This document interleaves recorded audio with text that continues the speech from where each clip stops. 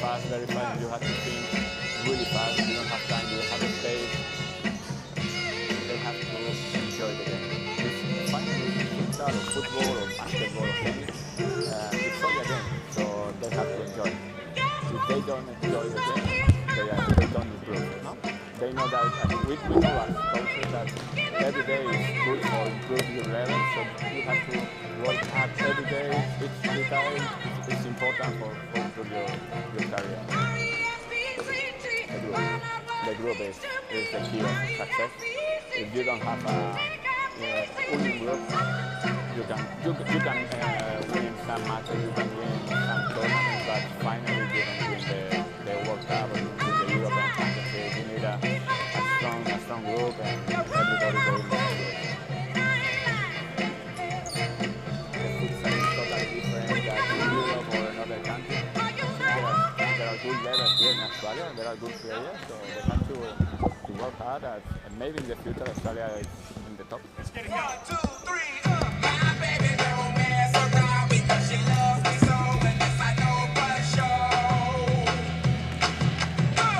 But does she really wanna, but can't stand to see me walk out the door?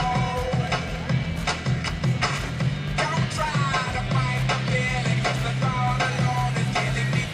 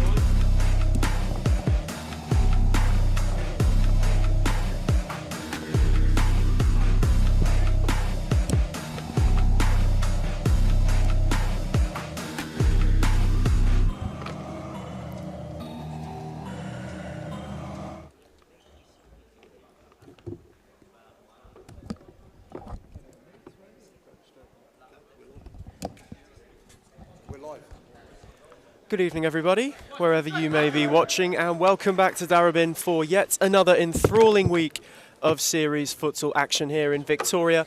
It's a bit of a frosty and rather chilly Melbourne Friday evening, however you wouldn't know it with how hot the fixtures are rolling in. They are thick and they are fast. I'm Ethan Rigg, and we have Melbourne, Aku and Hume first up. Both missing superstars in their own right. Spare a thought for Francis Marr, who was sent off for 2 bookings last week. But the main story circulating in series futsal at the moment is that of Supawut Thuangklang.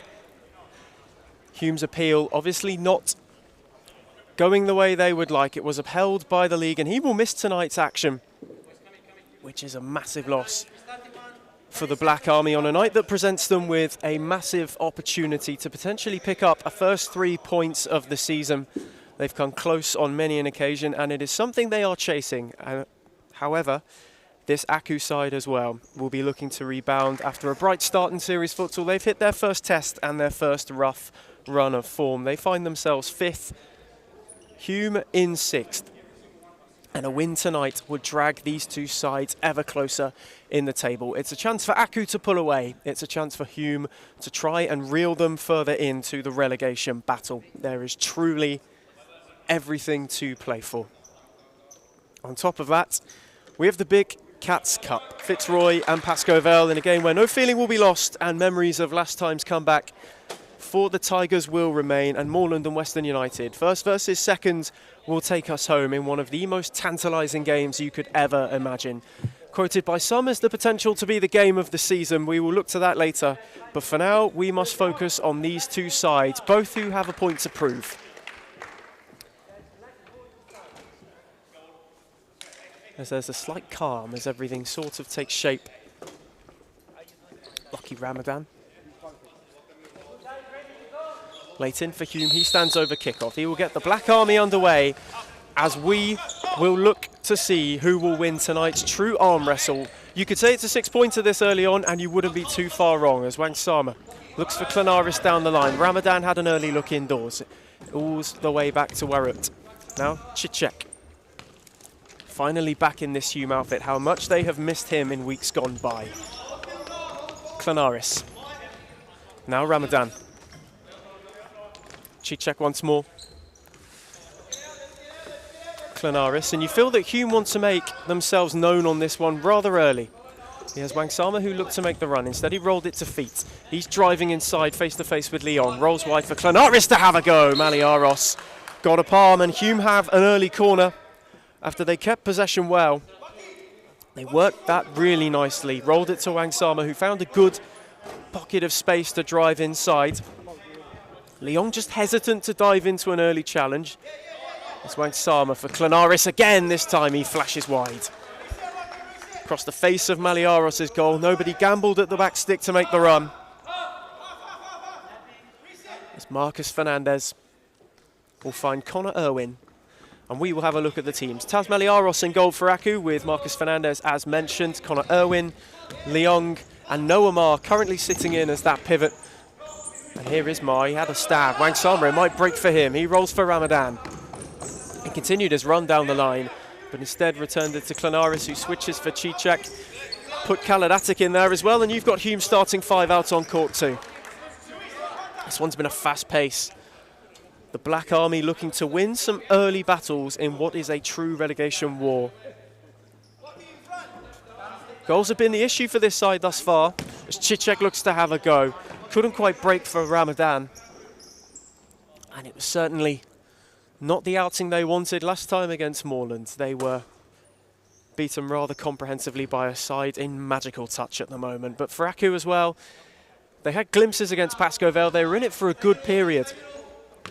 Created numerous chances and they looked like they might just snatch something against the Lions. They put them under immense pressure before in the end it was unsuccessful as Wangsama puts in a good foot on Leong.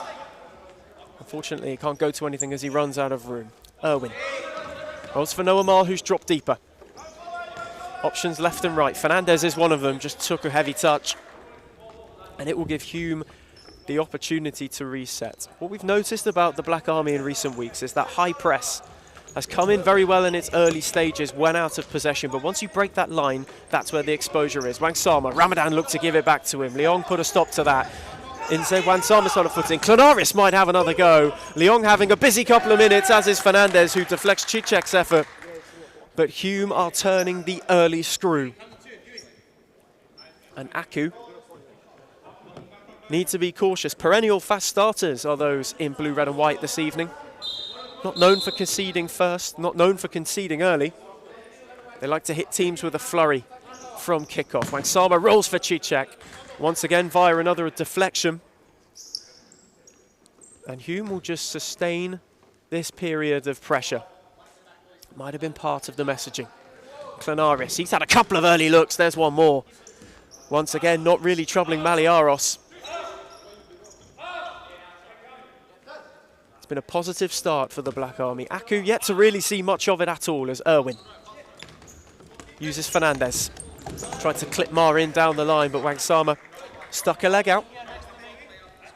And once again, Melbourne Aku will reload. What a frantic start it has been, truly. As Fernandez, that's a smashing ball to find Ma, who rolls it back for Marcus Fernandez. Two Hume shirts in the way, Klanaris and Chichek, and Aku this time in their first venture forward will have their first corner. Fernandez, who has Irwin backstick. Ma approaching. Rolled it for Leong, who dummied. Irwin didn't continue the run. Leon couldn't get a clean connection. And having both been totally unmarked, Hume ride an early bit of luck as Klanaris for Chichek. A calm you sense amongst this side whenever he gets it as Klanaris pressed by Ma. In the end found Ramadan, who shields from Irwin beautifully. Wangsama's come across to give some help. He tried to play it to him, but Connor Irwin, relentless in his press, forces a loose ball. And Aku now, all of a sudden, have the chance to build something of their own. Leong for Irwin, who had a go. And Khaled Attic stuck a foot out beautifully at the expense of another Melbourne Aku corner. Talk about them being fast starters, although they might have been pegged back in the first couple of minutes. They're well and truly on it. That ball for Peluso from Fernandez, maybe a bit too much on it. Hume might need some calm as Bakero for Chichek. Now Wangsama. What can he conjure? Ramadan tried to go down the line. Irwin stole in. In the end, it breaks for Chichek, who has a go from range. Maliaros watches it sail wide and rolls for Christian Peluso. Aku trying to work their own combinations and patterns. Fernandez uses Peluso once more. Face to face with Bakero, who stuck a foot in. Ramadan tried to cover. Fernandez was free. He found Leong. Irwin couldn't find a way through. Ramadan, who now has some court to drive into. Irwin tried to hustle. He kept going. Twisted his way by 1 and 2. Couldn't find a way through. Fernandez, who has it on the break. Marcus Fernandez! Brilliant save from Attic. That is the danger that they pose. Ruthless on the break. Irwin wins a corner via a deflection. But Melbourne Aku, so quick and cutthroat in their timing on the counter. The decision from Fernandez, had the options, decided not to use them. This time went for Peluso, who diverted it goalwards. But nothing doing, and Attic can gather. He looks to go long for Ramadan. Irwin maybe had a bit too much of his shirt despite his protests. And Hume will have the evening's first free kick. Usually in a game of such importance, you could sense some caginess and tension. Both of these sides are certainly playing with some freedom at the moment. They're looking to land an early blow, and the opportunity may well and truly present itself. Turkmen's opportunity. Has Bakero for company. It will be Bakero, fakes for Turkmen. Rolls it for Chichek! They'd worked a yard for him. But in the end, he didn't catch his shot sweetly enough as Maliaros rolls for Peluso. Has Bakero to beat, dances by beautifully. It's Christian Peluso! Attic got a glove, and it will be another corner. My word, Peluso caught that sweet. He tiptoed his way. As Fernandez takes for Irwin, Peluso managed to roll away. He wins yet another corner once more, and Aku can reset. Christian Peluso having a busy couple of minutes. Fernandez came shortest. Marcus Fernandez tried to have a go. And in the end, that string of Aku corners comes to no avail. And Khaled Attic and Hume are able to reload once more. Chichek. Bakero. Lovely ball in order to find Campos, who'd been introduced. Peluso tried to mop up. It broke all the way back for Turkmen. In the end, Bakero couldn't beat Peluso, but Hume still just riding out the storm. Bakero takes back for Turkmen. Now Chichek. It's a calm switch. Sebastian Bakero again. Turkmen has 2 Aku shirts for company. Leong dangled a leg. He was able to find his way through the first time, but not the second. Turned himself into trouble. Bakero stuck a foot in, but it still broke for Fernandez, who turned, but only turned into trouble. Leong found a way to win it back. Fernandez rolled it back for Leong. Melbourne Aku had the opening goal, capitalising on a Hume horror show at the back. It is Colin Leong who finds a way, and Aku have a big boost. Goal scorer for Melbourne Aku, number 19, Colin Leong. The Black Army rocked by the first shot. that Lyon has truly had this evening. It was calm to find the back of the net, and Venegas has come in to bring some stability. And in the end, the ball back to him from Turkmen. He had too much pressure on him, and Keeble's able to reset for Melbourne. Aku, my word, what a goal that might be for them. Currently steering them clear of the drop zone.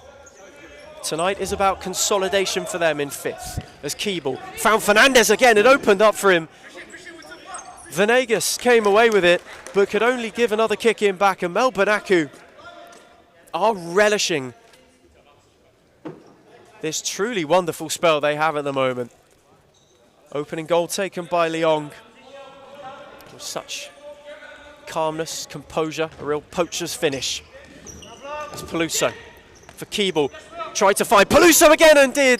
Bakero got in the way. Keeble had a stab. And Attic's happy to see it fly by. Hume all at sea at the back. Fortunate that their early troubles weren't compounded. Bakero.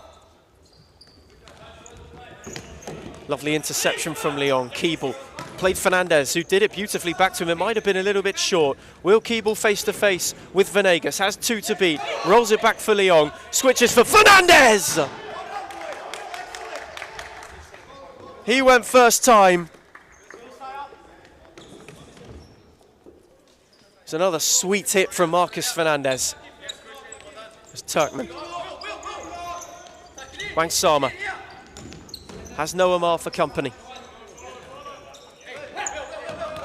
Trying to work it nicely. Avgo's first touch is to roll back to Turkmen. Now Wangsama again. What can he try and spark to get Hume level? Tried to skip by Noamar, but there was nothing doing. The Aku 22 shut the door. This is better from Hume. Can reload in their search for a goal that would bring them level. Wangsama has a go. And Maliaros called into action, made a fine stop. My word, that came from nowhere. Wangsama flew into life, and he receives from the corner.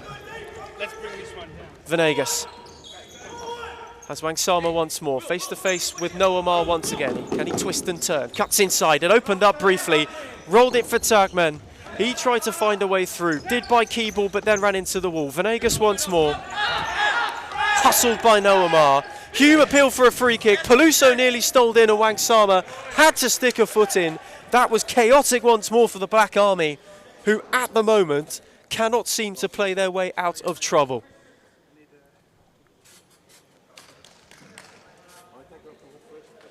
They have indeed surrendered possession.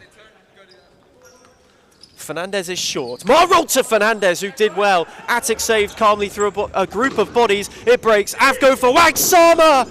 Couldn't get his shot away, and Maliaros dived on it beautifully. He judged that to perfection, and he had to.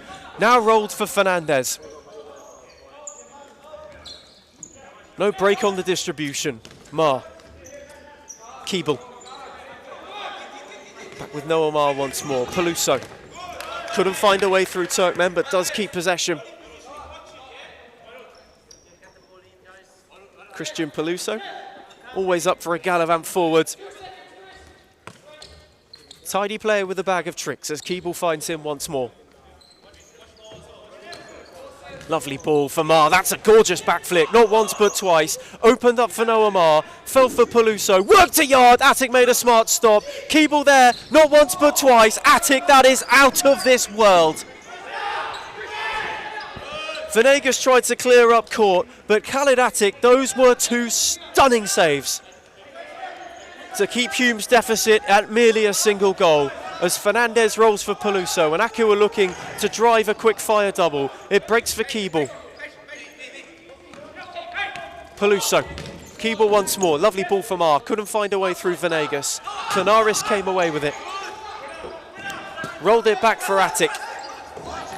He clipped long, looking for Clanaris, the right idea. Maliaros came and mopped up. Attic came a long way, but did beautifully well. Avgo gave it to Wangsama, who might be able to work the angle. Noamar put a stop to that. Fernandez has 2 to beat on the break. Skip by Clanaris, rolled it for Peluso. That would have been nearly another spectacular Aku goal. Fernandez danced his way by Michael Clanaris, rolled a sumptuous ball to the back stick. Peluso just couldn't turn it goalwards. My word, that was some fabulous futsal. They cut the Black Army open. They broke the lines all right. And Peluso is desperately unlucky. He did everything right. Timed the run well. And in the end, Hume well and truly able to ride their luck. Madeira for Clanaris once more. There's Madeira, had a stumble to get it out of his feet. Clanaris, now Chichek. Ramadan, really hustled by Connor Owen, as he has been on more than one occasion. This time uses Chichek, who tried to give a 1-2 down the line. In the end, Ahmed made sure he ran out of room. Now Irwin, Peluso. Marin as the pivot, Christian Peluso skips by Madeira once again. It's an early Aku flurry. And since they've gone a goal up, they have not taken their foot off the accelerator.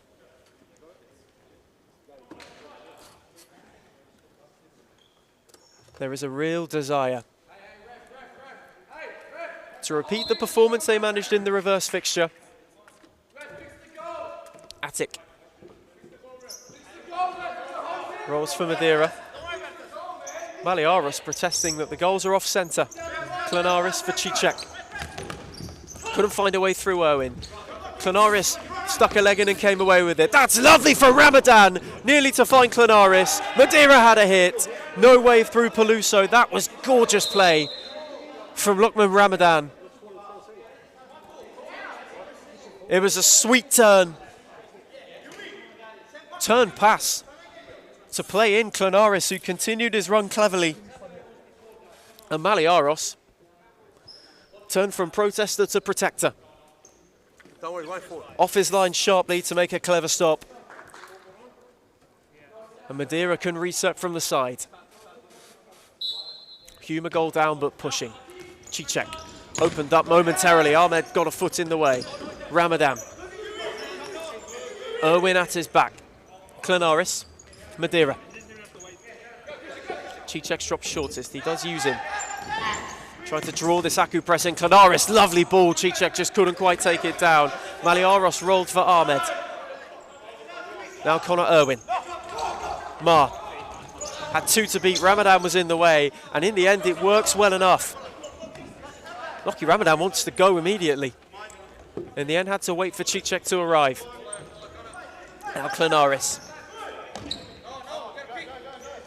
Madeira. Ramadan. Ahmed's advanced nicely. Ramadan tried to clip to the far side, but Chichek had dropped instead of continuing his run. The movement of these two sides has been the decisive factor thus far. When Sama comes back in, and his job is to press Ahmed immediately. Irwin, lovely ball once more. Ma, that's a brilliant touch and take. Rolled it back for Connor Irwin, who got goal side of Wang Sama. Continued his run. Attic smothered the angle smartly. Rolled Wang Sama straight away, who skipped his way beyond Ma. And then Peluso. That's lovely play to find Chichek. Ahmed stuck a leg out. It nearly broke for Wang Sama and nearly bundled its way into the net if it weren't for Maliaros' alert palms. Now Ma on the break. This one's well and truly opened up. Clanaris had Wang Sama one out, rolled it for Chichek. Wang Sama's still an option. Chichek tried to play him in. And it was just a touch behind the man flying the Thai flag this evening.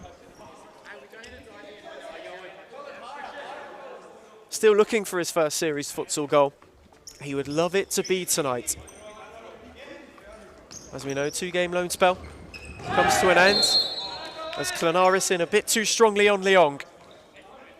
And Melbourne Aku will have a free kick of their own. It's Hume's first foul this evening, and it was a rather simple one. Although you feel the sting and the frustration of last week has not settled in for the Black Army just yet. Who knows what may transpire if Aku grab a second. as Ahmed has Peluso down the line, Fernandez indoors, Leong at the back stick. Chooses Christian Peluso, tried to roll for Fernandez. Wangsama alert to the danger. He did wonderfully to find Ramadan, who turned well, looked to find Chichek. It was the wrong side of him. Ahmed's now able to carry. Leong, who scored the opener, tried to roll for Peluso, who picked Wangsama's pocket, and Attic made a terrific stop.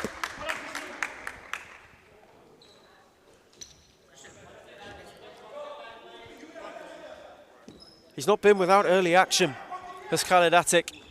And despite a first goal where he was helpless, he's been up to the task on every occasion. Ahmed. Chichek picked off his ball to Peluso.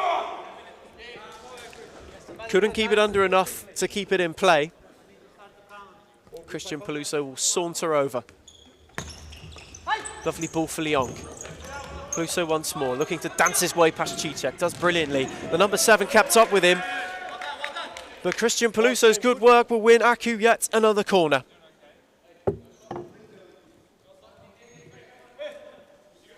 Just under 10 minutes remain in what has been a frantic opening half as Ramadan came away with that corner intended for Fernandez. His ball long can only find Maliaros, and now Leong has Wangsama to beat. Looked to go down the line and did brilliantly. In the end, just ran out of room. He hits the deck, and a timeout will be issued by the Black Army, who find themselves under a bit of an Aku siege, a flurry of opportunities. Could this pose a tactical change to get them back into the game? The first time out of the evening, and it is Hume 0, Melbourne Aku 1.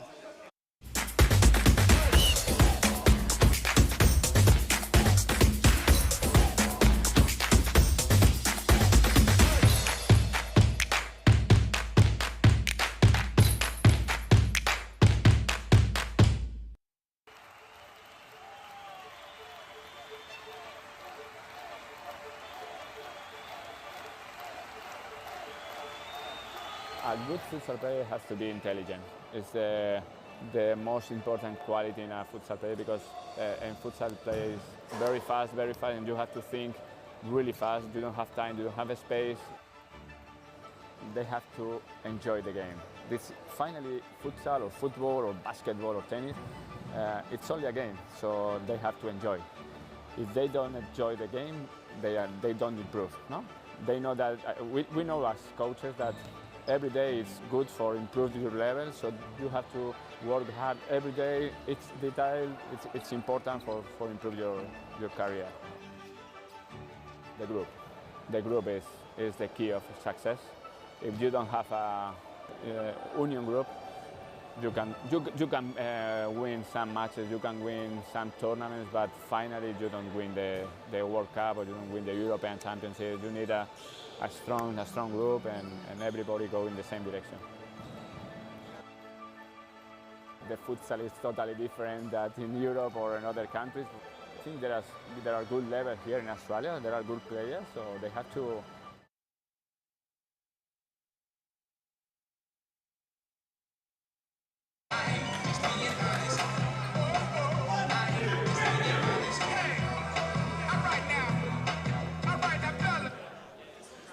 We return from timeout number 1 this evening.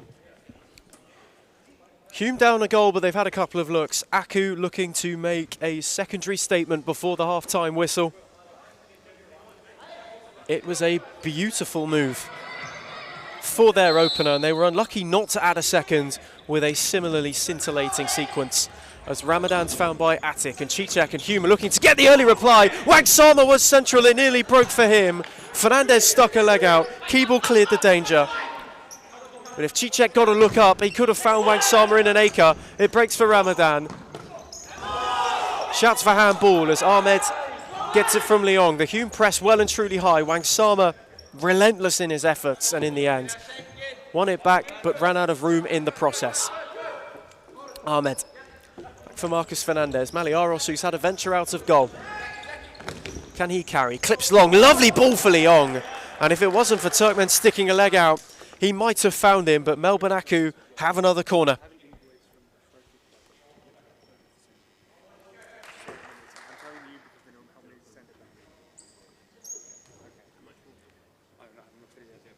It's been an action-packed opening 11 minutes as Leong's goal is the one that separates these sides. Fernandez finds Ahmed from Leong's corner. Had Wangsama to beat. Leong looked to skip by Ramadan, nothing doing, no foul either. Wangsama on the break, it opens up for him! Warud Wangsama has his first goal in SFE, and Hume have themselves level. He kept his composure, he kept his cool, and in the end, it was a smashing finish on the break. Goal for Hume, number 6, Warud Wangsama. It was a truly terrific tie equaliser. One he would have been waiting on for at least 7 days, and Ramadan all of a sudden has a chance to flip the script completely. He's looking to skip by Leong, bodied him beautifully, took a deflection off Ahmed, Keeble came away with it. Now Fernandez could go the other way. Marcus Fernandez for Keeble, Chichek tracked his run brilliantly, in the end stuck a leg out, and nothing comes from it at either end. But what a lovely finish it was from Warud Wangsama, his first goal on a series futsal court. And how coolly did he take that? Could have rolled it to Ramadan, who was continuing his run. Chose to go alone instead, and it was the right choice. Maliaros beat him beautifully. As Keeble tried to roll in for Leong.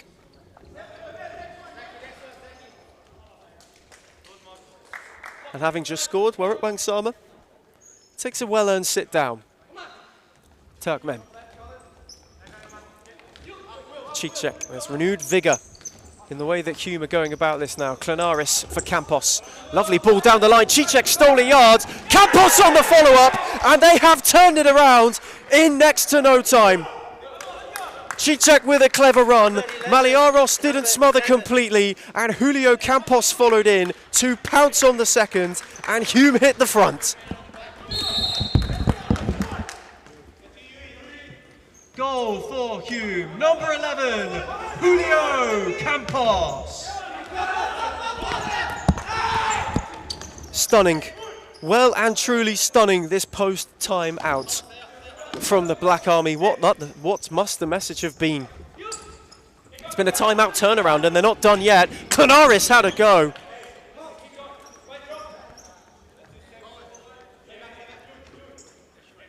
They are playing with some serious intent and some serious efficiency on the break, are Hume.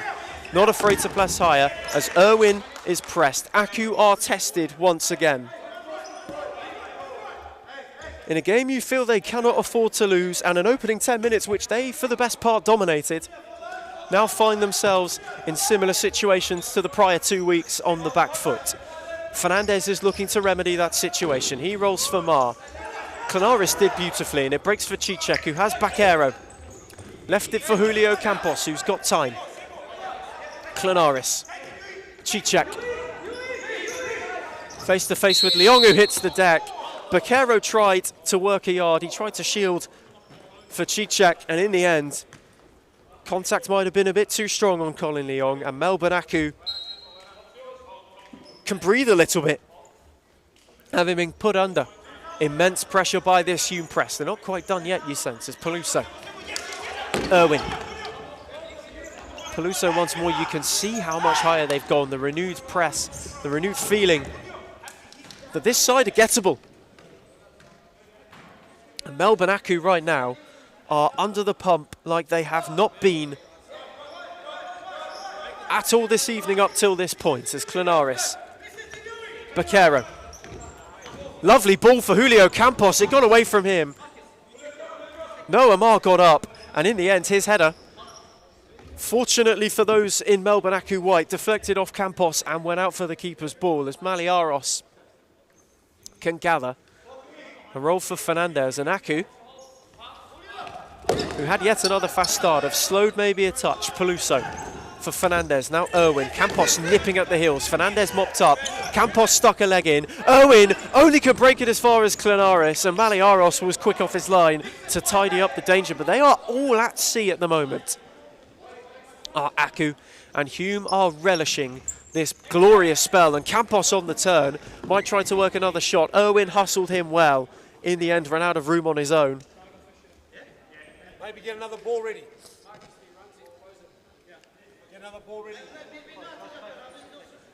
Adam Konek up on the touchline, certainly more vocal now that his side have turned it around. His timeout tactical talk has worked a masterstroke. Clanaris left it for Chichek, deflection off the post. Maliaros beaten and can thank the frame of the goal for preventing a third for Hume as Clanaris left for Baquero. This one sails over the crossbar. But Hume are loving life at the moment. And as it stands, they pull Aku closer towards them in the table. There will be no easy escape from the relegation fight unless Peluso can change that. Chichek dived in. The ball was miskicked by Peluso on his attempt to play it in. Clanaris tried to skip by Connor Owen, who mopped up beautifully. Found Fernandez. Owen once more. Now Mar. Owen. Peluso, who has a yard.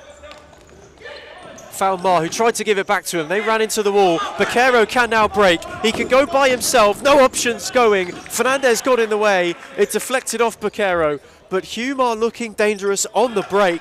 And Aku are playing themselves into trouble at the moment. Fernandez.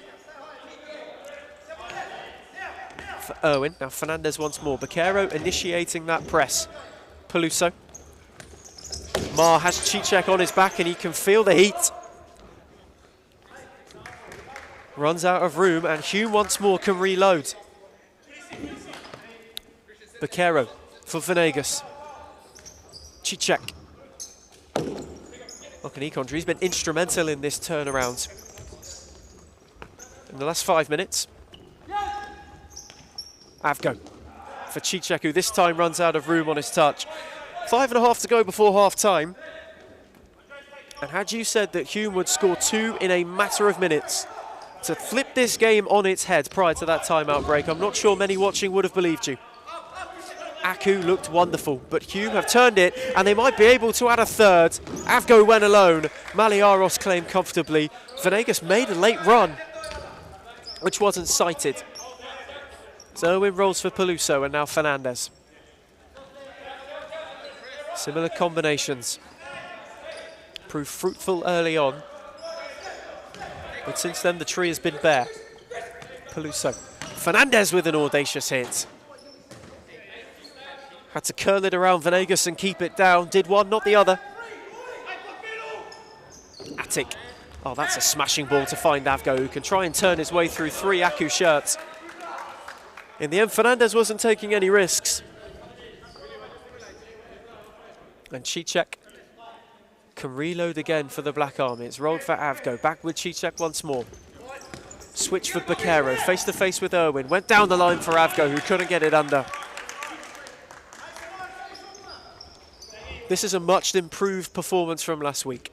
It was the positives from what we saw from Hume against Fitzroy, where when they get the time to build up possession and can calmly get up court, they're able to exploit pockets which weren't quite open to them last week, as Peluso's trying to work the angle. And trying to work Aku back into the game. Attic not too bothered. Fernandez stuck a leg out beautifully. Broke for Peluso once again. Madeira stole in. It comes for Avgo, who could go alone or could roll Madeira. He sat down Irwin. Avgo's still going. Irwin recovered and did brilliantly the second time. Not only to recover possession, but to clear in turn as well. And that could be a chance wasted for Hume to make it 3-1. It opened up momentarily as Madeira leaves the kick in for Chichek. Just a calm as he finds Venegas. Shouts for handball against Ahmed. Madeira was trying to flick it back into play. Peluso was the one who came away with it. Has 2 to beat. Christian Peluso, Attic. With a solid enough save, able to catch on the second attempt. Avgo for Venegas. Madeira. And Ahmed to press. Irwin's leading that now. He's sitting as the pivot as Avgo collects beautifully from a clever little flick from Venegas. As it opens up for Chichek! My word, what a hit! Number 7. That is a smashing third for Hume. And Uve Chichek gave that everything. Goal scorer for Hume, number 7, Uve Chichek.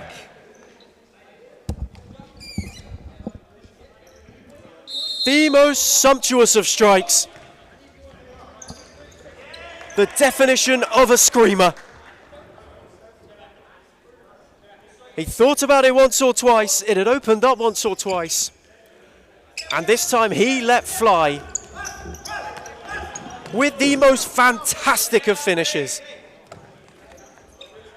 That is an unbelievable goal. And Hume's confidence soaring sky high as they lead by 2 goals, and they found Madeira down the line, who's looking to turn his way indoors. Now Venegas, he get in on the act, tried to clip for Clenaris at the back post. Owen came away with it. Turkmen stuck a leg in. Peluso's trying to work something. That's a smashing ball. Ahmed with a poke. And Attic in the end with enough of a hand at the exchange of a corner. And it opens up oh so quickly. Taken all the way out to Peluso. Face to face with Madeira, skipped by him. Rolled it for Irwin. Peluso once more trying to break the press. That's gorgeous. Not once. Peluso had opened up. Clenaris got his body in the way. Leon recovered, and Maliaros can reset. Irwin. Lovely ball, Peluso. Everything running through him right now. This time can't find a way through Madeira. Irwin for Ahmed, who takes well. Nipping at the heel was Turkmen, who came away with it. Now Clenaris. Looked to return down the line, but in the end couldn't make any meaningful connection.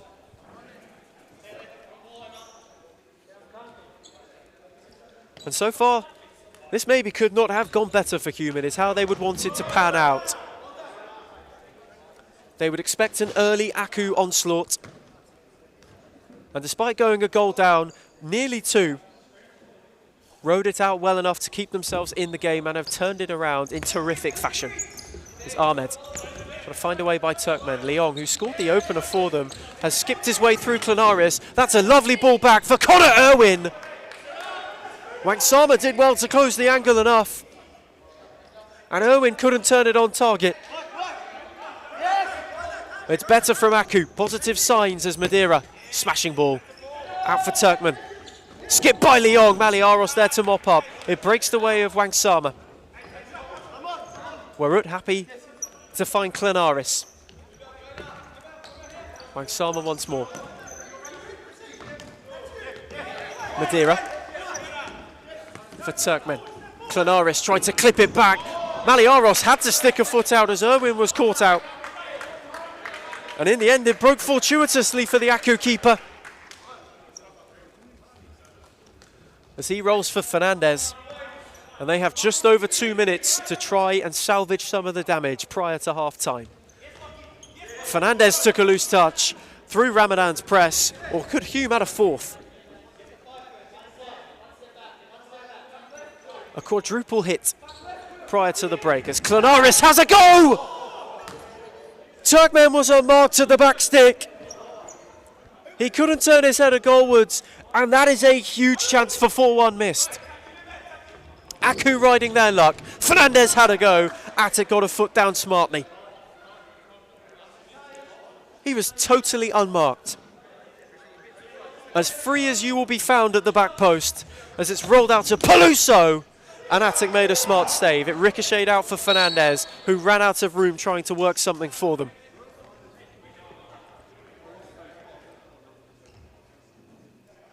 Aku totally switched off and were lucky not to be caught out. As Clenaris for Turkmen has Wangsama if he chooses and finds him.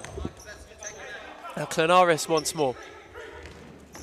Wangsama has Leon to beat. He might fancy this one. That's a beautiful ball towards Clenaris. It had too much on it, but that was a gorgeous pass from Warut Wangsama, who is well and truly feeling himself this evening. As Fernandez is trying to burst down the line. He got around Clenaris. Keeble couldn't divert it goalwards.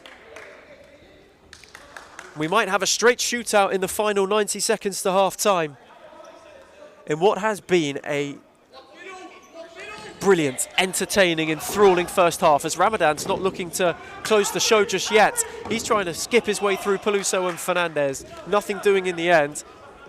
But his play has been mighty impressive in this opening period. Wangsama's looked to make the run back stick. He nearly found him. Keeble hurried on it. Fernandez anywhere would do. He clears the lines but doesn't clear the danger.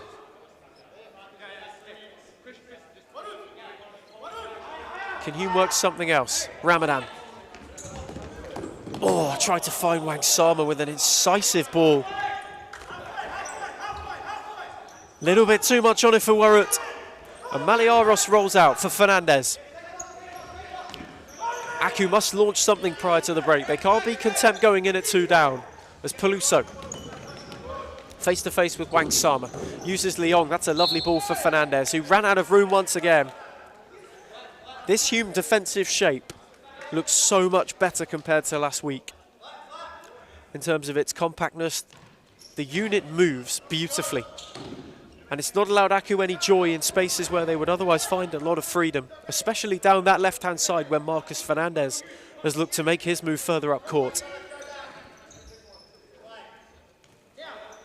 He takes for Leong. Peluso took a glorious touch around Ramadan. Wangsama closed the angle. Attic made sure of it. They have a late corner inside the final minute and a chance to land themselves right back into the game prior to the main break as it broke for Fernandez. Ramadan got a foot in the way. Leong nearly had a turn there, and Attic is able to gather with enough calmness. He looked to release Ramadan quickly, nothing doing, and Aku can reset again. Fernandez. Peluso.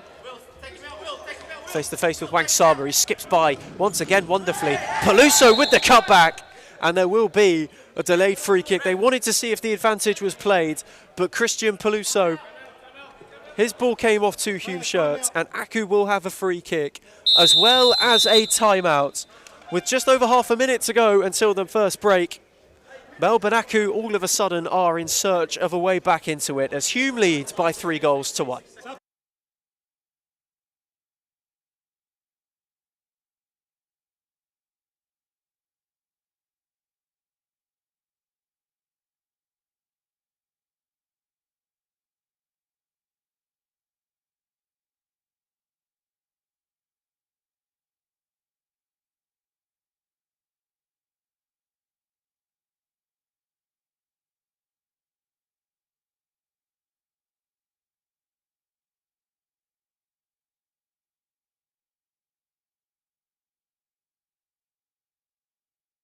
Hands up if you know what I mean. I see you, I feel you. I want you to know that you're not alone. I know what it's like not to have a home. Feel like I live in the end zone. I'm the one leading the drives. The crew riding round in a Benzo. Red I'll be in charge of my own fate. Left the excuses behind. Now I'm the illest violinist alive. I took the pain and I thrive, but look at me now.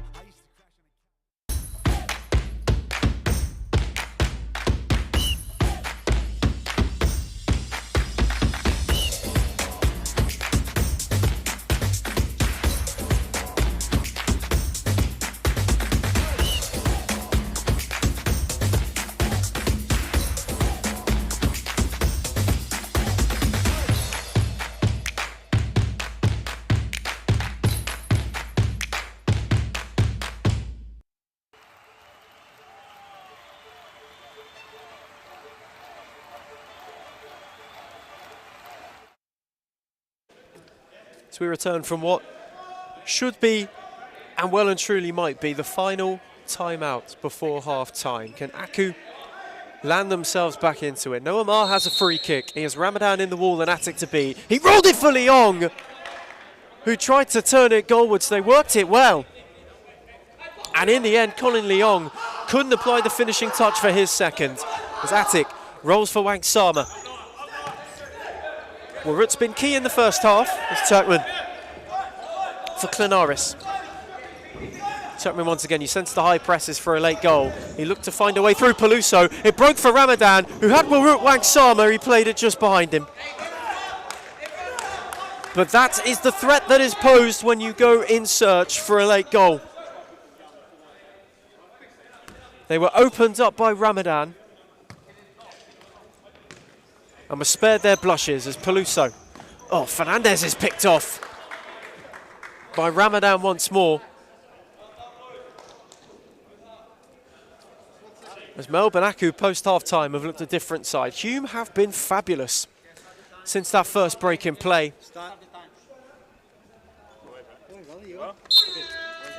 And as we go to half-time in Darebin, Aku started strongly with a lovely goal, and they had another audacious break which could have come for a second, but since that first half-time, it was a 5-minute flurry that saw the Black Army hit 3 currently without reply, including Warut Wang Sama's first goal in series futsal competition. And at half-time, we see Hume lead Melbourne Aku by 3-1.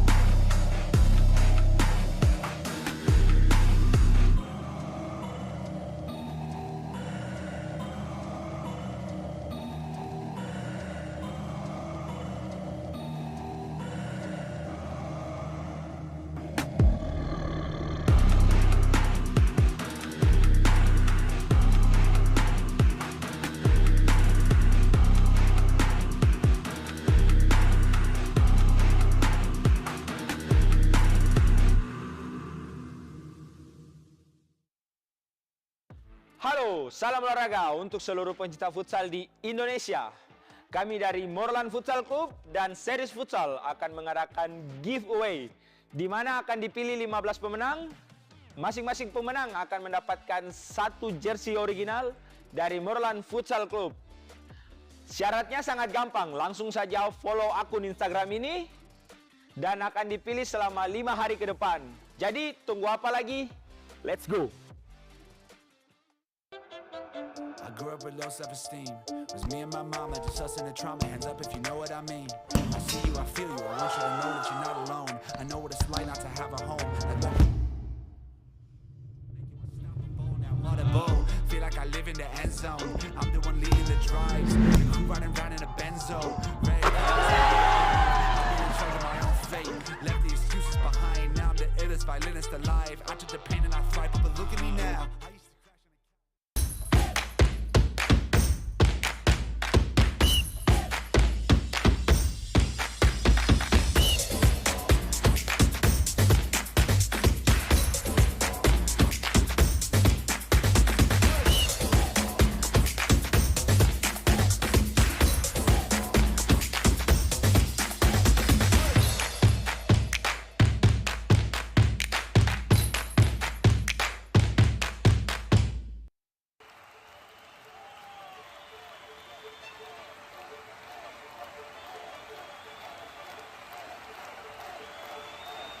A good futsal player has to be intelligent.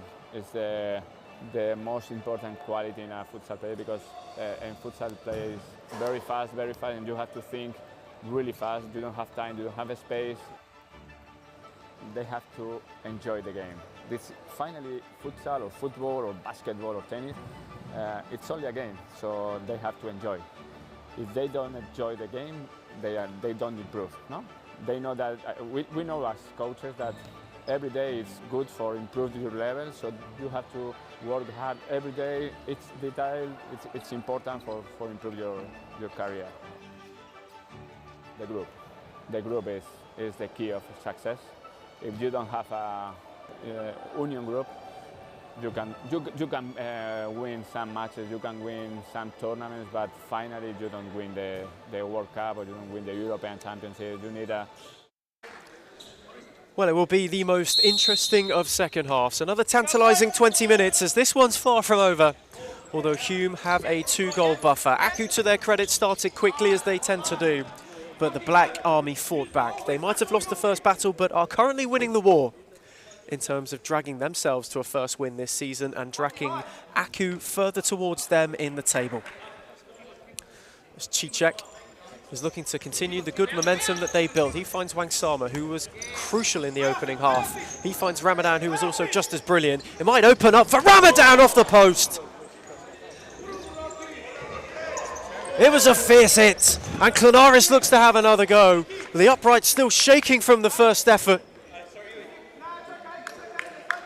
As Lachlan Ramadan crashed that into the upright. And Hume nearly caught Aku in the most ferocious of ways. I don't think he could have caught that sweeter. That was a searing hit that only the post could prevent from finding the net, as Aku are looking to get themselves back on it themselves. Ahmed runs out of room, and Wangsama wins possession back amidst Aku protest. They wanted it to be of their own. Chichek and Clanaris will reload once more for Hume. Here's Wangsama. A calm approach to the start of this second half of the Black Army, as Wangsama's made a bursting run, has Clanaris central. Mar stuck a leg out crucially to prevent a tap in at the back post. Can he cause a break of his own? Chichek tried to put an end to it the first time, and the second did just enough that the ball towards Peluso had too much on it.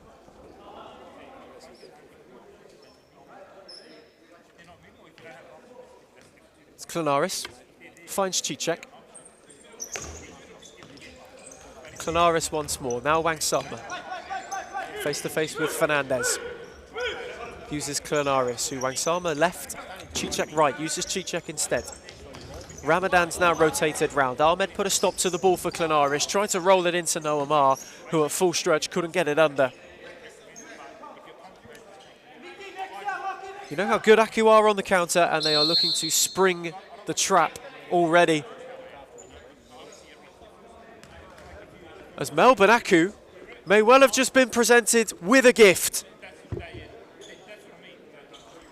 A true gift of an opportunity back into this game. Marcus Fernandez places it outside the area. Attic can set his wall, but this is their opportunity. They're opening at the start of the second half.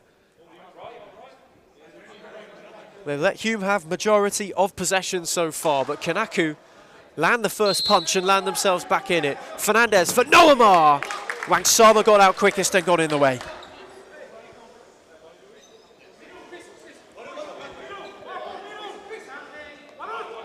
Ahmed from the corner, opens up for Mar again. This one a bit too much on it, but it's better from Melbourne Aku. Although you do feel they may need to capitalise if they are to launch a second half resurrection. Chichek for Wangsama. That's a smashing ball to find Julio Campos. He returns home. Bakero. Chichek once more. Hume happy to keep it simple. It's Bakero. Wangsama took that down beautifully. That was hit with some speed. He switches beautifully for Campos. Face to face with Ahmed, chooses to go home for Chichek. And they can afford that luxury with a 2-goal buffer. Bakero. Chichek once more. Glorious ball for Campos, who took it down and tried to turn. Got the wrong side of Ahmed. Lovely from Campos. Wangsama! A smashing hit and a smashing goal. Number 6. It's his second. Number 6. And he scores with aplomb. Goal scorer for Hume, number 6, Warut Wang Sama. Simply beautiful, the Black Army at their best. Campos got creative. As Ahmed clips for Fernandez. Now Peluso might open up for Christian Peluso. Attic happy to see it over. Campos got creative. He found Wang Sama, who gave it so much more than a welly, my word. That was the sweetest of strikes, and they've had a couple of them this evening. He worked his way to the back stick, and he finished with complete ruthlessness and certainty to instate a 3-goal buffer and to have Hume continuing to hum their way potentially towards the first 3 points of the season, ones that would be so crucial for them down in the bottom of the table, and ones that certainly would give such a crippling feeling to Carlton Heart, who have the bye this week and cannot respond in any kind for another 7 days. Campos stuck a leg out. And Turkmen's having a talking to. But at the moment, I doubt it matters at all to Adam Kolek and that bench, who are very lively. Fernandez. Ahmed. Now Peluso. Face to face with Chichek, trying to twist and turn his way through. That's glorious from Christian Peluso. Mark couldn't turn it in, thanks to the most wonderful of saves from Khaled Attic, and it might cause a Hume counter. It broke for Chichek. In fairness to Peluso, he got back, but Khaled Attic, that is a simply outrageous save.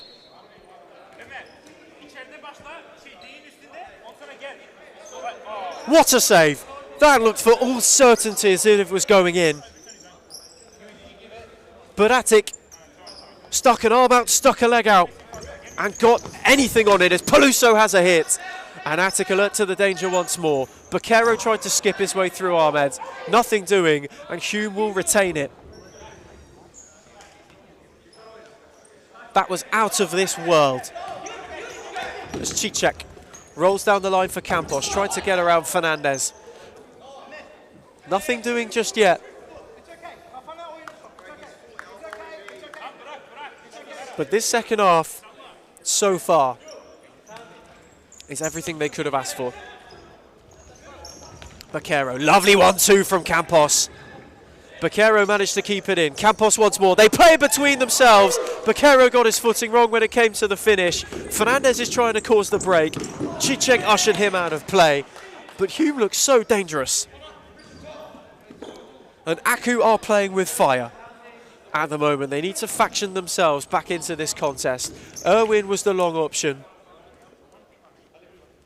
who ushered out of play, and Maliaros gathered. He was looking for Campos, was Attic. As Peluso, lovely 1-2. Peluso flashes across the face.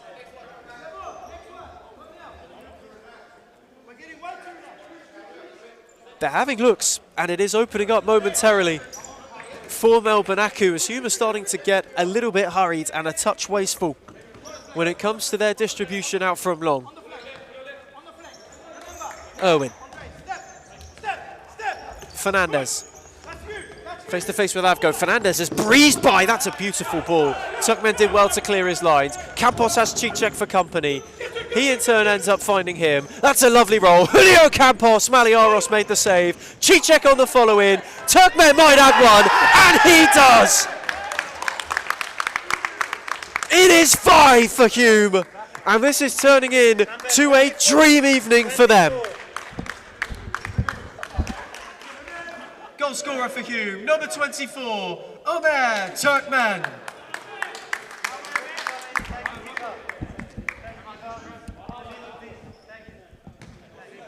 It was a crisp counter, and they never gave up on it. Chichek worked it beautifully, drifted cleverly. And in the end, Turkmen was in the right place at the right time to turn home. And he's getting involved again. He rolled for Campos. They are in the mood to add as many as possible. They have another corner. And Melbourne Aku are well and truly on the ropes.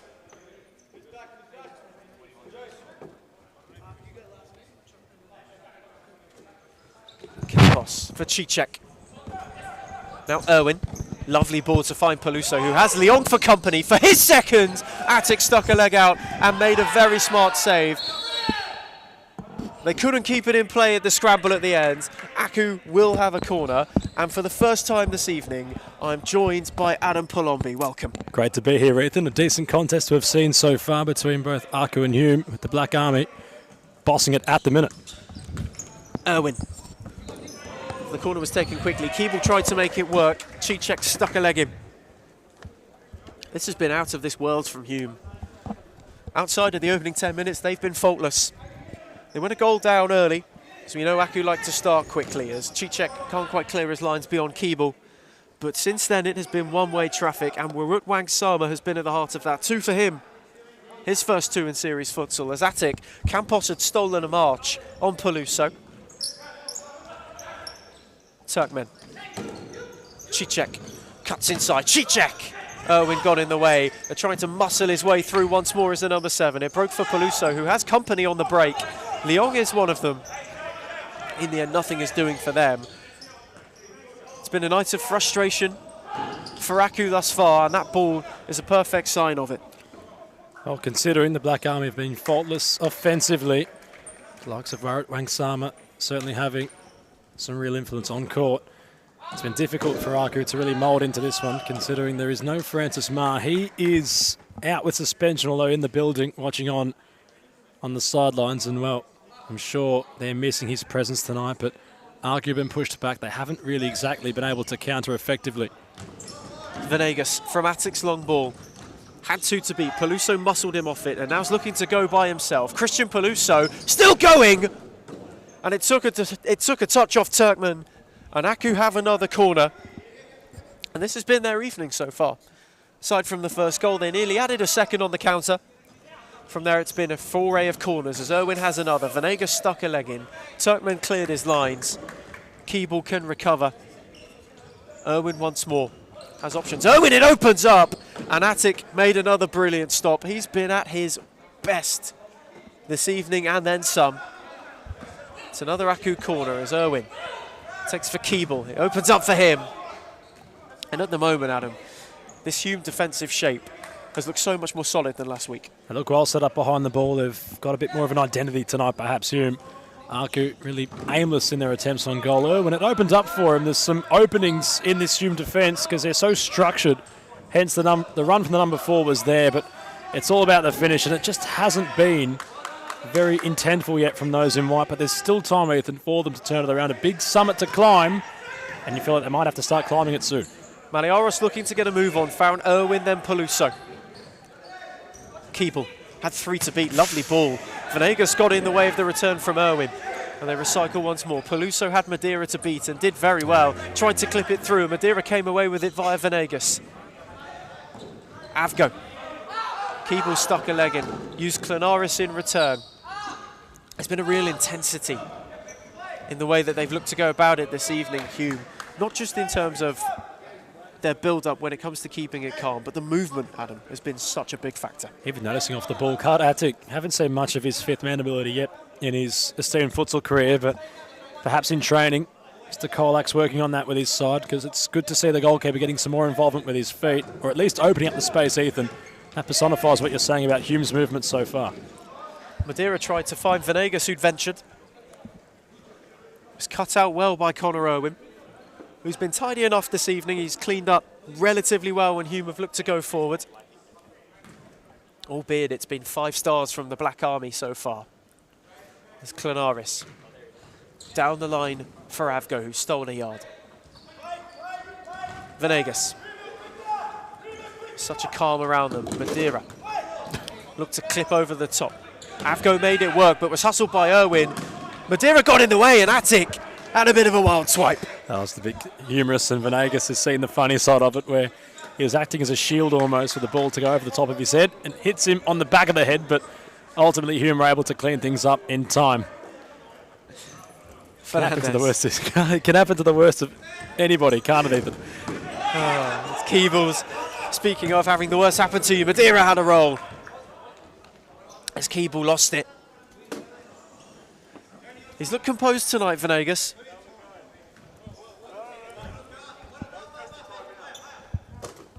As there's calls at a timeout maybe looking to be called. Well, they handed it in, Ethan, and we thought for a second there that it was going to be a timeout. Burgess came across, yet it never happened. Confusion, although. Fernandez found Leong, and they might have one back before it could get issued. But now Kolak wants it, and there was a confusion. Finally, not being confusing anymore. Timeout is given at the second attempt for the Black Army, who have been scintillating in this second half, and they have added to their advantage. They lead Aku by 5-1.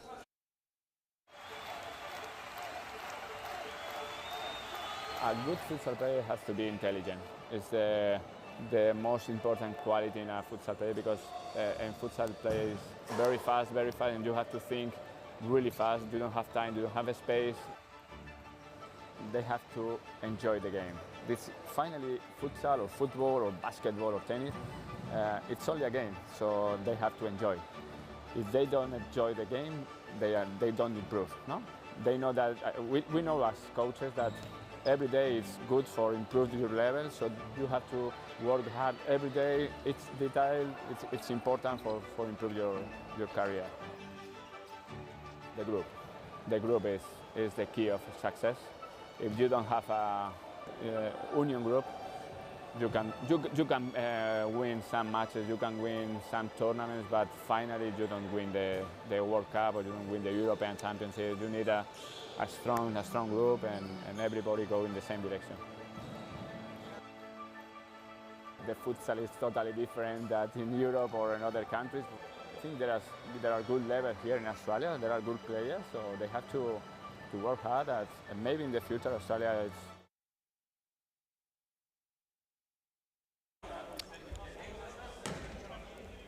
As we return from another Black Army timeout, they lead Aku by 5-1 and have well and truly been fabulous value for that lead. And it might break for Ramadan to make it 6. He looked to go round Newan, who's been instated in goal. It might still break for him. Irwin managed to get himself in the way, drove it looking for Leong. Instead, it was a touch behind him. Kwong Newan. Maliaros has been told to have a sit down. And Melbourne Aku have shuffled the pack. As Klanaris. Down the line for Ramadan once more. Newan can gather comfortably. Rolls for Fernandez. Lovely ball down the line. Ma. Look for the give and go. Klanaris happy to usher it out of play. It has been one of those evenings for Melbourne Aku. A couple of maybe moments in the first half, but since the return to action prior to the timeout break, as Connor Irwin gives us a little bit of a hello, they've been well and truly outplayed by a Hume side who are in terrific touch this evening. As Chichek finds Klanaris. Wangsama, who's been wonderful. Face to face with 2. Klanaris once more. Now Chichek has Leong for company. Chichek had a go! And Newan made a smart stop. It opened up for Uve Chichek again, who scored a super strike in the first half. And you sense after that, Adam Kolak's given him the license. He's on the edge for a Black Army corner. A corner that may never come into it because Melbourne Aku will regain possession. Michael Klanaris certainly not happy about that. But Fernandez. Newan. Back with Fernandez. The net briefly open. It's Irwin. They need to get a hustle on. Fernandez hustled by Klanaris overzealously, and given his earlier indiscretion, he will go into the book for that challenge.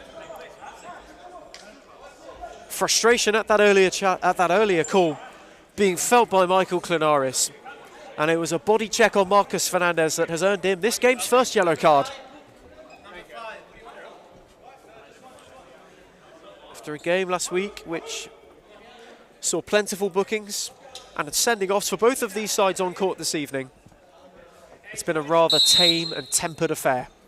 It's Peluso for Ahmed, trying to work an angle, hustled off by Wangsama. Lockman with a beautiful effort. And Newan with an even more wonderful save. It's a Hume corner, but he was alert to it with a gorgeous pair of hands. It was a smart stop. Had to be.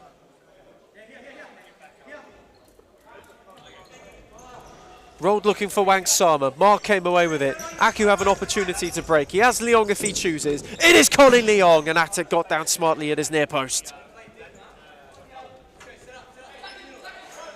They're still pressing and still looking, as there's still a multitude of minutes left, just under 12, as they have the fifth out in Marcus Fernandez. Ahmed. Peluso. Back with Ahmed once more now. Peluso again. Fernandez in the fly. Ahmed. Peluso for Fernandez. They work it nicely for Mar. Leong's at the back stick unmarked. He gets his second. And maybe, just maybe, Melbourne Aku have an avenue back in. Goal scorer for Melbourne Aku, number 19, Colin Leong. They worked it wonderfully. And he took it tremendously at the back post. He occupied that space well. And when the finish came, it was the coolest of efforts to beat Khaled Attic. Once again, merely a passenger for that move. There was nothing he could do, despite how spectacular he's been this evening. And Aku now, all of a sudden, have left base camp. They've begun the hike up the mountain. And the Black Army have let a lead slip in the second half before. It's happened against Carlton Hart in a 7-7 draw as Fernandez, Ahmed, now Peluso. Fernandez. The fifth is out, and the fifth will stay out, you sense, until this is either a done deal or until we are back within touching distance, as Fernandez for Peluso. Marcus Fernandez had opened up. Wang Sama stuck a foot in, turned out to be crucially. Turkmen tried to clear. Khaled Attic will go for goal, but that one is speculative instead of spectacular.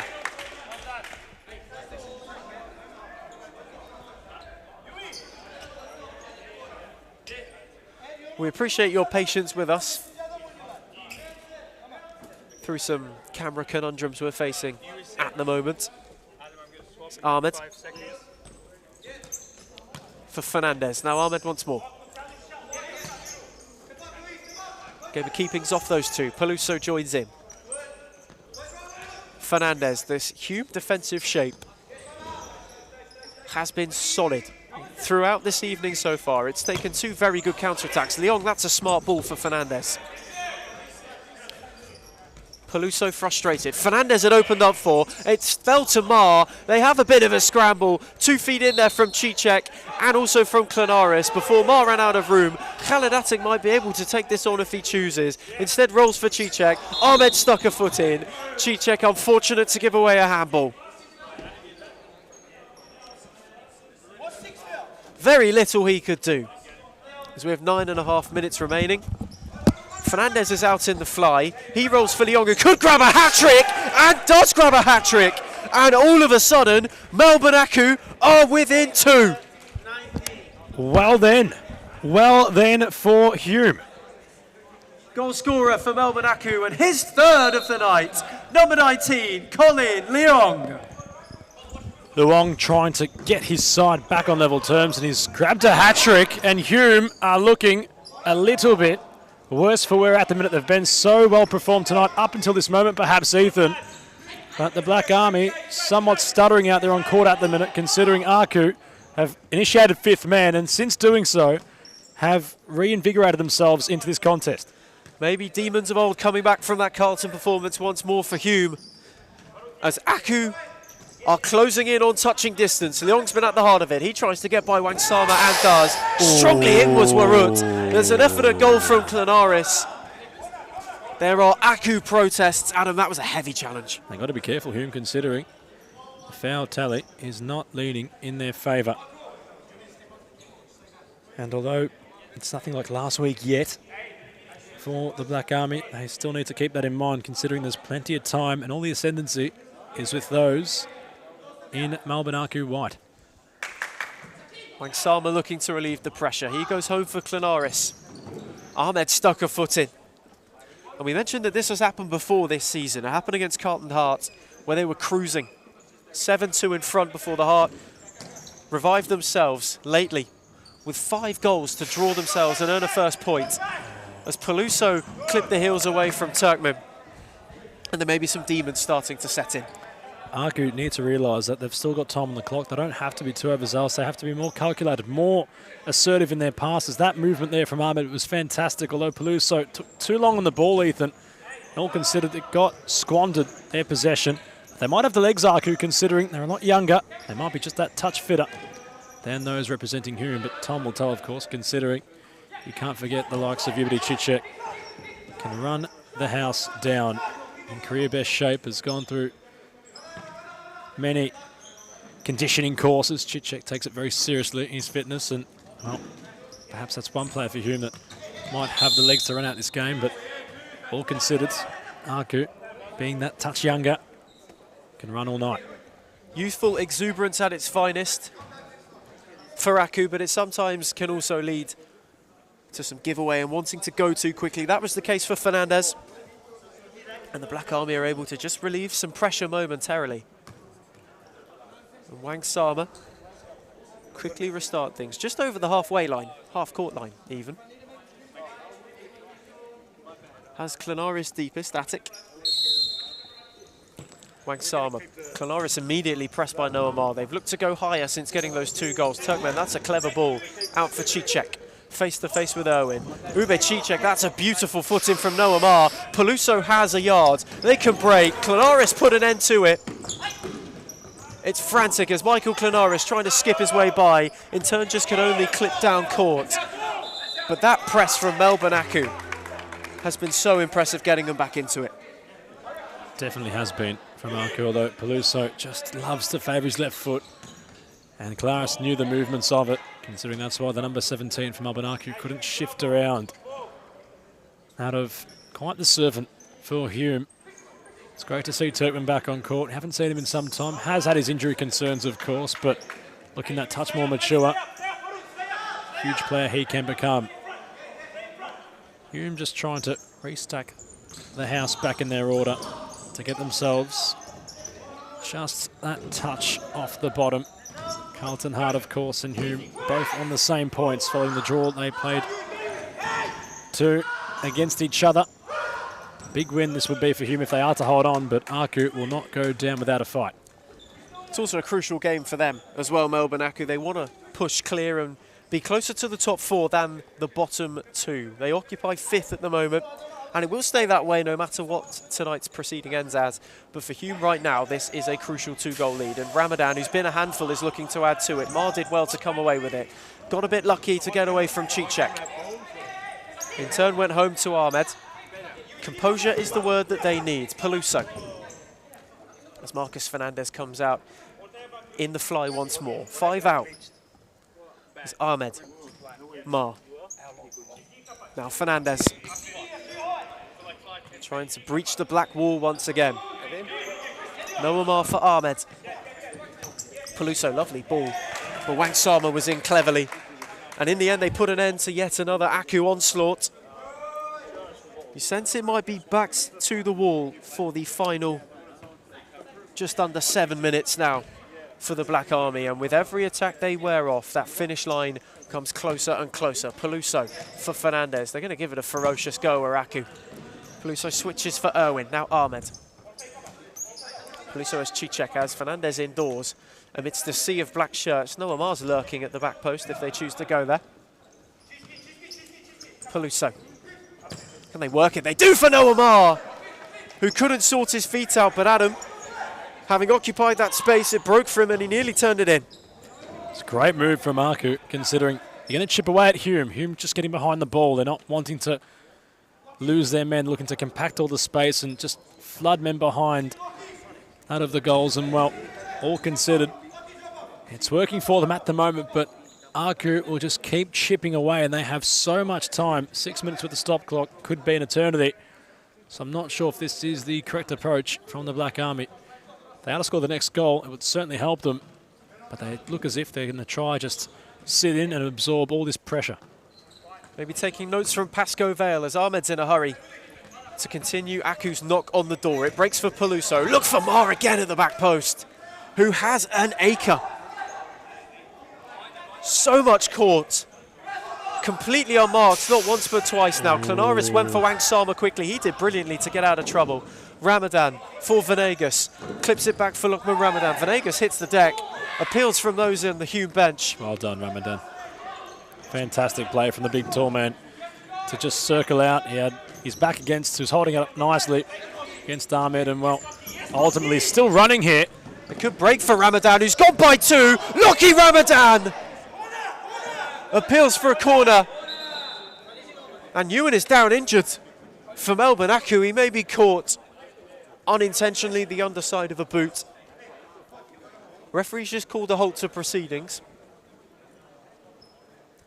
as the Aku staff are out on court to make sure he's okay. And you can see a tactical take as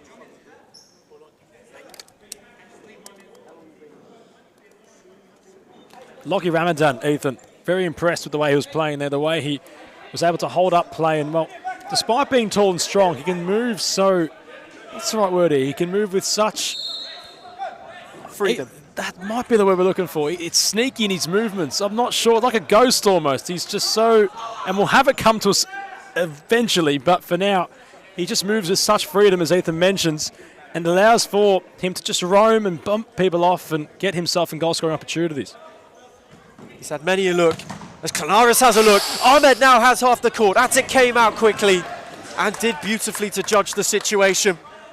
It's another Aku half chance. They had a glimmer. As they go to the 5th once more, it is complete chaos in Darebin. Tell you what, it certainly is.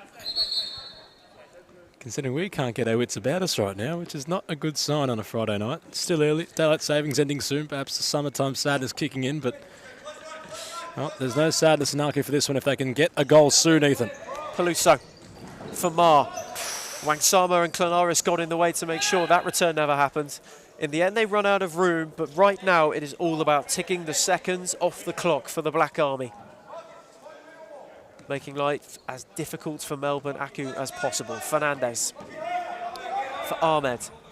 They just need an opening. Marcus Fernandez had that! Mar followed in once more. Shouts for a corner. Will be. It will be a corner, all considered. And well, Newan thought he should have scored. Atik does well to cover himself at the near post. Aku are building here, Ethan. If they score soon, they might just go on to snatch it right at the death. But they have to score soon. Mar for Fernandez indoors. Rolls it back for Leong again. Atik did brilliantly and wore one for good measure. Unintentionally, and his frustration is that he can't get going straight away and have a shot at that vacant goal, which has now been filled by Huang Yuan. Atik no stranger really to that situation, considering his AFL background, and well, it's something he's accustomed to. Chichek tried to turn away from Ahmed, who pulled him back pretty blatantly. Instead, it's gone the other way. Oh, I'm not sure about that. Well, look, both players certainly in a tussle. Ahmed perhaps just trying to restrain Chichek in a questionable way, but well, the officials have best interpretation of it. I'm sure in the build-up, Chichek was firmly involved, therefore the whistle sounded against Hume. Handsy as Ahmed finds Leong once more, who's searching for a 4th and potentially single-handedly raw Melbourne Aku back into this game, and here he is once more. Face-to-face with Venegas. Ahmed. Peluso, lovely ball for Fernandez, who twisted and turned, has got his shot away, and they are getting closer and closer to pulling yet another back. They're very direct now, Aku. They've not so much going with that respectful take. They're not looking to chip away, looking to just go right down the guts. And that's exactly what they have to do, considering time is becoming a factor. 4 minutes in the stop clock, ticking down, and the pressure upon those seconds mounts by those said seconds.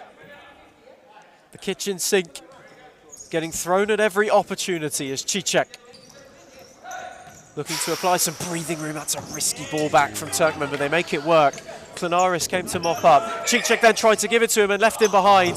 In turn, Ahmed left Mar behind. Clonaris can have a second go. He's got Venegas if he chooses. Leong read the situation best. Colin Leong for Ahmed. And maybe, just maybe, he could have had a go. He should have had a go. He's got the world of confidence. He's already scored a hat-trick. I understand wanting to make assertiveness and make it a sure thing by squaring it to Ahmed. But Ahmed had to stretch to get there. The ball was not perfect by any means.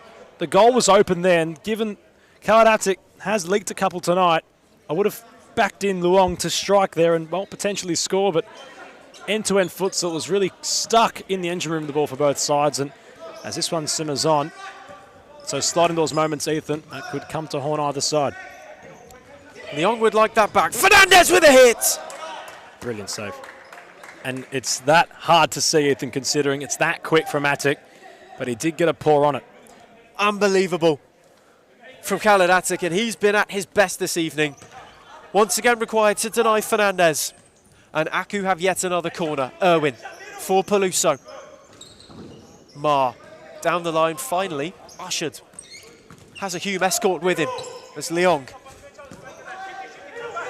for Peluso. Ma wriggled away and earned a yard. Irwin. Fernandez has just moved indoors ever so slightly. There's Leong. They're trying to rotate. Ma's got a 3 yard again. Great ball. Fantastic ball from Irwin. Inquisitive, incisive, everything exactly what you need in this stage of the match from Aku's number 4. And, well, I don't exactly know if his teammate was on the same wavelength, but it was a well-measured pass. Aku, you really have to go now. You feel! And that's exactly what they've done. They've gotten a junk goal in the most junky way possible, you could argue. Fernandez, it will be his despite the unfortunate deflection. This one nowhere near done yet, Ethan. Goal for Melbourne Aku, number 8, Marcus Fernandez. Wasn't pretty, but this might be a grandstand finish that Aku are certainly looking for. It does not matter how they go in. And Marcus Fernandez will not care one bit as they are now only one behind and breathing down the Black Army necks. It's Wang Sama. So many moments he's offered tonight. Can he give them one more before departing? It would be the sweetest of farewells if he were to ice it, as a timeout has been called at the most crucial of moments. Aku with all the momentum, Hume looking to hang on with 2.5 minutes to go. It is Hume that lead Melbourne Aku by 5 goals to 4. The most important quality in a futsal player, because in futsal play is very fast, and you have to think really fast. You don't have time, you don't have a space. They have to enjoy the game. This finally futsal or football or basketball or tennis, it's only a game, so they have to enjoy. If they don't enjoy the game, they don't improve. No, they know that. We know as coaches that every day is good for improving your level. So you have to work hard every day. It's detail. It's important for improve your career. The group is the key of success. If you don't have a union group, you can win some matches, you can win some tournaments, but finally you don't win the World Cup or you don't win the European Championship. You need a strong group and everybody go in the same direction. The futsal is totally different than in Europe or in other countries. I think there are good levels here in Australia. There are good players, so they have to work hard. And maybe in the future Australia is in the top.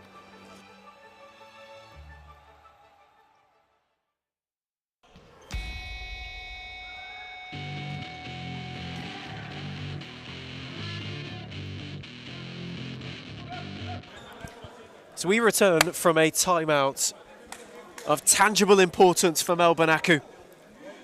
They are within touching distance, almost right back with Hume on both of their hikes up the mountain, that is 3 points. And Fernandez is looking to make sure that they can get there, maybe go over the top to the peak in what would be the most last ditch of victories that we have seen. Peluso finds Irwin. They are looking to work the Black Army down, both in the trenches, neither giving a yard nor an inch. As Irwin. Lovely ball from R again. Clonaris epitomising the defensive desperation. That touch in front, well done from Clonaris. The intent is certainly there from Aku, and well, this is just mirroring recent Hume performances. Think back to that draw against Carlton Hart. They were leading by a firm margin, the Black Army. Carlton Hart coming back to equalise and share the points. Could we see it happen again, but this time with Aku? Irwin for Peluso as they're pressing for that equaliser. Lovely ball intended for Leong at the back stick. Irwin can mop up. Peluso once more. They are running out of time to save themselves, Melbourne Aku, as Irwin for Fernandez. Clonaris got a foot in, had a look at a vacant net, but couldn't get the right finish. Nearly. That's the risk you obviously leave open. Aku not wanting to go out of this one, not knowing that they haven't thrown the sink at it, but how close it was for Fernandez. It's sliding doors moments again, Ethan, considering it could have gone either way. It's getting to that real slippery part of the game. Every second counts as Irwin for Peluso. Rolls it wide for Leong as he got one more bit of magic left in him to rescue them. Peluso looked to have a drive. Nearly broke for Chichek. Irwin got a foot in and took the heaviest of falls. My word. It's two absolute units colliding. Chichek and Irwin, well, certainly both boys that like the gym, and well, you heard the thud, I'm sure, from your living room at home. Could feel the vibrations as Fernandez, it nearly broke for him twice. Clonaris botched the clearance. Chichek dived in heavily on Leong. Nothing doing, says the referee, as he's deemed to get all ball. That is a huge call. Oh, there's massive protests. They're up in arms on the Aku bench. They're not exactly protesting, but they thought for a split second there was a jeer for a penalty. And what drama that would have been if it was awarded. Inside the final minute, it is ferocious to the last as Peluso for Mar. Hume hanging on for dear life. Fernandez, can he twist and turn? Mar! Attic with an unbelievable save. Might break for Fernandez. They keep it alive and they get a corner. Kolak cannot scratch his eyes at the minute. He senses his club's first win of this season, although Aku are trying to spoil that party. Owen! Attic with an unbelievable stop once more. Shouts for a high foot. Can Chichek come away with it? Peluso does. Christian Peluso!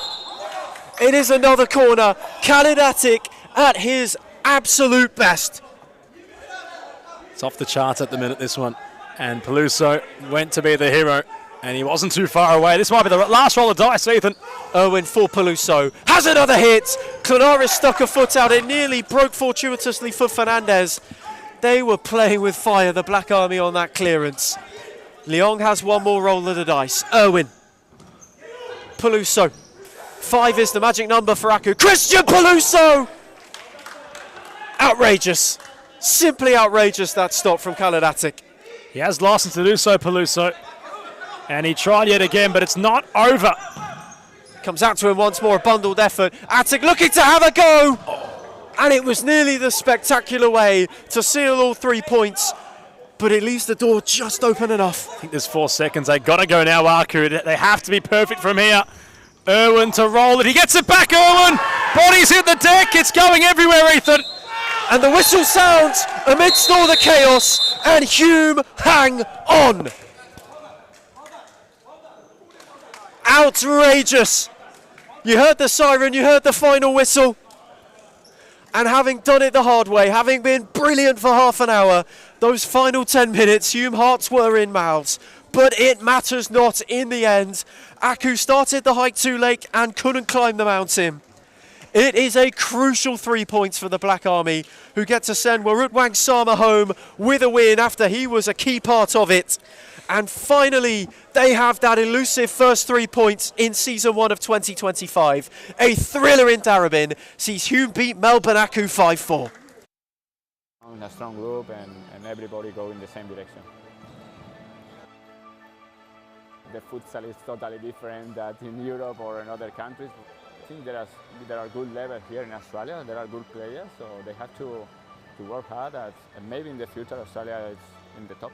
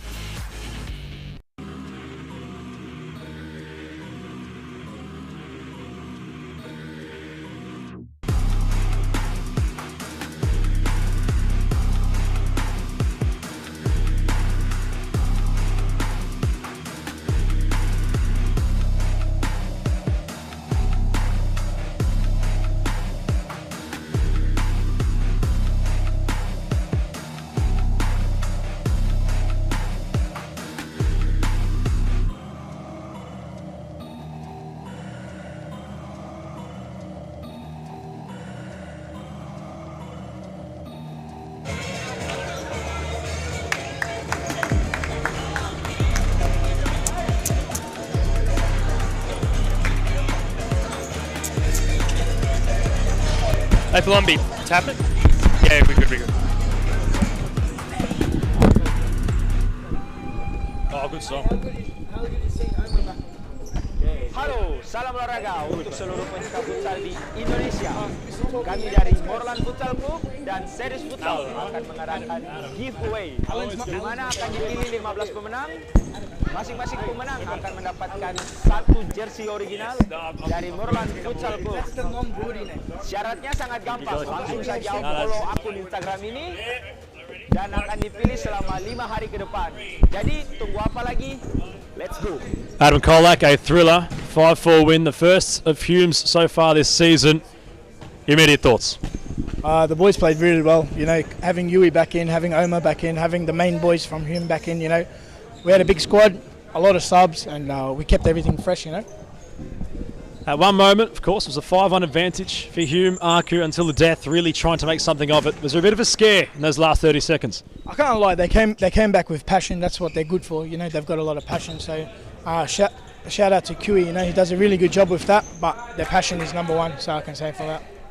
In terms of the Blue Chamburi Wave players, Sufawut and Marat, it's been such an experience having them. Would you like to touch on that a bit further? You know, having the Chamburi players, like shout out to, you know, Tachapat and Ben for having us, you know, welcome the players to Melbourne.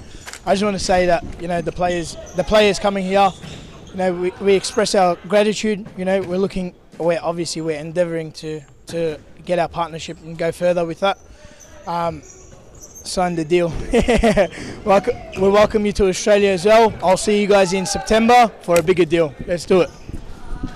Adam Kolak, ladies and gentlemen. The most important quality in a futsal player, because in futsal play is very fast, and you have to think really fast. You don't have time, you don't have a space. They have to enjoy the game. It's finally futsal or football or basketball or tennis. It's only a game, so they have to enjoy. If they don't enjoy the game, Con Long, Duong. Hey, not the performance Arca were looking for tonight. You nearly had them, though. You nearly came back in the end, but where to go wrong at the start? I think, yeah, like just lack of control, just controlling the tempo, and really just like finishing our chances. Like we had quite a bit of shots, really just slowing down sometimes. I think as a young team, like we tend to think every single attack, like a goal has to come out of it, and you know we're learning from it. I think. Learning from Western game, Pasco as well. I think this time we really, you know, brought our heads, matured a little bit, and yeah, obviously with the fifth man couldn't seal the deal, but I think lots to learn. Yeah. In terms of your own performance.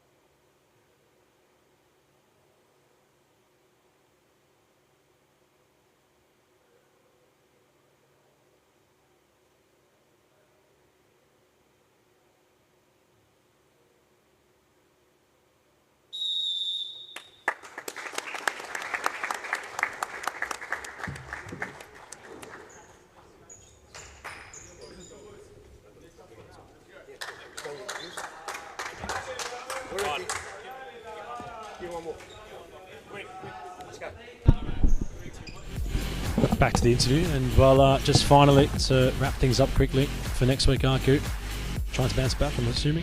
Yeah, of course. Like you know, we just take one step at a time. I think going to training with a positive mindset, and anything Appreciate the time. Thank you very much.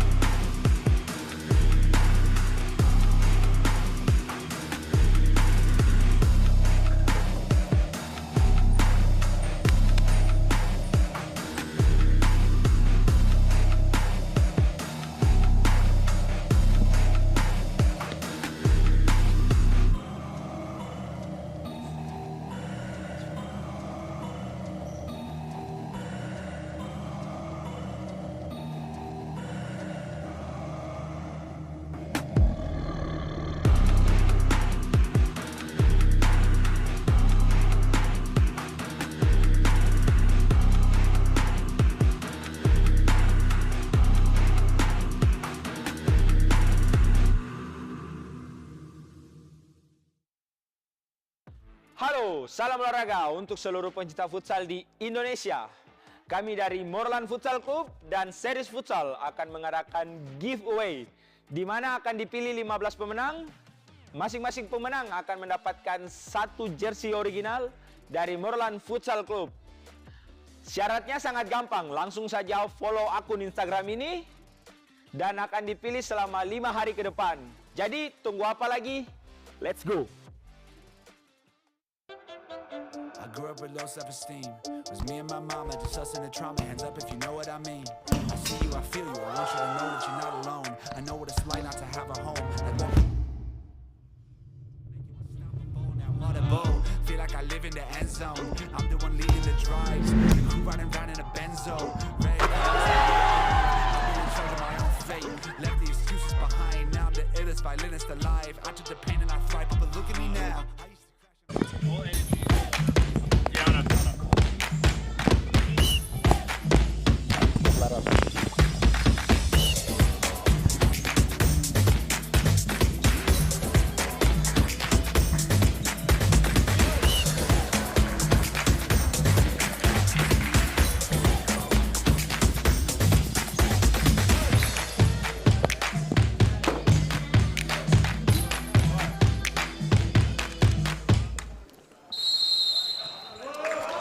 Fitzroy lock horns with Pasco Vale for what is a joint main event for tonight's instalment of SFV competition. But we want to shift our attention away from it momentarily. Let's pay tribute to that of Scott Rogan's mother, who passed away today. And Flash is on court. A 50-minute silence for her, and we extend our deepest sympathies and condolences to the Rogan family at this time for the loss. As Scott Rogan, it's business as usual for Flash. Community rallying around such an important player in not just Victoria, but Australian futsal. Adam Palombi and Ethan Rigg on commentary. Ethan, for both these sides in this one, only 1 spot and 2 points on the table separating them. Long-time rivals. A trophy also will be handed to the winning recipient tonight, if there is one.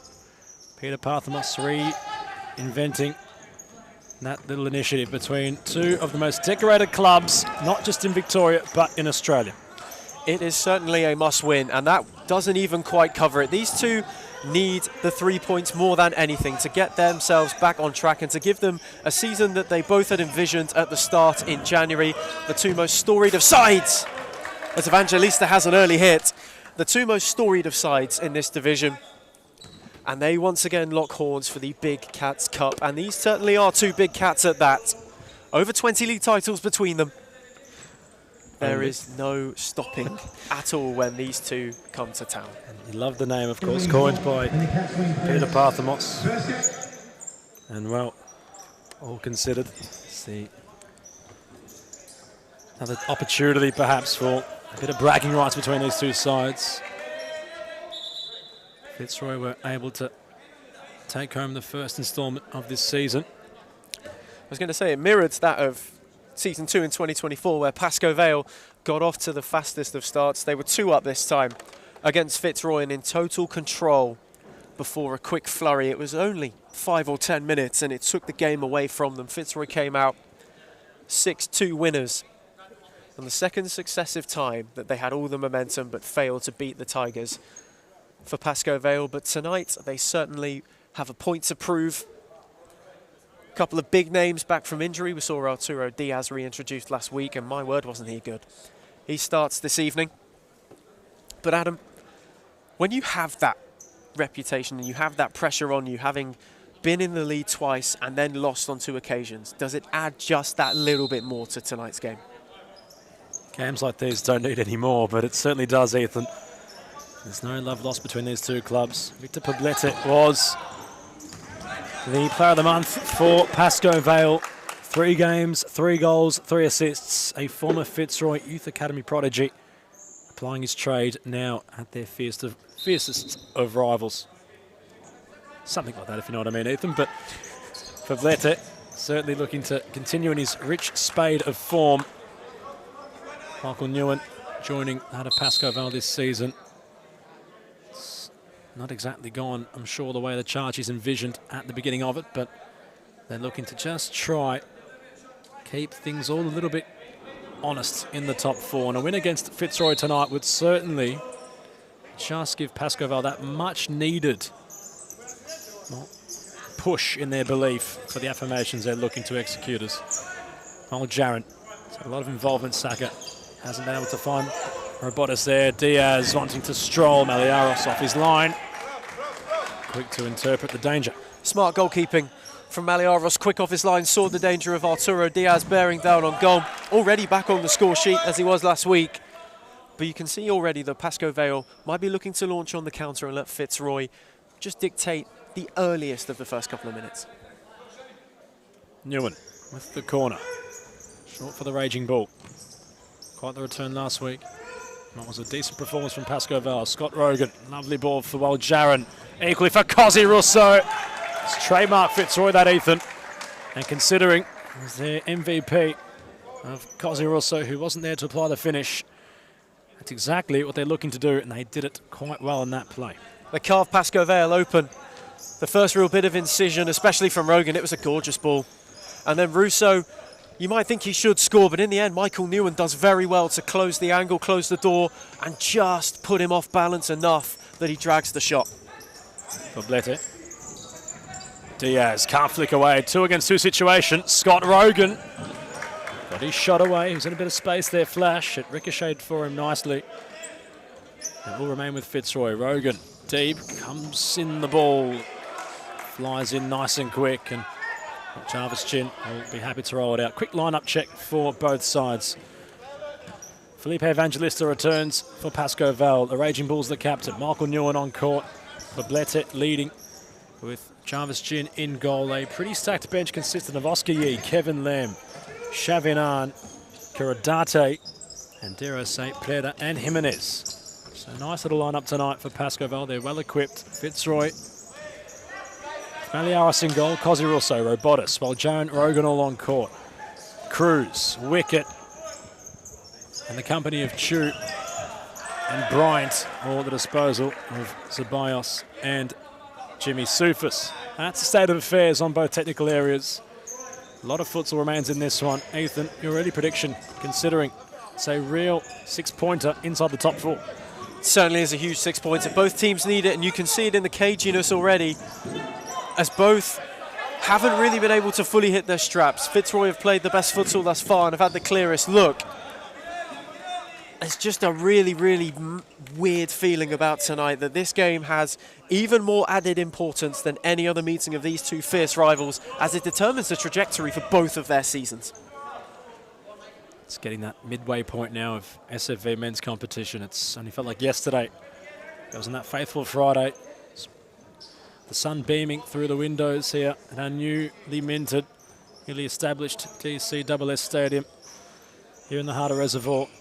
Yeah, we embarked on a new adventure on the big court. How quickly time has flown as Poblete looking to let fly in his own right. Newan going for a slide to follow in.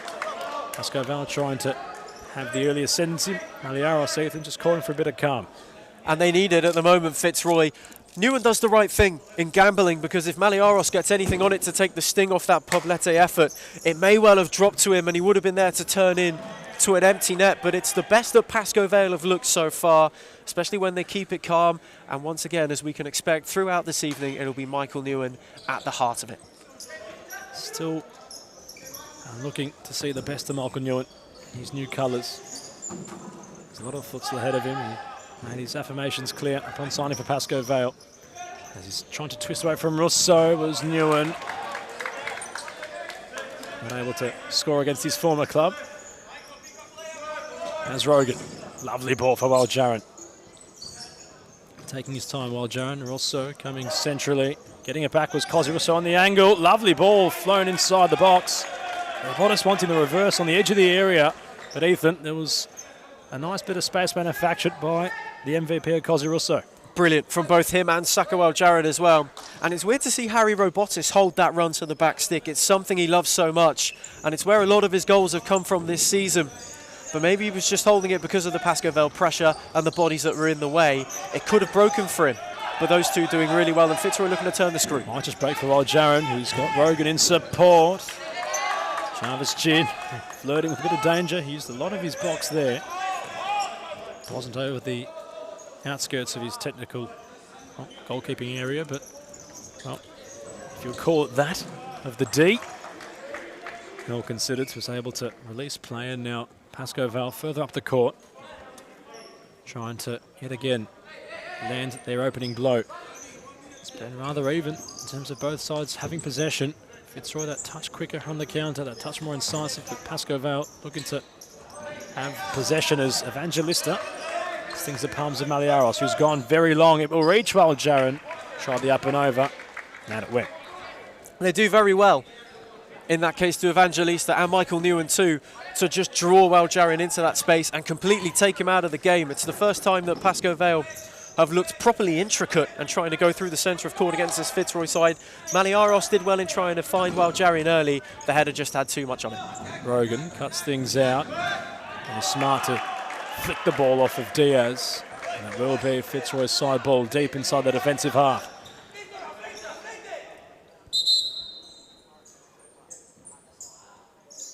Maurizio Novak just wanting his side to remain high with their press. Rogan looking for Robotis. It's well done from Evangelista. Poblete.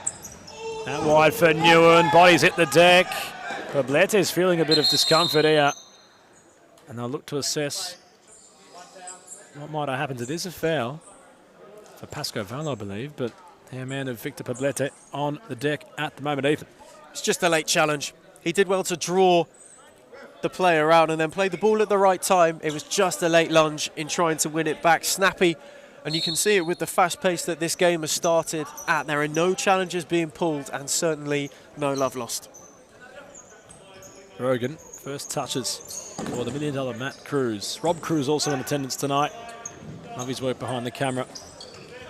Firm involvement from him as Rogan stings the palms of Jarvis Gin. It was getting a bit messy, that ball. It was not exactly going in any direction, but out for a corner finally.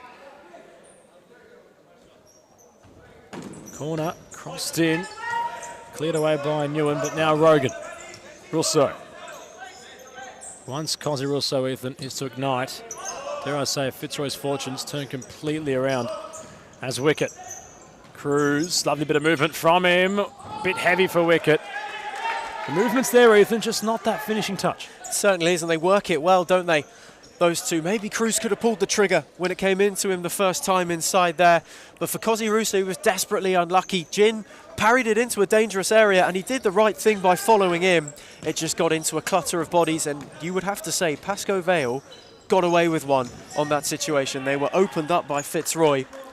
But at the moment, as you've said, they just can't find that finishing touch. Kevin Lamb with his first involvement.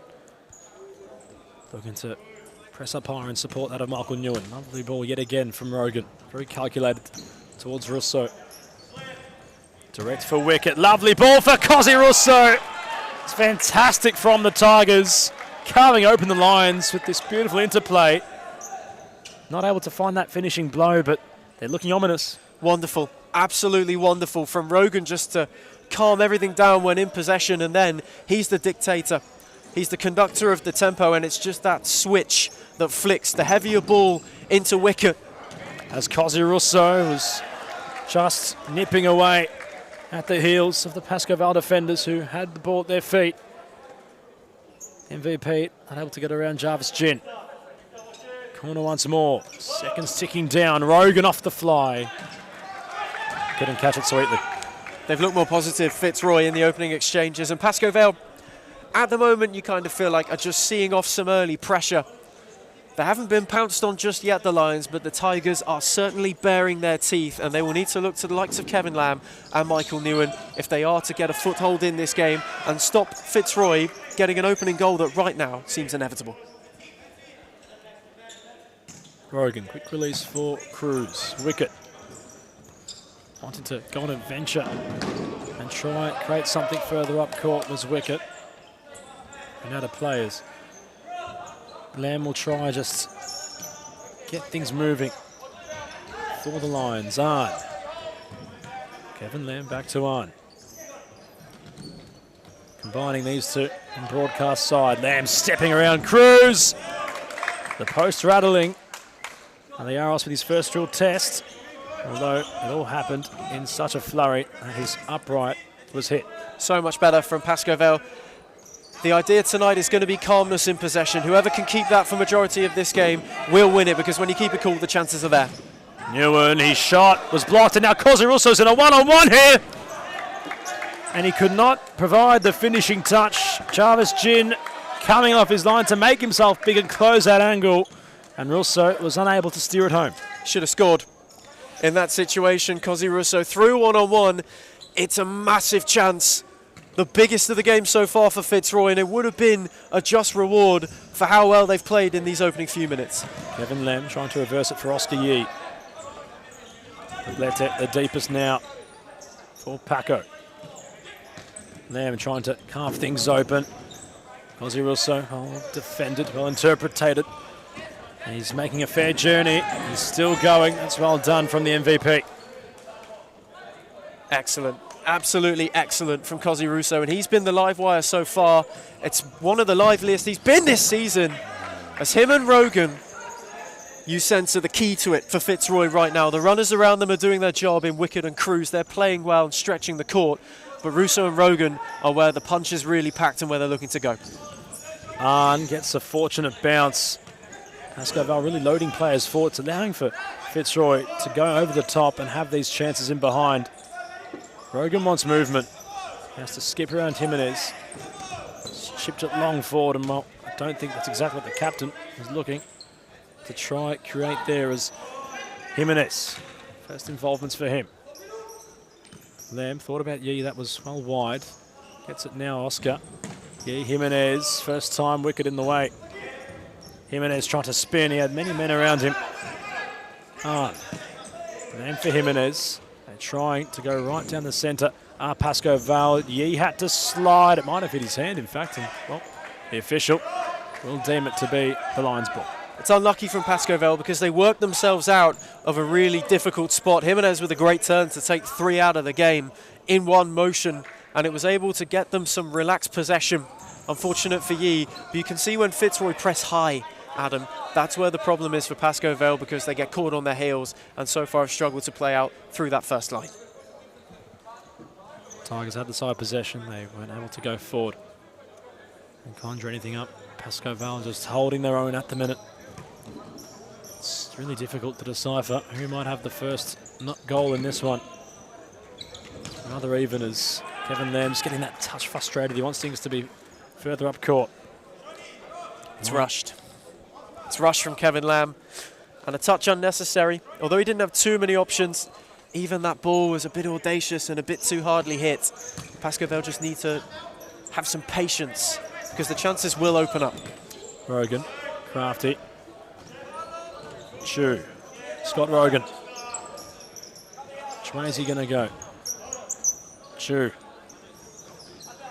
utilising his captain. Trying to generate that movement forward. The boy with some fresh involvement. Rogan sits up for him. Wicket, was there a stumble from Lamb? He was facing the opposite direction. Now once more, it's just been that touch. More pristine play from the champions as Rogan gets around Jimenez. Scott Rogan, it's going to find its way in. A goal in which means so much for the captain. He contributes in the best way possible, and Fitzroy find themselves in front. Goal scorer for Fitzroy, number 7, Scott Rogan. A touching moment from the captain, Ethan Reid. It's a very touching moment, an emotional goal for Scott Rogan, who's been wonderful in these early exchanges. You can tell he is certainly playing, not with a point to prove, but certainly playing with his heart on his mind, his heart on his sleeve, and it was a glorious finish to have the opening goal for Fitzroy, and it's been justly deserved. Oscar Yee. It's a bit of a bump from the goal scorer. Firm but fair. As Rogan. Trying to get around Oscar Yee. Still going was Rogan. Perhaps he's trying to find a Maicon-like effort at the World Cup in 2010 for Brazil. And the Trevella when the Jubilani, I believe, had swerved in from that stupid angle. It's basically out for a corner, but Maikon managed to score in what was a real infamous moment. Against North Korea? Might have been. Well, it propped up for Rogan there, considering it was on that angle. And you just never know. That's Jimenez. Oscar Yi. Looking to shift around Shu. Big slide from Yi. Rogan might have caught that a little bit. Oh, just to walk it off and have the ball at his feet.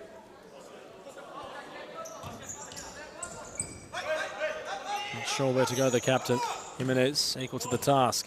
Robotis getting back to just close out the space. Long ball poised for Cosi Russo. Kevin Lamb took no chances, headed out of play. Biggest difference so far has been that second ball, and it's another example of it there. Oscar Yi takes a heavy touch, does the right thing to pick the Rogan pass, but Robotis is straight on it and makes sure that any small error that's made is quickly mopped up, and Fitzroy are allowed to keep going. Robotis, Chu, trying to combine. Won't be the combination they're looking for this time around.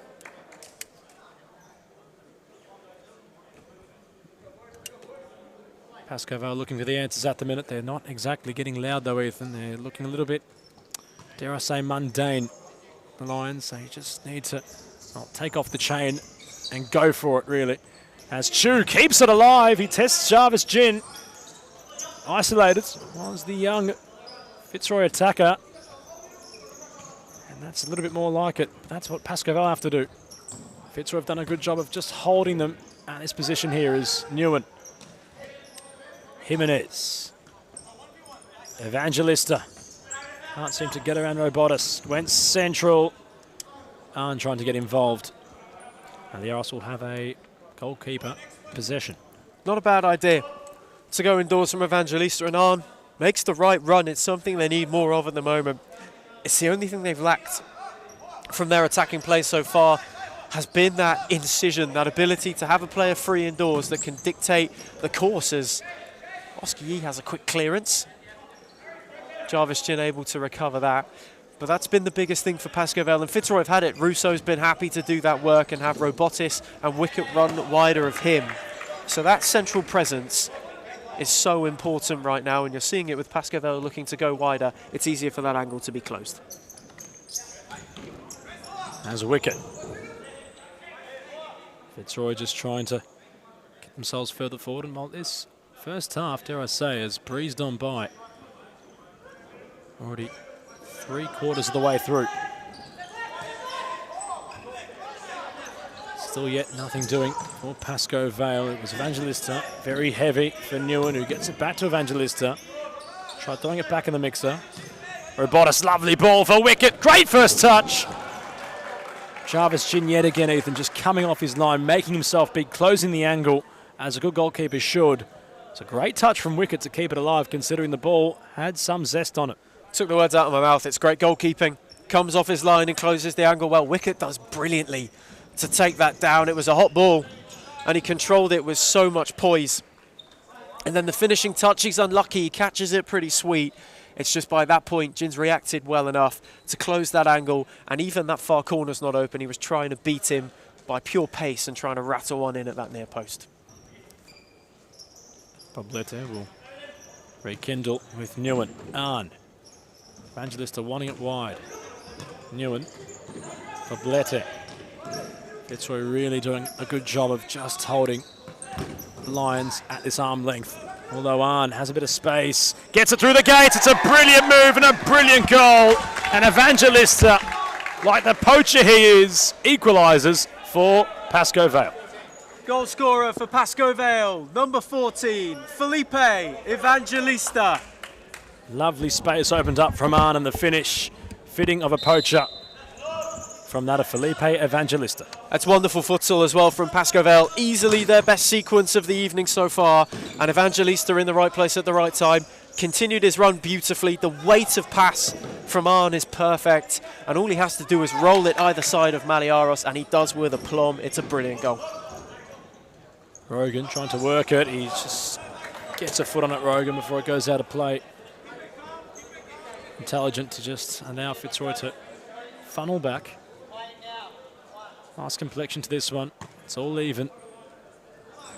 Well, Pasco Vale, they weren't exactly looking like they could get beyond this point, but once they had, it was very routine in the way they finished. As Newan, Robotis against his former teammate, Seb Wickett was ready to go off to the races. Although Newan, well, proving that those inside agent claims are all but fake. He's drawn the foul, and Pasco Vale have a free kick opportunity. He's a touch fortunate, Michael Newan. He gets his pocket picked. It's not that challenge, it's the second one that comes in after that clips Michael Newan and gives away the foul. Otherwise, Wickett would have been off on his merry way, as I'm seeing Maurizio Novak saunter over to hand a timeout to the officials. Well, timeout will be called. Maurizio Novak has the board in hand. There's a prominent free kick opportunity upon the resumption of play for the Lions, who equalised. It's one apiece.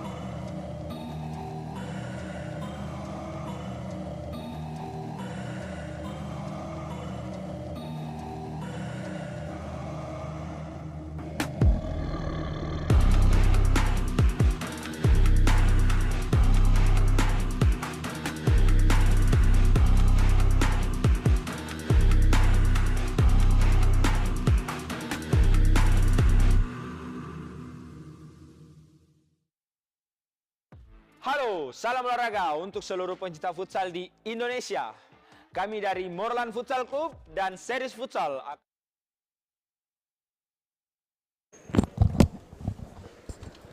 The timeout. And the brains trust to both sides had a firm chat with their troops on court. Had a genuine opportunity here. And is on the cards for Pasco Vale. Poblete and Newan behind the dead ball. Free kick opportunity, which is all there for the taking. Newan, it's all about whether he'll shoot or look to lay it off. He rolls it for Evangelista. Poblete will have the final touch, but dare I say in the build-up, might have been something doing. Therefore, Fitzroy will have the free kick. Just a touch too physical when going into the wall. Victor Poblete, it's an unnecessary free kick to give away for Pasco Vale because they'd actually worked that situation really well. Evangelista, former teammate he's tussling with on this broadcast side of Sakabal Jaron. Two very unique players facing each other. Yet again, Poblete out of play. Newan too deep.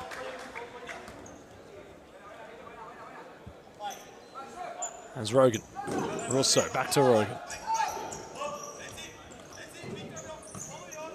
And one for Valjaran.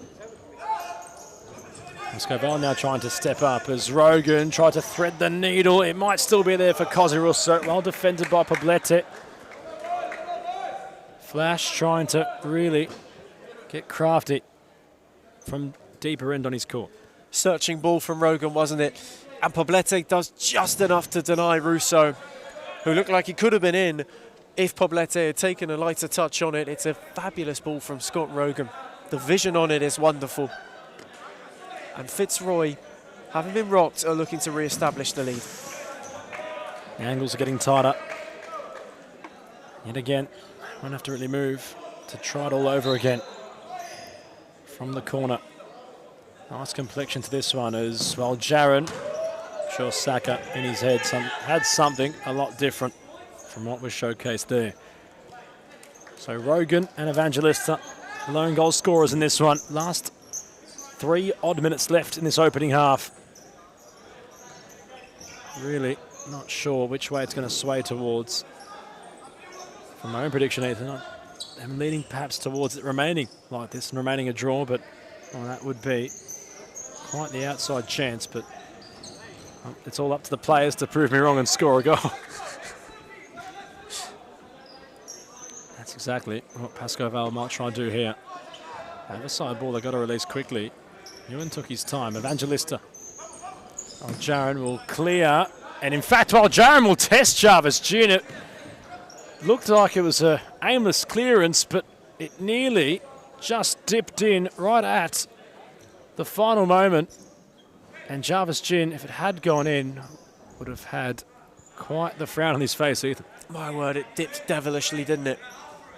From Jaron, I reckon he in his mind thought as well, he was just going to clear his lines. It might take something like that, something out of this world and so spectacular to break the deadlock, as this game, especially towards half-time, has just gone into a cage a little bit. Lovely bit of strength from Poblete, who's continued his run. Rogan desperate. Draws the foul. Defensive efforts from the captain. Poblete getting a talking to. He's got the physicality and a bit of height differentiation with flash and all considered. The big arms of Poblete just grazing Scott Rogan in the upper chest region, around the shoulders, around there, Ethan. Do you feel I'm doing it to you on commentary? Just for a clear indication. Just in case Ethan might have missed it. If only we had comms cam.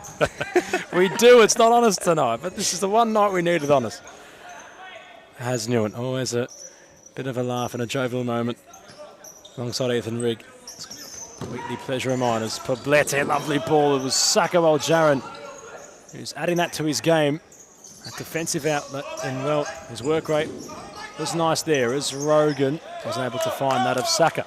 That's better though from Jaron, considering he works hard, but that hasn't really been exploited in his game. Great read from Jaron and a great press from Pasco Vale as well to counter that. It's the first time they've really looked to go high and put Fitzroy under pressure. They had a little bit of joy, and you wouldn't feel like usually they'd force the false ball out of Scott Rogan, but that time, with the press there, they were able to regain possession. Rogan a bit short for Russo. He did get a foot on it to clear. Well, the Lions, like their namesake, just ready to pounce upon any loose ball around their final third. It's their fourth foul. So even though half-time is just under 2 minutes away, that's still plenty of time to give away an open look at goal from a set play. Rogan has two to get around. But you feel the game plan here. If Rogan is to get that pass away, Fitzroy will have the numbers. It's all for the captain to do as Poblete keeps it in, trying to dance around Robotis. Does so, the raging bull. What can the captain do deep in this half? Poblete trying to just find a bit of meterage forward. The raging bull still has his knees strapped up. Evangelista. Newan for Poblete. Fitzroy pushing up high. The ball over the top was there for Evangelista. That was the idea. The execution just wasn't there for them that time around. It's very good futsal though from Pasco Vale. Again, we talk about patience being so important, and that's exemplified there. The ball may be just a bit too hot for Evangelista, but by drawing Fitzroy in, they then open up that space to go and exploit in behind. Kozzy also had some space and was upset that Mojo never found him. Big slide from Rogan. Now Arturo Diaz couldn't get the rub of the asphalt. Russo's isolated. It's still going. Rogan laid on Poblete.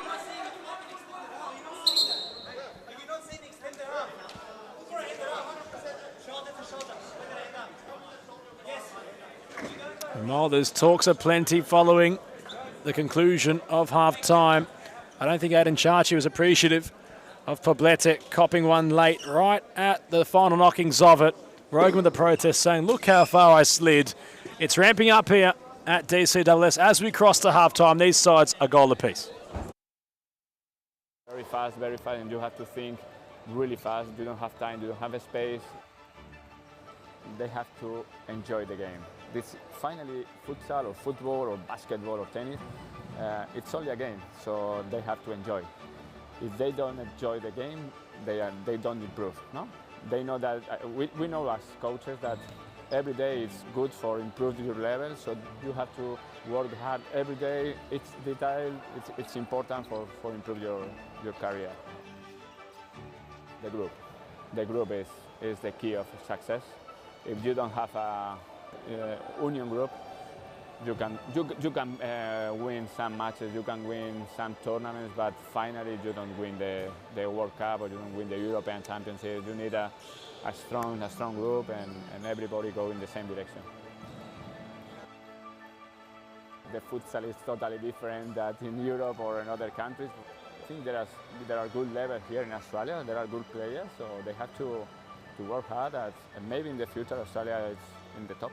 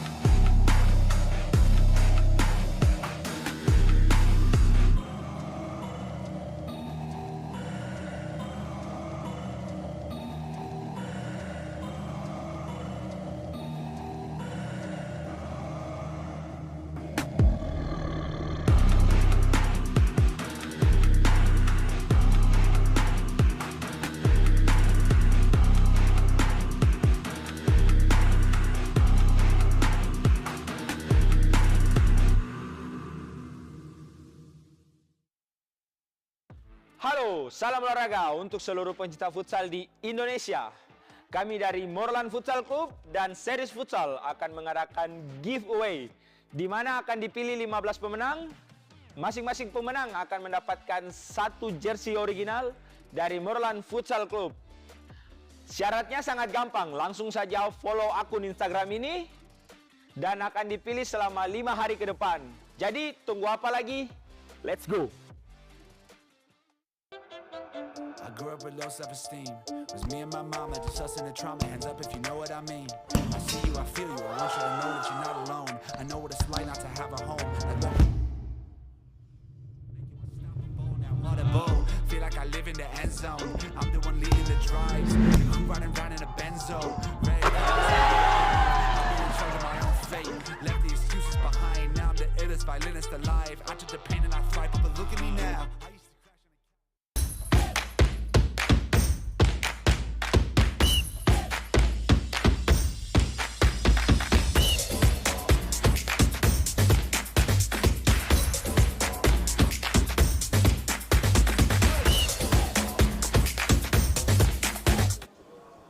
All was said and done in the first half. A goal for Scott Rogan, and Evangelista sees us all tied up at a goal apiece. Adam Palombi, Ethan Rigg to bring the second half to you here at DCSS in Reservoir.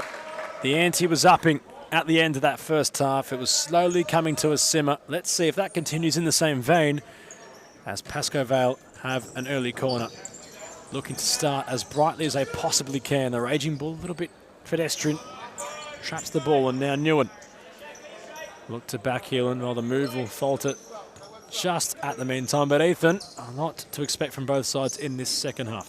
It will be an absolutely electric second half. Both teams need 3 points more than anything right now, and what a statement it would be for either to knock the other off. Don't expect any letting up. You might see a touch of caginess, but it will spring to life in a second. Shoving on, kept going, and he wasn't stopping until he was testing that at Maliaros. Barnstorming his way through was the number 18. Maliaros had to react right on cue, in which he did the man in purple. But all considered, it's very bright from Pasco Vale to start things as Cruz will clear and allow for a reset. Really appreciate when a player, Ethan, just takes the game on and goes as direct as you possibly can. Although it's a selfish option, sometimes it's needed. And they need more of that as well in the second half, Pasco Vale. It might have been the one thing they lacked in the first 20 is somebody to really be that live wire and to drive forward into spaces, exploit the smallest pockets and be a nuisance, open up gaps for other players. And if Chavanel's going to play that role, well, you've just seen the first example. Cosi Rousseau stepping around Newan. Cosi Rousseau tried the trademark. One more step inside. Now Arturo Diaz searching forward, trying to wind back the ears of the Raging Bull, who had to be contained by Scott Rogan. You love when Arturo Diaz is playing with a world of confidence. Newan! It was there for him. And for a split second, it looked as if the top corner was about to ripple. We've already seen a stunner out on court tonight in the game just gone. Michael Newan could not have caught that much sweeter. My word, he caught that so well. And he's desperately unlucky to see it sail by. Maliaros happy to watch it as he was well and truly beaten, but Pasco Vale with some positive signs. Diaz couldn't step inside, and now Rousseau hit the deck. It was a bit late. They want the advantage though, Fitzroy, because Robotis was right inside the box in such a position to score. And Gabby Zabias is not happy with play being halted. And you can't blame him, Ethan. They have a case. They certainly have a case, as Robotis was literally about to pull the trigger as the whistle went. That is a massive let-off for Pasco Vale. It was right there for Fitzroy to have an opportunity. And if this game wasn't spicy enough, there has just been a whole nother level added into the mix. I wonder if Cosi Rousseau is looking for a receipt against his former teammate.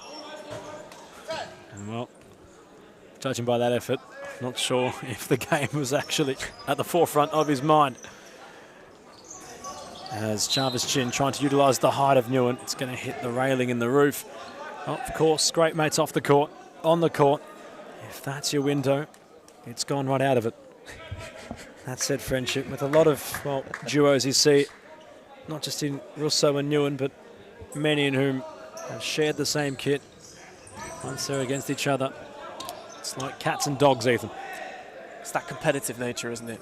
The second you go on court, no love is lost, nothing is forgiven, and you can see the frustration of that from Cosi Rousseau in that free kick. But Fitzroy needs to showcase some calm and do what they're doing here by getting a control on things. Cruz always plays with such calculation. Rogan playing with a bit of eagerness. Diaz, measured Farhan. Perhaps the most bright spark in which the Lions have tonight. He's gone very deep, provocative for Newan. Robotis isolated, trying to use his physicality to get around the Raging Bull. There's a stumble. There's protests from Gab Zabias and company. They're not too happy about it, but well, Ethan, how'd you interpret it? They maybe have less of a case for that one. Arturo Diaz certainly looked like he was fouled. It was a tussle, both of them, but that second contact was the selling point. As on had a hit, Newan followed in, and Pasco Vale from behind hit the front against Fitzroy. Michael Newan against his former club followed in and hit that fiercely. Unbelievable. Against the run of play, the Lions smash and grab a goal to put them in front. It came from nowhere. Goal scorer for Pasco Vale, number 5, Michael Newan. And Aidan Chachi is leading this brigade of absolute vocality from his technical area. He's got his troops well galvanised in this one. He certainly has, and Newan exemplified that. That's what they were lacking in the first half, that gamble, that tenacity of somebody like Arn. And then from Newan, who had one early look to do it where he slid in, this time gets more fortune by going again and smashed it into the back of the net. Tell you what, Ethan, I really like the ball from out of the captain Diaz. Nice and high, looping. Well read and finally scored. It was initially read by Arn, and then, well, Newan followed up, and there was no celebration, dare I say, against the man whom had done a fair bit with the Tigers. But currently, it's his former side who are trailing to the Lions. And, well, can't forget, of course, there is silverware to be traded at the end of tonight in this historical clash between two true competitors. And, well, only 2 points separating things on the table. Pasco Vale looking to jump into third if they are to win here. And, of course, we do round out tonight with Morland and Western first against second. If Western are to win, how that opens things up at the top of the summit, albeit there is a pretty comfortable 7-point differentiation for the Blues, but, well, 4 would certainly make things a lot more interesting. The first taste of defeat really would sour some Morland feelings, and you never know what it can open up, what kind of demons can be lurking underneath, and what kind of vulnerabilities the Western United might be able to exploit if they are to be victorious. But that is a huge game coming up. Morland have the chance to stretch their legs to a double-digit advantage and go 9 straight.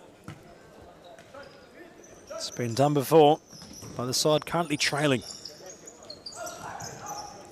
As Lamb, bit deep. Rogan knows the movements as he's back to Newan. Wicket. On for Scott Rogan. Trying to jostle. First time pass out for Cozzy Russo. Central was Wicket, spinning. Just a bit pedestrian, and now Michael Newan was off to the races. Scott Rogan a bit late. And, well, no card has come out yet, but Michael Newan's certainly going to feel that one tomorrow morning. I don't know how a card hasn't come out yet in this game at all. That wasn't the worst challenge from Rogan. It was a touch late, a talking to and nothing less. But he does so well in the first place to nip in, but it's that tenacity again we've spoken about from Michael Newan in particular to win it back and go on his own that has Pasco Vale in the ascendancy again. Well, Michael Newan has already scored tonight. Might have his shooting boots on. First finish was anything to go by.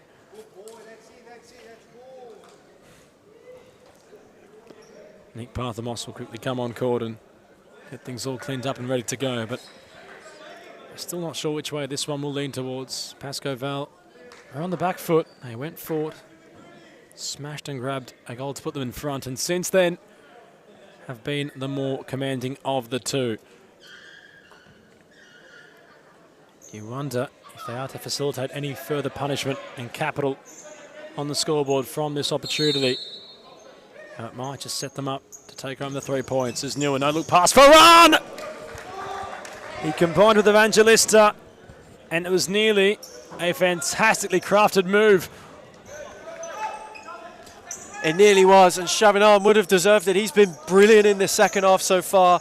It's again just the smallest pocket of space he's able to exploit and get that return from Evangelista, and all of a sudden Fitzroy looked completely open. It was a great run, he timed it to perfection. The attempt at goal wasn't bad either, he just doesn't get enough around it. Rogan will try to skip away, he lands on his feet. It's starting to have that feeling about it, this one. Think about other codes, it's like Carlton Collingwood, and these two come together as Wicket. Well, Jared will interpret. It was there for him. You could sense, by the way, Saka was eye-gazing the ball. He wanted to try pick one out, and, well, you got to put your ticket in the raffle to try. You certainly do, and he's had a couple of looks tonight, Sakawal Jerem. He's had a couple of really bright flashes, but if Fitzroy are to get themselves back into this game, they need to utilise him a lot more often. Lamb trying to step inside of Jaron. Robotis can spearhead a counter charge here. It's Jaron stepping inside, couldn't keep his feet, Saka. Perhaps having too much time, a player with such acceleration. Brilliant recovery. Brilliant recovery from Kevin Lamb.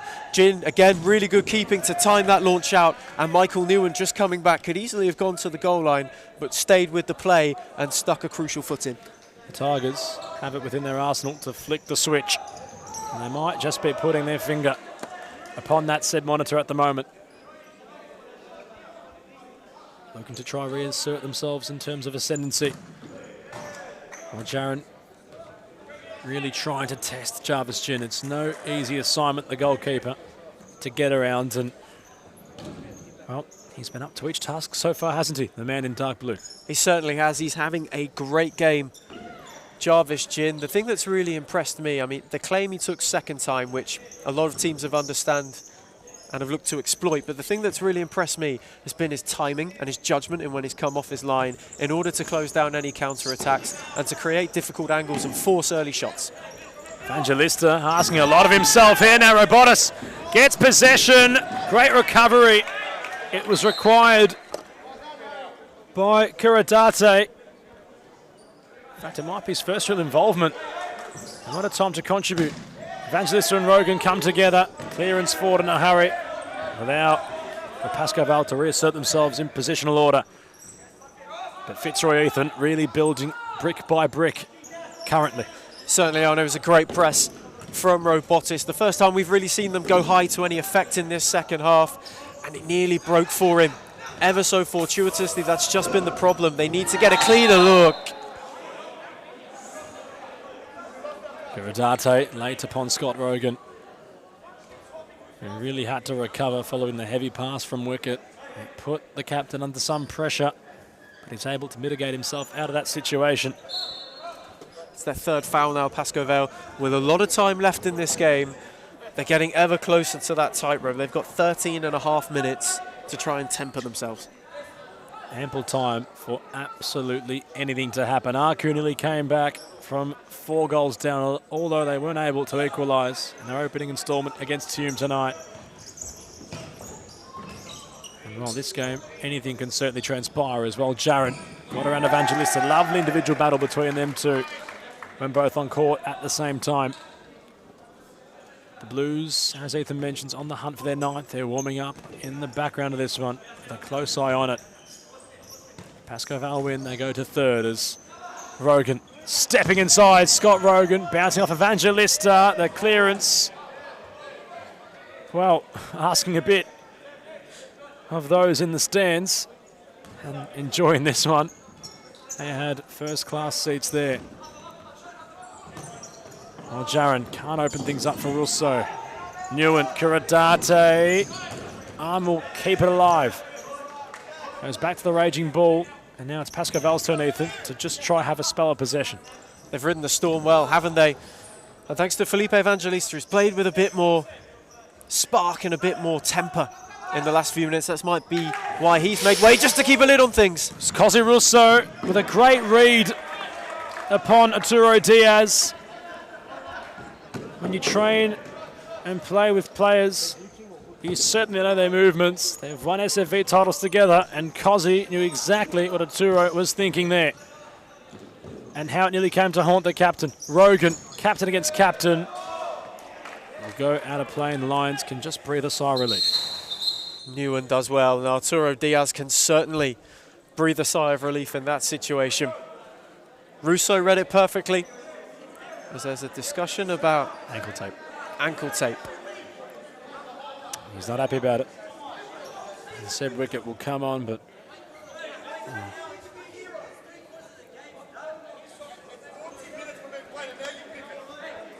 and well, I'm sure you can hear that from Gabby Ceballos.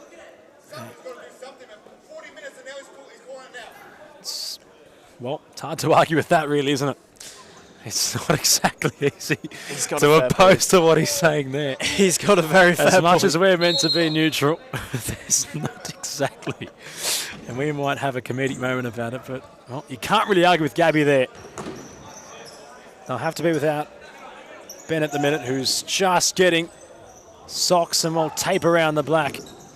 Lower part of his legs as Kuradate confronted by a set of two Tigers. Fitzroy getting agitated, Ethan. You can tell they're really getting into this one, perhaps with their emotions, but how can they try weather the storm from the Lions? As in the meantime, and I'll come back to you, Ethan, it all still considering that of Newan's gone down lane in the centre of court.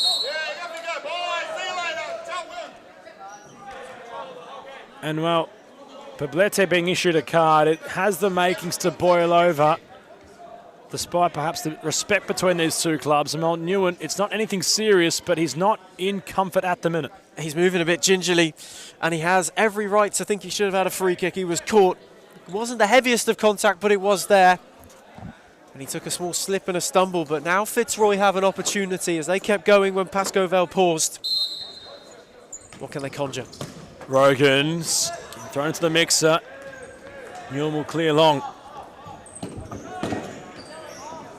Firm eye on Michael Newan. He's not looking great at the minute. Such an important player for the Lions as Cosi Russo. Down line for Chu, back on court. The Raging Bull positions himself beautifully. Kuradate will let fly.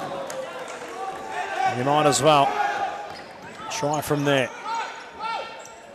Each play getting more important as seconds tick on. Also for Rogan. They try and mitigate this situation out of their defensive half. Well, Jaron tried to find that of Scott Rogan. The Raging Bull's rampant in his defensive display, and he was yet again there. He's had a good couple of minutes, Arturo Diaz. That first ball for Kuradate was really nicely weighted and invited him to drive and have a stab, and that recovery was so crucial as Rogan was lurking freely. Chu touching inside to some space, still going. Couldn't keep his bearings to find a cross. That was going to be something fitting for a finishing move. We're crossing the halfway point of the second half. It's rather tight and tense at the minute on court. Conditions, dare I say, a touch colder in comparison to recent weeks. But nothing cold about this one. It's been rather fiery. Poblete has been at the forefront of that ferocious nature. Newan looking okay despite having that recent little concern. As Pasco Vale try methodically pick away at Fitzroy, while Jaron had to loft to head away from Newan, who follows up upon his pass. Diaz tried the reverse, while Jaron going on a journey. Saka just couldn't have the ball steer the way he intended. Poblete does just enough in that situation, doesn't he? But he needs to be careful because he's already on a yellow. However, if he keeps that tamed approach up there, and when face-to-face with Saka, while Jaron just shows him down the line, he might be okay walking that tightrope. But Michael Newan's really come to life in this second half as well, Adam. Oh, Poblete wanted his captain, while Jaron firm to really ruffle some feathers off the ball. Newan. Chavinan looking for involvement, lurking forward. Cosi Russo does well to pickpocket the pass. Still lurking for the MVP. Trying to open things up for Saka, while Jaron Diaz gets himself involved. Now Newan. Poblete is in an acre of space. Victor Poblete trying to keep it alive. Runs out of room in the end, and well, it's got to be said, Ethan, it's a little bit confusing considering both sides have been able, in recent passages, to counter. They have, and in fairness to Pasco Vale on this occasion, they recovered well in numbers. Nobody went and goed. They all attended to Cosi Russo after somebody marked Ben Chu's run and they closed the door. In that case, though, Poblete just has to gamble and play that ball across the box, hoping that Arn can get on the end of it. Rogan, Robotus, Cosi Russo, Chu, back for Rogan. Fitzroy really trying to settle. Good ball. Really, really good ball from Cosi Russo. That's a daring one into a dangerous zone.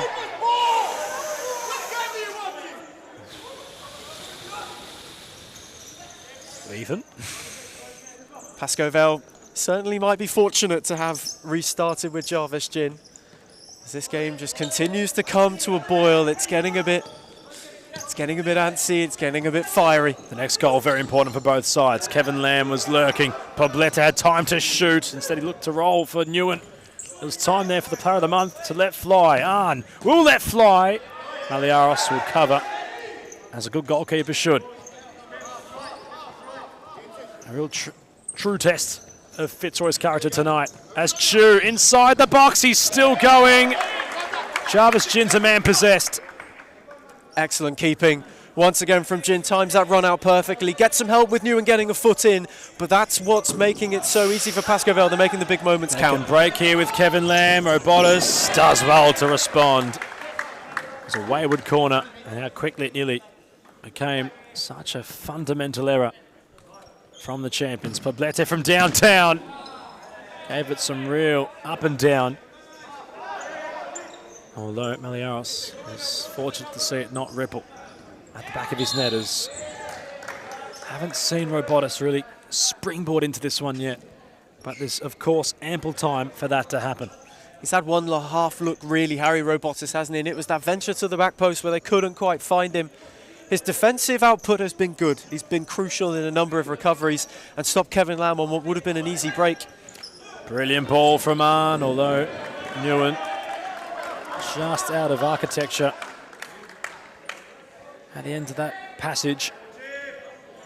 Fitzroy not allowing really lines to go too deep. They're always having someone firmly back to respond to that threat, but they just need something yet again in that final stage, as Poblete could be in behind. Out comes Maliaros. It's well kept. And just like Jarvis Jin has done so far, Ethan, at the other end, Maliaros with the same, off his line to intervene. Great goalkeeping. Terrific judgment from both of them this evening. Robotis looking for Rogan. The goal is vacant.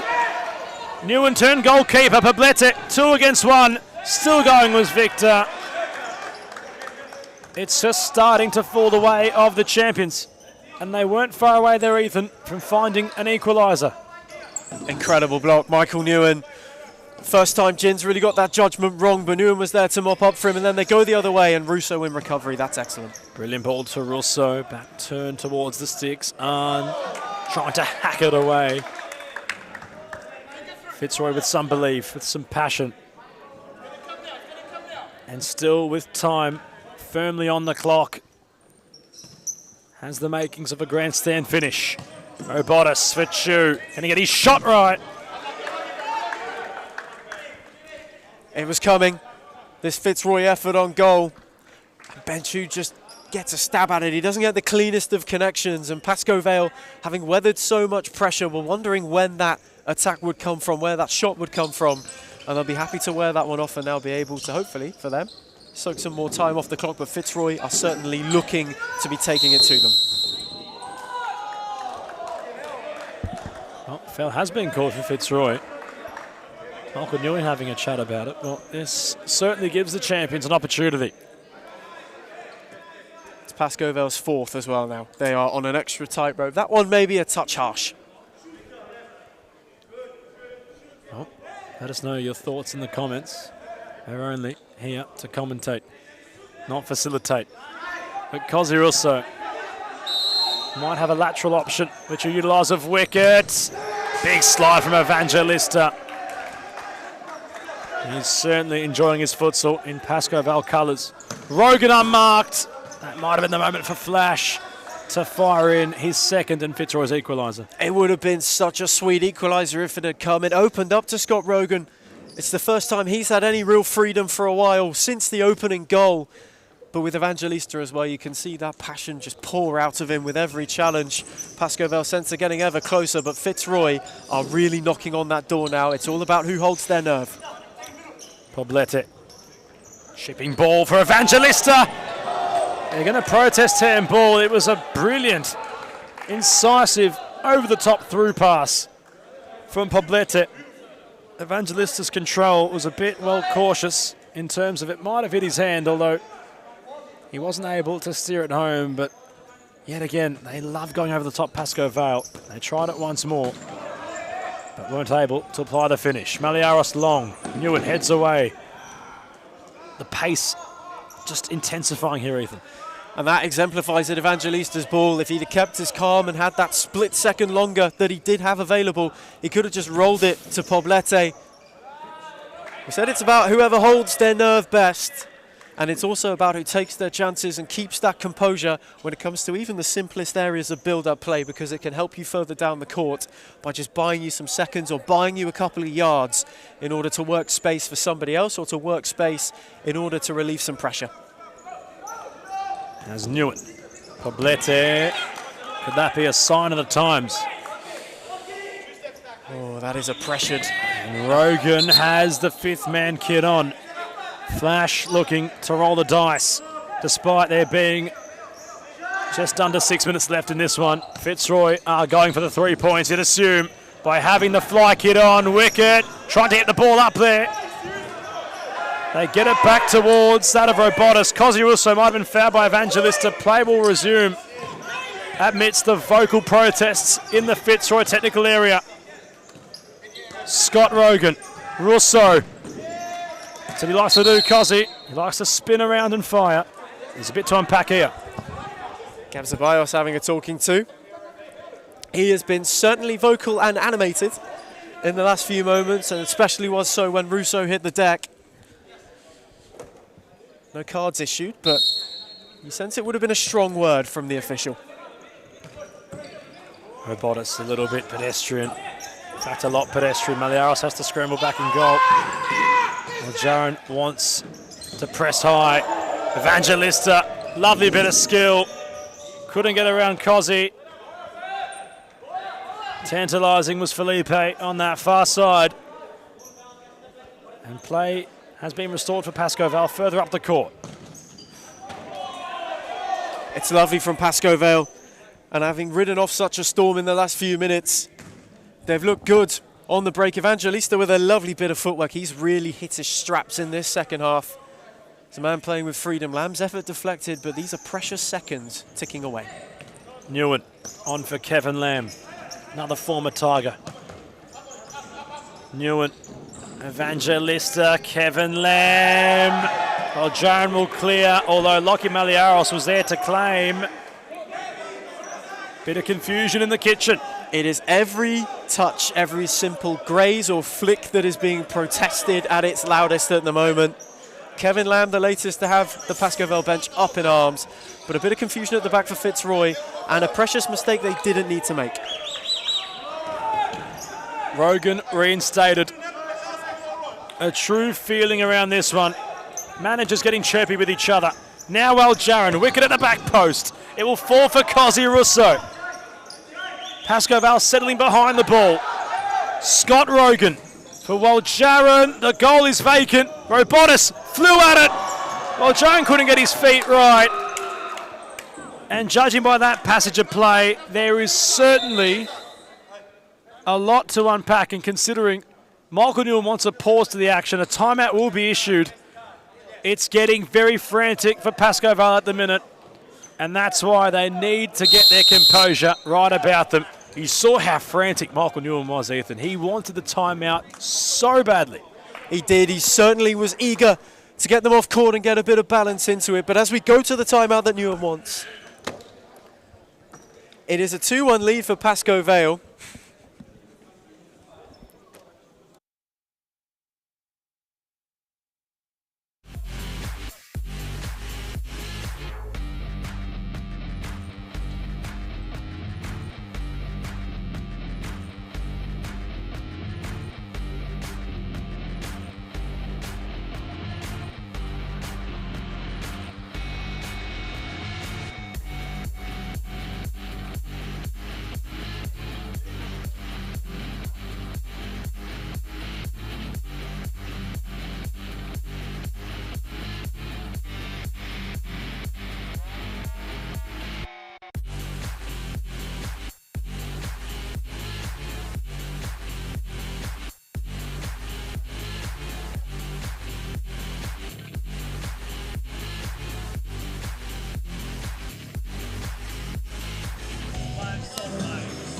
It's got a real finals feel to this one. Although there's no real round-robin tournaments currently yet with SFV's men's competition. It's all league, Ethan, but all considered, these two clubs only separated by one title in history, 11 and 10 apiece. And well, tonight you'd feel as if it was for everything, considering how passionate both sets of benches are getting. It has been unbelievable from start to finish. And you feel as though that there is another title on the line for both of these two sides with the way it's played out tonight. So much frantic energy in this building. That was displayed by the previous timeout break. Everybody needed a breather. Michael Newan wanted it ushered as quickly as possible. But you can see the feeling, you can see the emotion, and you can just see how much it means to both of these sides to get one over each other. The team in desperate search and in need of one. Goal, that is, might be Fitzroy. They're trailing at the minute. Scott Rogan thought about it. Jarvis Jim will go for broke. And he wasn't far away at all, the keeper, from going coast to coast. As Lamb re-gets it. It's there for Newan. Amidst the cheers of the Lions, they've doubled their advantage, and it's Michael Newan against his former club yet again. Goal scorer for Pasco Vale, and his second of the night, number 5, Michael Newan. Mundane in the celebration. Albion Chachi on the opposite side. Can't keep his composure at the minute. Pasco Vale, it would be a monumental win for them, considering it has been the longest time since they've had one up against that of their most fiercest of rivals. And Newan could have sealed it momentarily. Wicket to try keep this moving and grooving. He still has the ball at his feet. Each time Evangelista is there to slide and get the ball, there's such an exuberance of passion. He has been everywhere, Felipe Evangelista. And you talk about Michael Newan's muted celebrations. There's nothing muted about the finish. It was a belter into the top corner. Once again, smash and grab for Pasco Vale, who'd weather the storm. We're getting a better period. There's so much feeling in this. Every touch celebrated. Newan wanted to find the raging bull. Maliaros with a big save. And how that might just keep them in it by the skin of their teeth. But it must be said, Ethan, the Lions have been so clinical upon their few glimpses on goal. They've had all the answers when inside their attacking half. Robotis tussling with the raging bull. You can't contain Arturo Diaz, he's dispossessed. Robotis very isolated. It's really, with all currently, the pace staying with Pasco Vale, and they sense this opportunity of finally getting a win against the Lions. Although the champions won't go down anytime soon. Still time in this one for anything to happen. Robotis for Russo. They're going as direct as they can. Well, Jaron, big slide from the Raging Bull. A flick, but nobody was home. And now on. It's Newan against Scott Rogan. Well, Jaron very late. A firm talking to, and a yellow card will come out.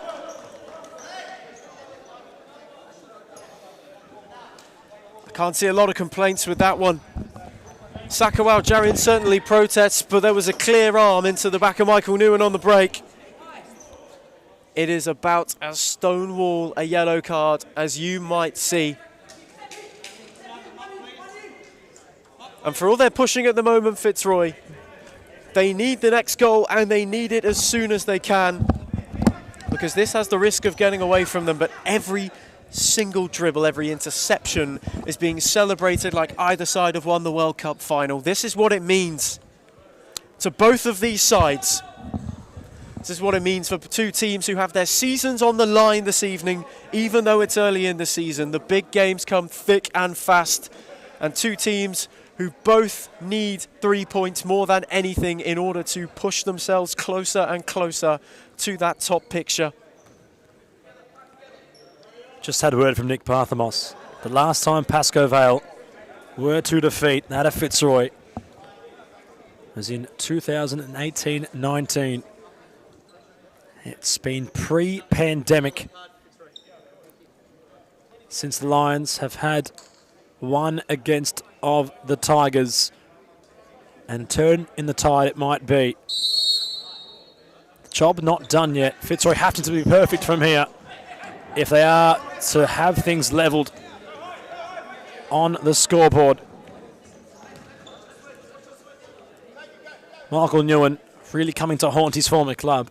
That's why the Charchies went and got his signature. The count might have started from the official. The Tigers with their backs firmly against the ropes. Evangelista and Robotis tussling. Evangelista not allowing Robotis to scoot away. That's their 5th for Pasco Vale. Ooh. How this changes everything, Ethan. The celebrations on the Pasco Vale bench can't exactly start considering this is nowhere near done yet. Minute 50 seconds.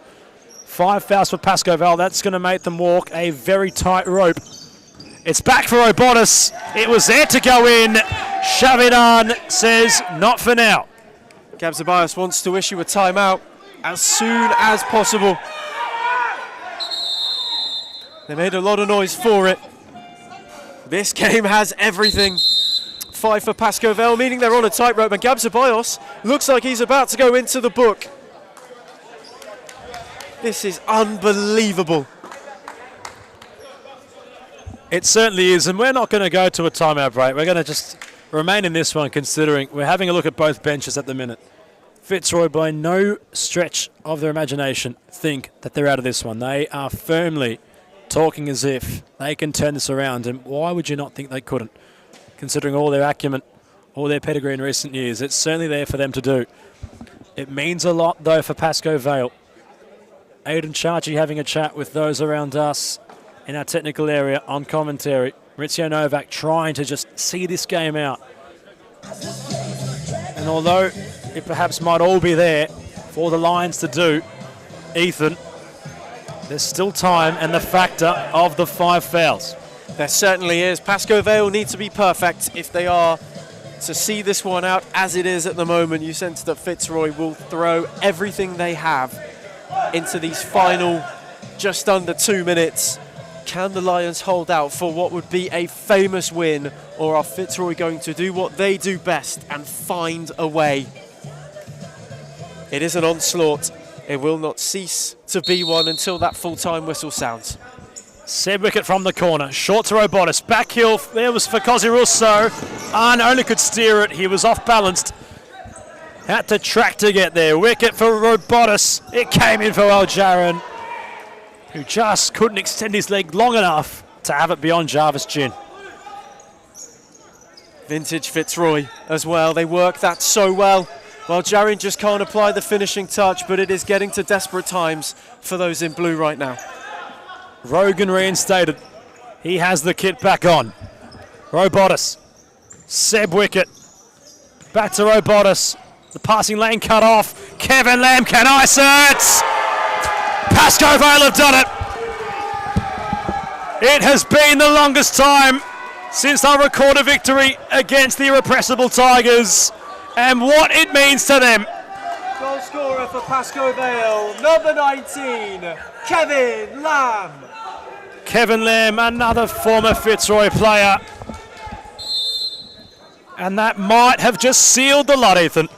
That was a brilliant finish. So calm and so composed. He just picked his spot, Kevin Lamb. It was a great read from Michael Newan. And it's not done yet, Adam, but that may be that. Well, Jaron was very close to Jarvis' chin. Aidan Charchi can't believe it. Kevin Lamb. It's certainly getting very animated. You can feel it brewing from all angles. But it's all for Pasco Vale now. They should be home and hosed from here. And yeah, 7 years in the making this moment for a club that were in State 1. A true crossroads in their tenure upon the departure of Paul Vidic.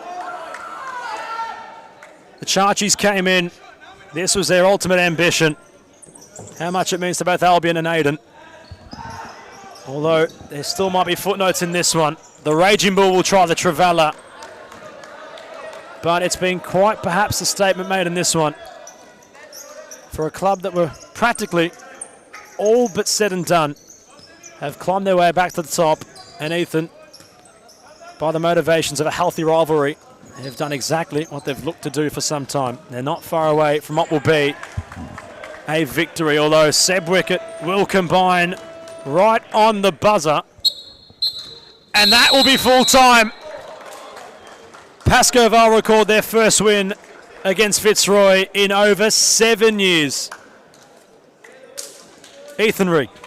It was a huge statement from Pasco Vale. It was one they needed to make, having lost the reverse fixture in such heartbreaking fashion for them. Having gone a goal down and Fitzroy looking wonderful, they could have easily crumbled like it had done so many times before. However, these Lions are part of a pride, and they hunted in packs and they showed some serious mettle. It was Michael Newan at the heart of it, the former Tiger. His contribution alongside Kevin Lamb and the impressive play of Chavinan as well mean that Pasco Vale make a statement. They beat Fitzroy 4-2.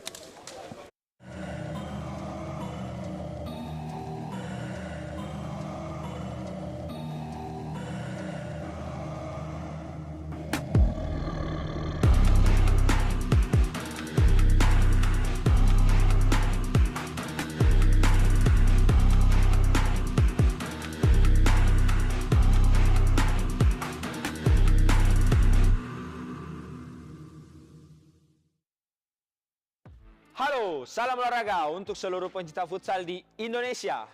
Kami dari Morland Futsal Club dan Series Futsal akan mengadakan giveaway, di mana akan dipilih 15 pemenang. Masing-masing pemenang akan mendapatkan 1 jersey original dari Morland Futsal Club. Syaratnya sangat gampang, langsung saja follow akun Instagram ini dan akan dipilih selama 5 hari ke depan. Jadi tunggu apa lagi? Let's go! I grew up with low self-esteem. It was me and my mom that just us in the trauma. Hands up if you know what I mean. I see you, I feel you. I want you to know that you're not alone. I know what it's like not to have a home. Test. Feel like I live in the end zone. I'm the one leading the drives. Who riding around in a benzo?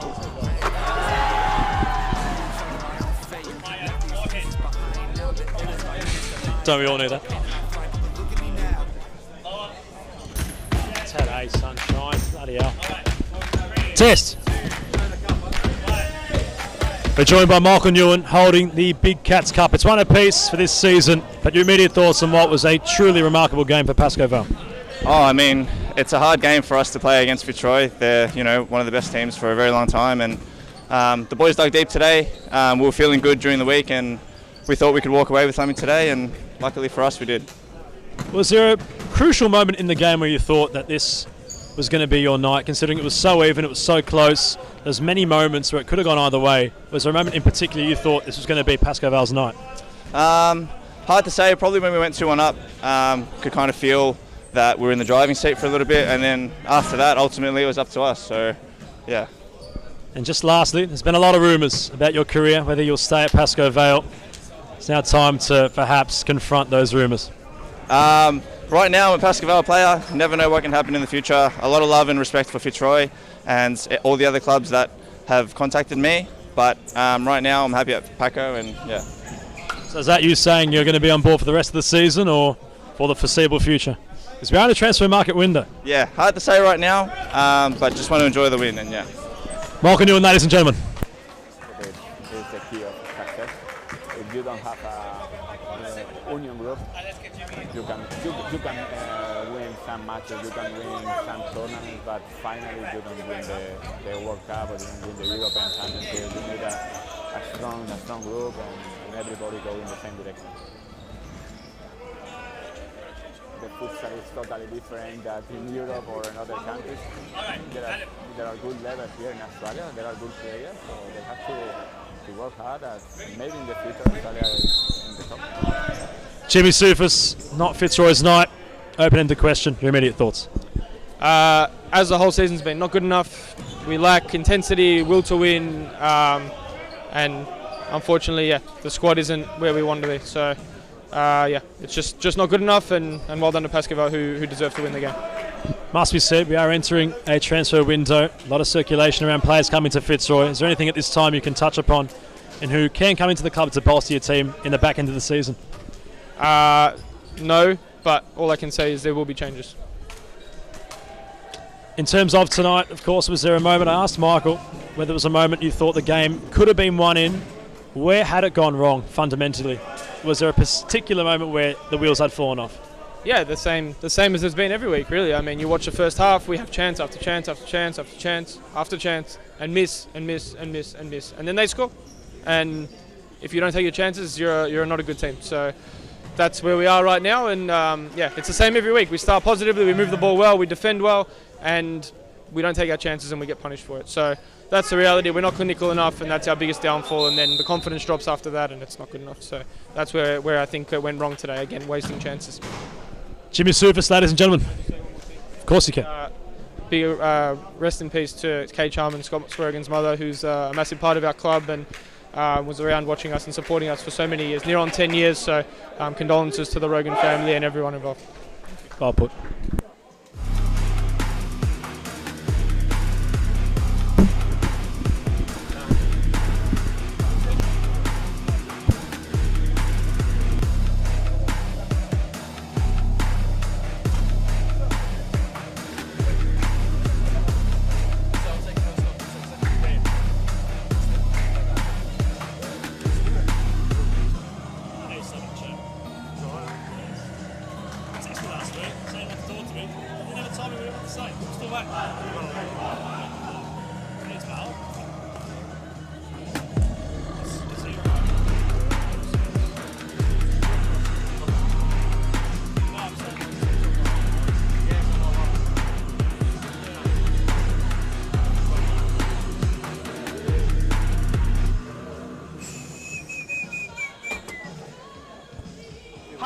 Salam olahraga untuk seluruh pencinta futsal di Indonesia. Kami dari Morland Futsal Club dan Series Futsal akan mengadakan giveaway di mana akan dipilih 15 pemenang. Masing-masing pemenang akan mendapatkan satu jersey original dari Morland Futsal Club. Syaratnya sangat gampang, langsung saja follow akun Instagram ini dan akan dipilih selama 5 hari ke depan. Jadi tunggu apa lagi? Let's go. Manager Fernando Di Marisman and second goal. One and two in the MVP race. Starts in the line. Top scorers in Robson Norman Lines.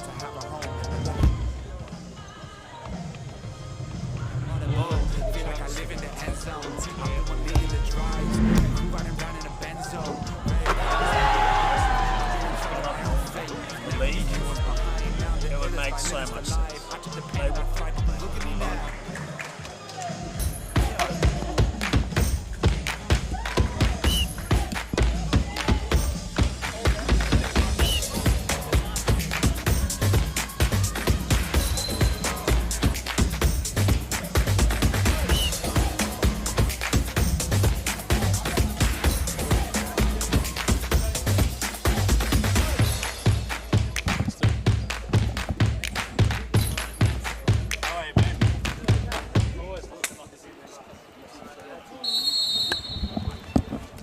Away we go for the final instalment, and perhaps we're leaving the best for last. First against second, Morland Fitzroy, Morland and Western United to close out this show. Ethan Reid, take this one away. What more could you say about the Blues so far this season? Top of the tree, 7 clear, and a chance to extend it to double digits this evening by beating who have come to be their closest challengers. And haven't they been wonderful, Western United? Freddie Di Marais, back-to-back Manager of the Month. Kevin Dos Santos, Player of the Month for March. There is some star-studded acumen out there. Elias Parthamos, one of them, as he finds Angelatos. And you have the top 2 sides in series futsal so far. The return fixture for these was about taking your chances, and Morland did when Western United didn't. And momentum is a powerful thing, but tonight the slate is clean for all, as we have seen throughout this evening's proceedings. 2 thrillers, and you expect there should be one more to be added to it, Adam. Between these 2 sides, we've had decent seasons, and well, you just don't know what's going to happen. Although the ascendancy firmly with the Blues. They're hunting for another SFV title. It's been some time since it's happened, although as things just play out, it gets more and more ominous that the trophy is heading back to Morland. As we have a look at Milton Sakos' lineup tonight, Christos Apostolakis will be the goalkeeper. Player of the month, Kevin Dos Santos, is the captain. Adam Cooper, Enrique Pimenta and Rahan Ali all donning the traditional white Morland blue jersey.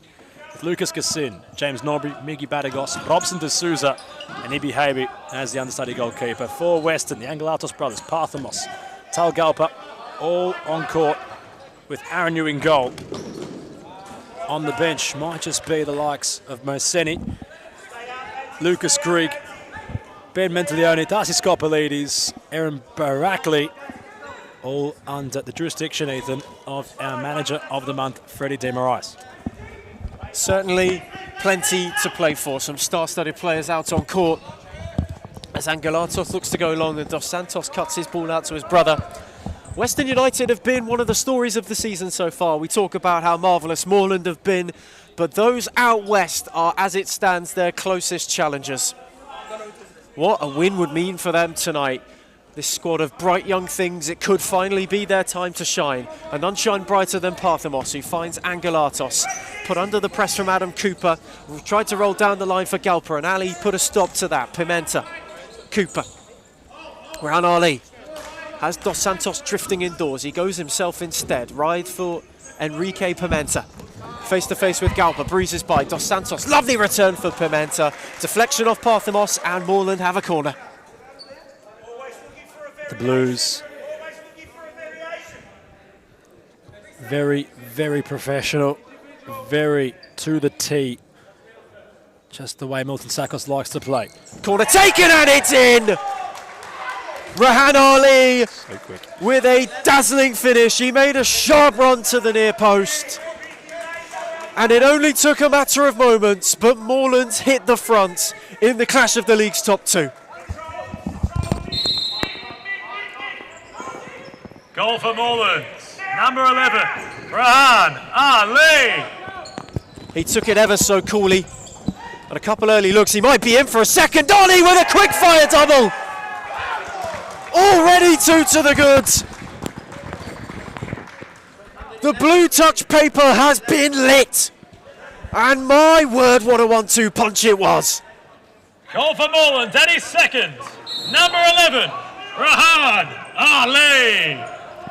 You wanted to spark a fire between 1 and 2.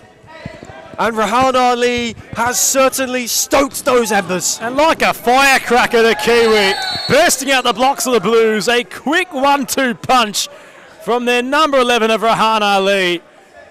And he was pinpoint upon both finishes, Ethan. They were tucked away, goodnight Irene style. Apostolakis to Cooper upon the celebrations, nodding with such confidence. They've come crashing out the gate, the Blues. They wanted a fast start, and Western United have earned themselves a goal back. It was Monteleone with an opportunistic finish, and this game has started at a breakneck speed. Goal for Western United, number 14, Ben Monteleone. Gorgeous finish. He took it so well, and having been rocked twice already, Western United get themselves a goal back, and all of a sudden, the Morland nerves may be setting in. Gents, give me a break on the PA, please. Goodness gracious me, it's been, like Ethan mentions, breakneck speed in this one, and it's all happened within a flash. 3 goals, split 2-1, Western clawing one back from nowhere. Monteleone, so instinctive. And Ethan, this has the makings. First against second. And well, it must be said initially, it looked to be what might have been a long night for Western, having gone 2 down pretty quickly, but they have clawed one back. It has started at an unbelievable pace, and we are not even 3 minutes in. 3 goals in the opening 2 and a bit, and we are at 2-1. Western United certainly rocked by a 1-2 punch, but refused to end up on the canvas as Monteleone goes long towards the referee's station. And Morland are able to regain possession with Enrique Pimenta. It has been explosive from the off. Cooper's ball for Rahan Ali, who's already on a hat-trick, by the way. He rolls back for Kevin Dos Santos. And Cooper now driving away from Skopelidis. You made a smart stop. Ali hurries Parthemos, who turned him beautifully. Elias Parthemos has 2 to beat. Uses Skopelidis instead. Dos Santos trying to usher him. And in the end, he's stuck enough of a foot in.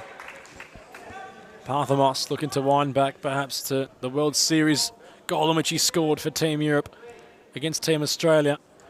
Where he took on everybody and finished in such exquisite fashion. And well, he went unselfish that time around, did the cannon, but that's one thing I'm trying to egg Elias on to do more of, Ethan. Just be that touch more selfish, be more of that, well, youth, that younger version. Although he's a young man, he plays like such a mature aged player. He goes unselfish again for Skopelidis, who tries to work the angle, but Adam Cooper read it perfectly. He has been at the heart of everything good they have done this season thus far. Western United has their number 6. You talk about linchpins, he is one of the best. And his opposite number, Kevin Dos Santos, well and truly is too. Both goalkeepers breached. Skopelidis ready to have a hit. Ali in the way. This has had everything so far. And slowly getting a bit more calculated from both sides, although Western always find themselves, for some reason, Ethan, so far this season, in a 2-goal deficit to chase. And they've been able to answer each time they've been in that position, although tonight is a very different test. They are facing a side at the top of the table playing some of their best futsal. And Western United, as we know, perennial slow starters so far this season. Freddie Di Marais would like to change that. As Ali finds Dos Santos, and Morland are looking to keep their foot on the throttle. Game started at 100 miles an hour. It's gone back down to a 60 zone as Adam Cooper! My word, he hit the absolute panels off that. There's no more adjectives to describe the way in which players are to strike the futsal ball, but Adam Cooper is in a class of his own when it comes to generating power, Ethan. It looked as if he had scored, he would have flipped in all one motion and landed on his feet. He would have done a somersault. There was that much power from his boot to ball. Unreal from the number 3. We would have had to change the net. So that found it as that one too from Parthemos is hit with serious venom. Nobody pulling any punches, and if you wanted a 1-2 clash, you've well and truly got one.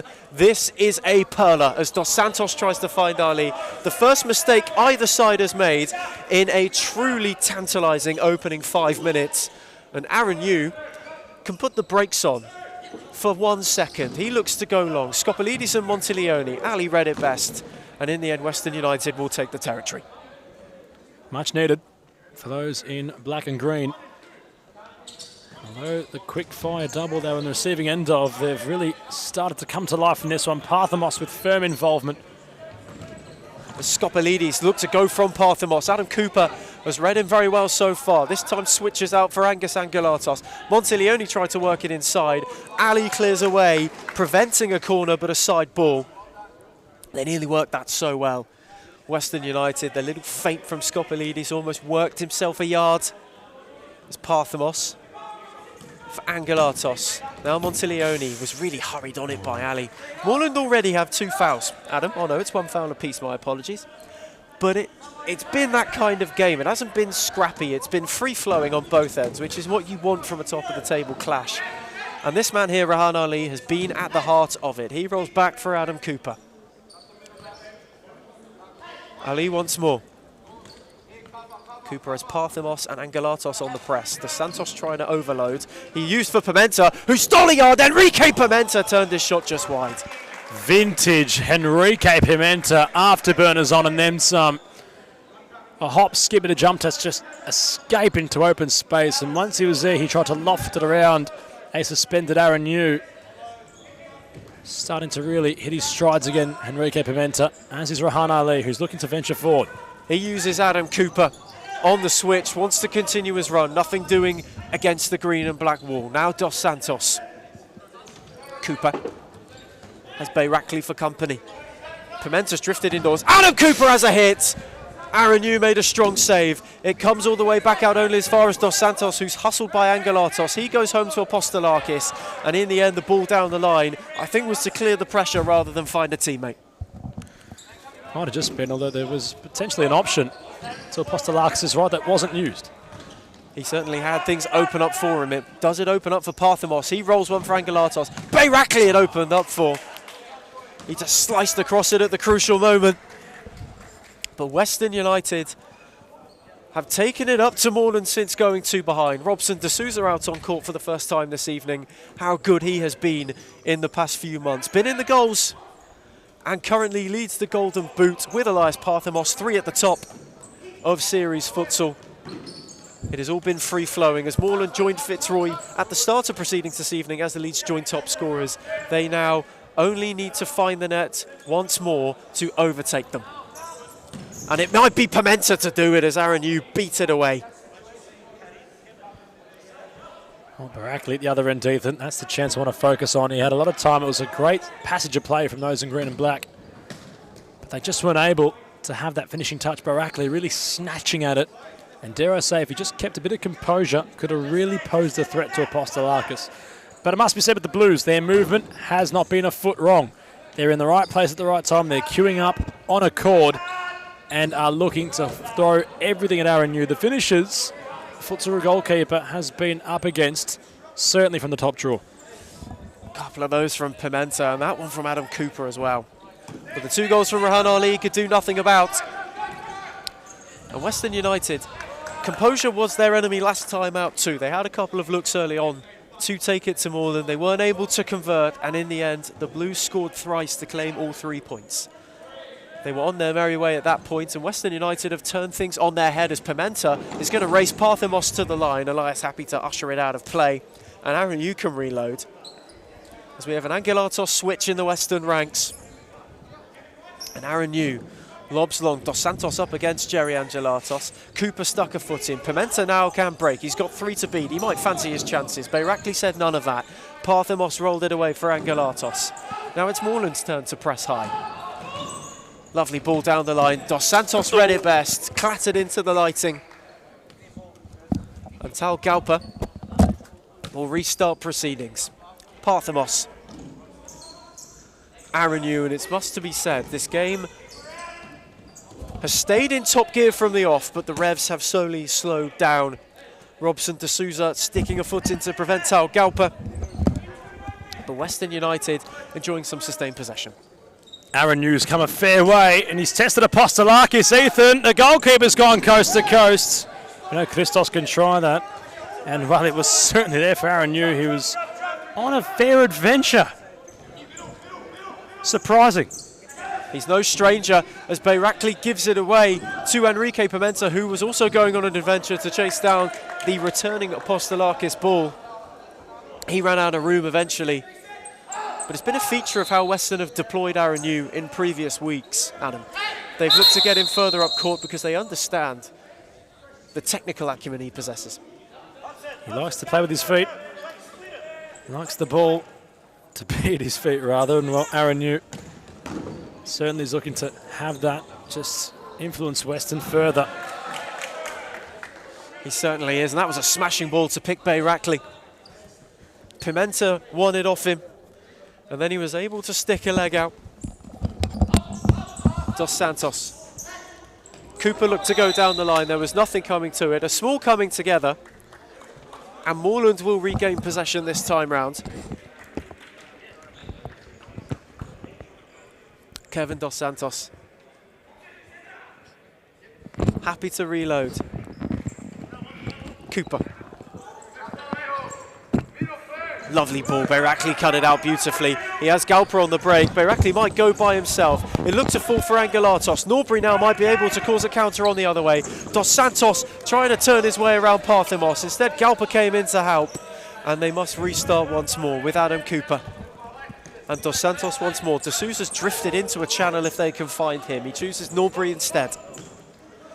Now Robson de Souza with an audacious effort. And Aaron Yu had to be alerted his near post. He certainly had to be. Robson de Souza posing such a threat. As Cooper also looking to have involvement, Ethan. Fitzroy, goodness gracious me. Morland in this one, certainly having a lot of the ball at their feet. They're holding Western at the distance they want to hold them at. Arm's length so important as Cooper looks long for Robson de Souza. Dos Santos was able to stick a foot in. That's a smashing ball. Parthemos recovered perfectly to stop D'Souza, who was bearing in on goal. He's posing a threat. That's what he's brought in to do. Such precision, such power. Always looking to menace inside the box. And that's the call from Milton Sakos, in which saw Rahanale open the scoring. The variation, the Blues working on it week in, week out at training. And they've brought it from training into match day. And it's something in which they want to keep utilising to its fullest potential. It's a well-oiled machine, is this side. Every variation so calculated and so composed. As Cooper had a hit. Again, you at his near post. Called into a lot of action so far. He's had strong palms to push away when called upon. Norbury reloads. Tried to find D'Souza, instead just hammered it into Bayrakli, and it could cause a break. Kevin Dos Santos, my apologies. Happy to stick a leg in to stop the counter. I don't think Jerry Angelatos realised the opportunity that was there. Dos Santos was the last man. Galper was off to the space, and with his pace, he certainly, if the ball was at his feet, would have been a real moment for Western to perhaps strike level. Angelatos was head down. Dos Santos was able to recover things. Galper, it did break from eventually. Adam Cooper put a leg in, but this game, although it's starved of goals in the last few minutes, has not starved of quality. It's been a beautiful performance from both sides. Currently 2-1 to Morland as Galper takes for Bayrakli. He rolls it on for Parthemos, who has Dos Santos to beat. Tried some footwork, lovely ball to find Galper. The giveaway didn't quite go. D'Souza looked to go the other way. Dos Santos was able to recover it. Western United get the numbers back. Dos Santos and Parthemos have it coming together. And now Cooper wants runners beyond him. Looked to find Norbury, but in the end, it had too much on it. The master not able to find the apprentice. Western trying to compact the space defensively. Parthemos trying to go as direct as possible. Arenu's done this a couple of times now, trying to distribute long. And, well, it hasn't really been a fruitful avenue yet for Western as they try get themselves back on level terms. And all considered, it started at breakneck speed. Both sides able to really settle in now and I think are both able to play the futsal they want to play. Early punches landed at either end. Both just getting the measure of one another, and now understanding and respecting the quality that each possesses. You see some truly perfect patterns as Norbury for Adam Cooper. Face to face with Galper. Goes for Norbury once more. Morland looking to be a little bit more conservative in this passage of play. They understand that the clock and the scoreboard is on their side as Adam Cooper has Angelatos to beat. This time looking to work away inside. Nothing doing. Dos Santos has Skopelidis. And now Galper, who came across as the cavalry. Norbury for D'Souza. Lovely flick, inventive for Robson to keep the ball. Now James Norbury once more. I like this from Western though, Ethan, considering they're not breaking in their shape defensively. And they're forcing Morland to do that. They're forcing Morland to go long. They're having to go back in their defensive area and then play a long ball all over the top. If they're able to execute that long ball, they're in with a golden opportunity. But Western, as a pack, are able to shut down the space. Take something spectacular, and it might be lessons learned from last time where Morland had a lot of joy through the centre of court. Arenu looks to be going long more often than not, and with Skopelidis up top, why wouldn't you? He's held that pivot role beautifully this season. Hold-up play in particular. And his sharp turn has been so pivotal in their run as it's given away by Cooper to Mo Seni. It breaks for Darcy Skopelidis to have a hit. Norbury got in the way. Arenu will happily take the deflection all the way back to him. Now Galper. Skopelidis once more. Can he weave through Norbury? Oh, that's lovely. Oh. Cooper was there to clean up. D'Souza, Pimenta, Norbury.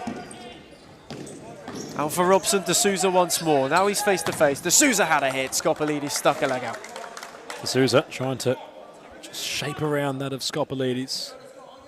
Tall frame of Darcy, and well, earns a side possession. The Blues very calculated at the current moment in time, but they aren't able to just penetrate centrally. Although, Ethan, they do look comfortable when in possession. They've evaded the Western press well enough so far. Only once or twice as Cooper smashing ball. D'Souza on the turn. Great ball from Cooper. And that's exactly where, Ethan, if they are to play that long pass effectively, they'll have all the tools in the toolbox to score. It's all about that pass. And Norbury went through Angulatos' legs. Aaron Hume made a smart save. James Norbury, no stranger to a worldie. Scored one the other week against Carlton Hart. That would have been a fine finish if it wasn't for the outstretched boot. As Rahan Ali with Pimenta, now Cooper. They've got D'Souza holding pivot. If you were to look into the channels, the movement is unmatched. Pimenta. Face to face with Parthamos as it all comes to a grinding halt. Rahan Ali, he's got a yard. Skopolidis now comes across to cover. He rolls back for Pimenta. So much experience on court at the minute for the Blues. D'Souza. Cooper. Oh, Parthamos just overkicked. In the end, he'll get away with it as Pimenta had gone too early. But Morland's keeping possession. You see two very different styles here transforming, don't you, Adam? Certainly so. Certainly so, as you notice, as we mentioned, a lot of experience against perhaps a much younger team trying to hit their strides and play their best futsal. Fernando Di Moraes, very vocal. I don't think he'll be too upset with the performance so far. As Cooper looked to find Barragos at the back stick. Moseni took a tumble. Thankfully, no unfortunate deflections at the expense of a corner or worse, and Aaron Hume can reload. It's been one of those nights where anything can happen on a futsal court. We've seen it in every single game. And this one, blockbuster in nature, and has fulfilled. It's done well at the box office. Everybody in attendance, everybody watching, you are being treated to something truly special. Two of the best going at it as Apostolakis looks long for Pimenta. He took that down but ran out of play while doing so. And Moseni might be able to reload. Although Morland have had a lot of possession, Adam, Western United's defensive line has held very solid. It's looking good. It's looking very good. This is the part where it just gets that touch. Well, ambitious from Western. They're looking to really try scramble something, Ethan. And Aaron Hume will try test and push the envelope, although there might be a chance against the run of play. Apostolakis gave it away, made up for it with a super stop from Skopolidis. Morland flirting with fire. That 2-1 lead is fragile. It's a rare blip from the Blues defensively. A rare giveaway from Apostolakis with the form he's been in this season as well. The best defence in the league nearly had a clanger. There's Angulatos. Look for Skopolidis. Moseni was away at the back post. Tried to find Skopolidis. Angulatos had a go. Apostolakis got a chest out. Pimenta cleared, couldn't find Cooper. It was a bit of anywhere would do. Aaron Hume can now reload. Moseni. Pimenta came, didn't get there. Skopolidis skipped by beautifully. Apostolakis made a save. Pimenta came away from the scramble. Had Barragos for company. It is Miguel Barragos tried to roll it back in. And Parthamos played protector on the line. A lot to unpack there. Apostolakis caught upon not once but twice.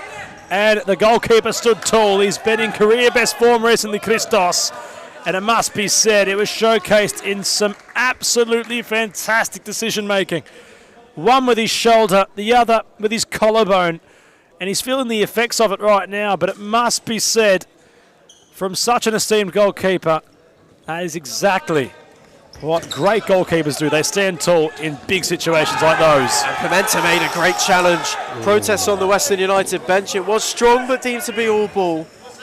Freddie Di Moraes animated. It's Parthamos for Aaron Hume,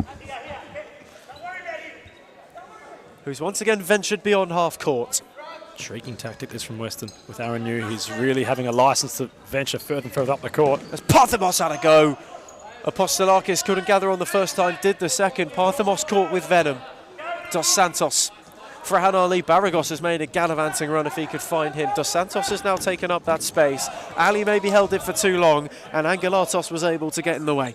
Enjoyed the game of Angos Angulatos so far. He's been very determined. A lot of effort off the ball. Certainly running hard.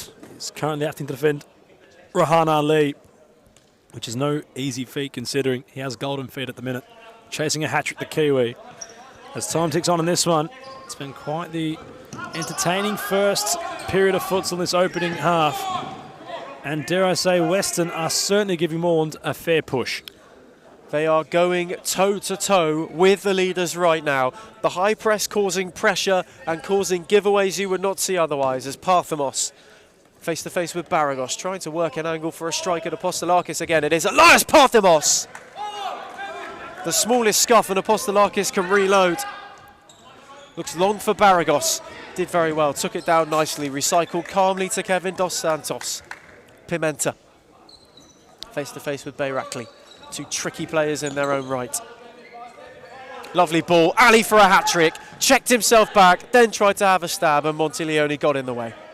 Rahana Lee, another player in a very select few. That time just stands still when they're inside the box. They have so much composure. And while he wasn't looking to release in a hurry, he was looking to have it calculated his effort. Quick defensive mindset there from Weston to block the shot.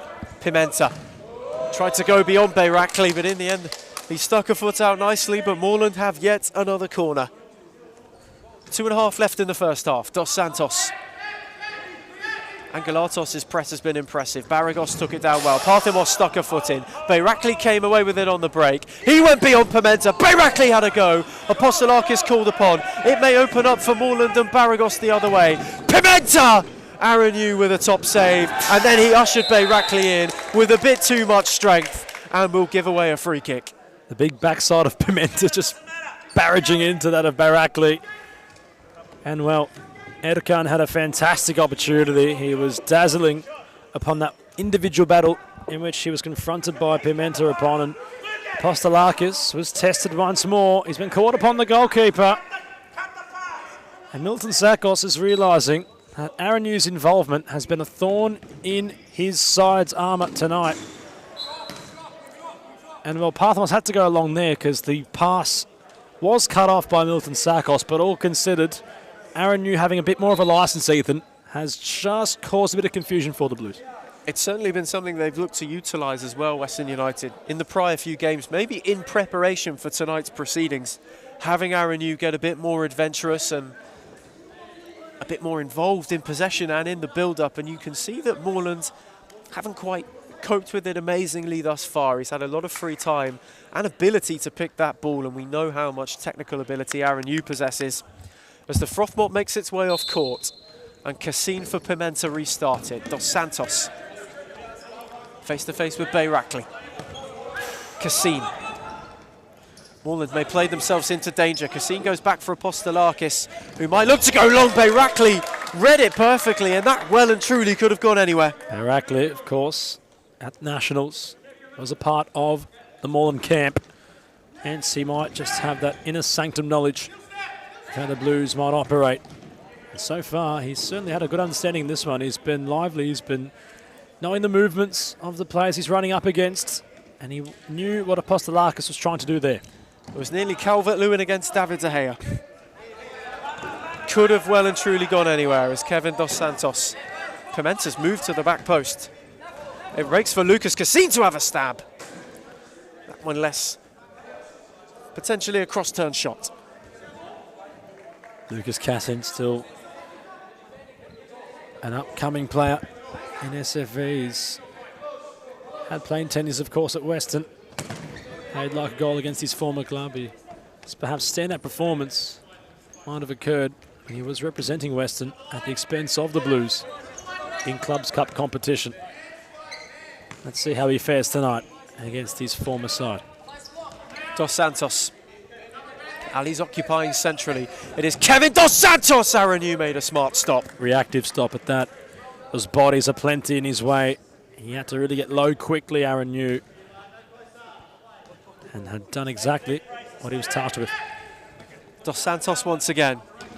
Morland are going to him more and more often. Pimenta works his way through Angelatos. Ali might be there for the hat-trick. He got highest, got the contact, but couldn't get the finish. Well, goal kept from Aaron Yu. He knew that he was in a rock and a hard place. He was confronted with, well, do I commit and leave my goal vacant, or do I scramble back to the line? He sensed that perhaps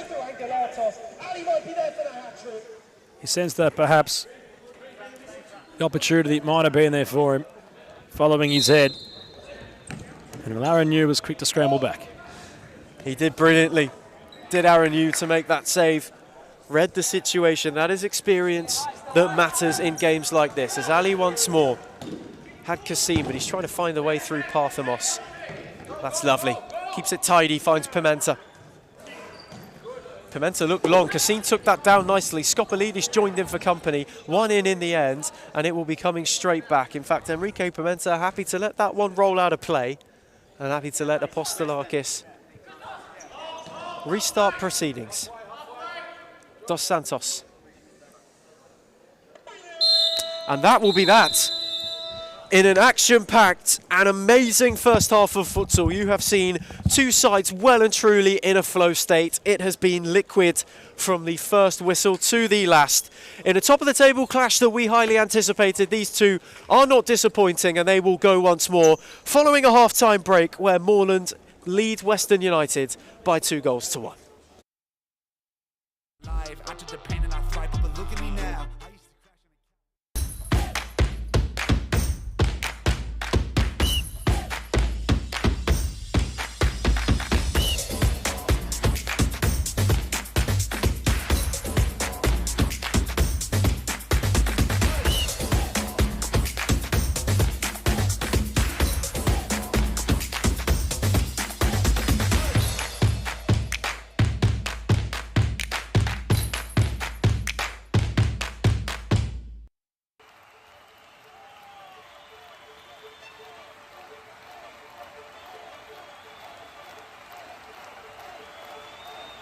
A good futsal player has to be intelligent.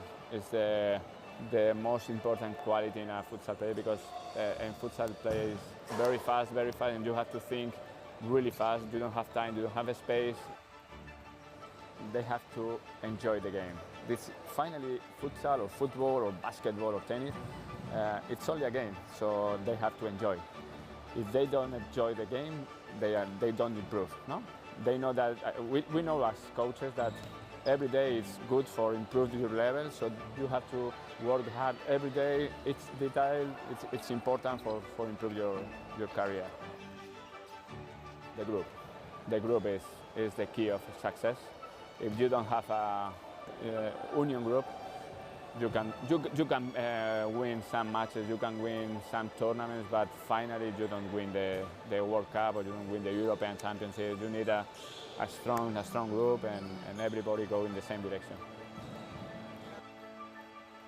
The futsal is totally different than in Europe or in other countries. I think there are good levels here in Australia. There are good players, so they have to work hard. And maybe in the future Australia is in the top.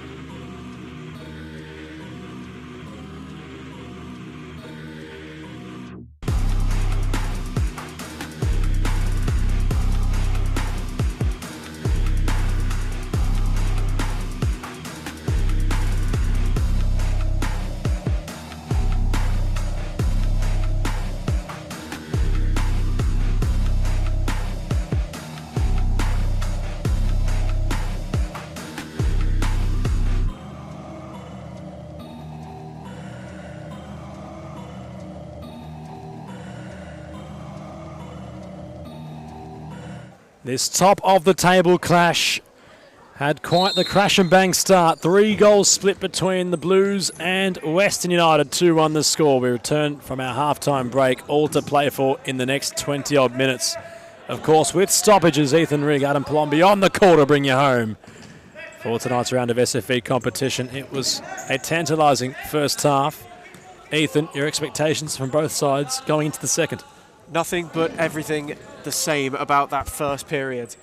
You don't see either team letting their foot off the accelerator. You don't see anybody giving an inch.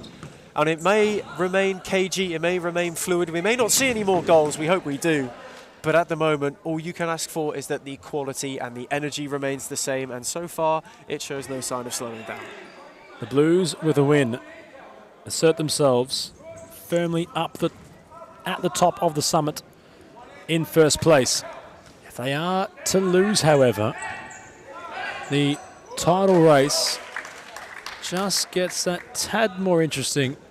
Only a 4-point buffer it will be, although the possibility at the other end of the spectrum is 10 points clear. Western firmly upon their tail. They're in second place. Can they cause some headaches for the Blues as Scoppolides and Galpert trying to combine? Adam Cooper's been defensively sound, as has Dos Santos, who will look to orchestrate a move now for the Blues. It's been so crucial, this defensive spine that they've had of Cooper and Dos Santos, who has ventured forward where needs be. He sat Galpert down beautifully, rolled it wide for Pimenta, who had a hit, and you, who had a good first half, Adam, he's been called into yet another save. Aaron New is enjoying that, of course, of having a lot of the ball at his feet. That was a bit of a talking point, considering that's what Aaron New wants to do. He has it within his arsenal, and he wants to utilise it as best as he can for Western United. As it's a cheap giveaway from Monteleone, the most recent scorer, and only scored for Western in this one. Dos Santos, not around Galpert. It's well done from the newly minted Western player. Draws the foul. Strategic. And upon the froth mop coming out and doing its thing, Western will have the ball. Ethan, dare I say in this one, it'll be a very tense opening for first few minutes in the second half, but like what we've seen so far in all our games tonight, it might just be there for a big grandstand finish. You can feel it as well, can't you? That caginess just going about it. Both teams wanting to settle back into the rhythm they were able to achieve in the first half, get their combinations right, get the measure of each other, and then, as you said, that grandstand finish will then be looking to see how they can undo one another. Cooper, uncertain on where to go. He slides along the deck and keeps it in somehow. Getting right involved we are. Monteleone ushering Dos Santos out of play. KDS with what will be a side ball, but Cooper on the deck, sliding around to just keep it. Now Monteleone thought about it from distance. It came right into his path. Just can't get a head around that from Adam Cooper there, Ethan, considering he was literally on the deck. He had no right to have the ball played along the line, but somehow he managed to get the ball still in between the white playing lines. It was complete desperation from Adam Cooper, and it was some top defensive play. He went to ground and you thought Scoppolides might steal in, but he kept his head about him, which is one of the most important things. He kept calm, he kept composed, he understood the situation, and in the end, he was able to get Morland into a much better area of play. Aaron New trying to go long for Galpert. It's not what Aaron was envisioning. As Cooper for Dos Santos. No look pass from the captain, Rahan Ali, holding things up, trying to wheel and wind for Dos Santos. He's nipping at the heels of Galpert. Monteleone sat down. Ali just out of play, and De Souza ready to re-enter on the bench. A few protests as lovely ball for Galpert. Out comes Apostolakis. Cooper happy to control, and that's how quickly the Blues can just snap back into possession. It was beautiful from Apostolakis. He judged that perfectly as well, and he had to. If not, it would have fallen for Galpert. He would have had an open net, and it's why they can get on the attack now. Bit long for Cooper from Dos Santos. Cooper for the captain. Dos Santos stings the palms of the keeper. Parthamos taking no chances. Hacks it away with the clearance. The Blues building. They possess a corner. Parthamos did the right thing. No nonsense. With any danger, he just got rid of it. He would like to probably make more of an imprint on this second half as it goes on, but right now his defensive acumen is so crucial to Western United, as when they look to recycle and they look to go, he's the person that they will utilise as the main outlet. So to have him just sitting a touch deeper for the time being is not a bad thing. The Blues really keeping Western deep inside their defensive half. Aaron Hume's been pushing up a fair bit. Angelatos was certainly asking questions and just snapshotting away, going from left to right. Postelakis watched it sail over, but a bit of intent from the number 3 for Western as Ali at the other end. On defensive duties was Angelatos. Dos Santos. Adam Cooper for Pimenta. Ali. Lots of poise about the Blues. Bit of a slip from Pimenta. Right on cue to the commentator's curse, and Galper was there to pounce. He did well, Tal Galper. He just couldn't get a clean enough connection on the touch. Enrique Pimenta gets away with one, but Morland, once they are stringing it together, they look a lot calmer and a lot more measured than those early flurries where you look like they were trying to have a fast start, similar to the first half. Dos Santos, lovely bit of skill from KDS. The pass not as lovely. Pimenta nipping at the heels. Now Scopolides trying to bounce off of Cooper. Back heels to evade the danger. Lovely ball for Cooper from Pimenta. Scopolides backtracking. Adam Cooper! Barely had half an inch to utilise, and upon dispatching, he fires true, and the Morland Blues double their advantage. Goal scorer for Morland, number 3, Adam Cooper. Well, he can hit them, and how sweetly, Ethan, did he hit that one? He couldn't have caught that sweeter, not just as a strike, but at the moment it needed to happen for the Morland Blues. They've been penned back for a lot of the first half, and in the early exchanges of this second half, Western United have looked to be better, but Cooper standing up with a crucial goal at a crucial time. You mentioned the calibre of finishing from the Blues. Aaron New, despite all his goal-keeping acumen, one of the best keepers in the land, he's getting nowhere near the goals in which he's conceded tonight. And Adam Cooper's effort, perhaps the best of the lot so far in this one. United yet again chasing out of a 2-goal deficit. Aaron New really being provocative, although Pimenta off the turn. That flying Ethan must be mentioned. That third Blues goal was all stemmed off the defensive effort of Enrique Pimenta. Never gave up on the loose ball. As now Galper trying to steer it beyond that of Apostolakis, who came a fair way. Effort in this one has been the main talking point from both sides. It certainly has, and in the key moments, Morland have exercised more of it than Western United. Not to say that Western have been lethargic by any case. It's just you can see it's that controlled effort from Morland and knowing when to go, like Apostolakis and Pimenta. Oh, Parthamos trying to get it back to his keeper. It's getting a bit messy. Galper was certainly in a bit of a tough spot there. And well, despite the cheers from the Blues bench, the Cooper deflection will go out for yet another corner. Milton Sacco saying they're just singing a song as they look for a fourth.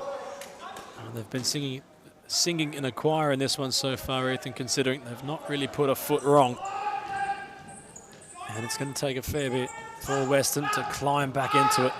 The Blues have been a club possessed.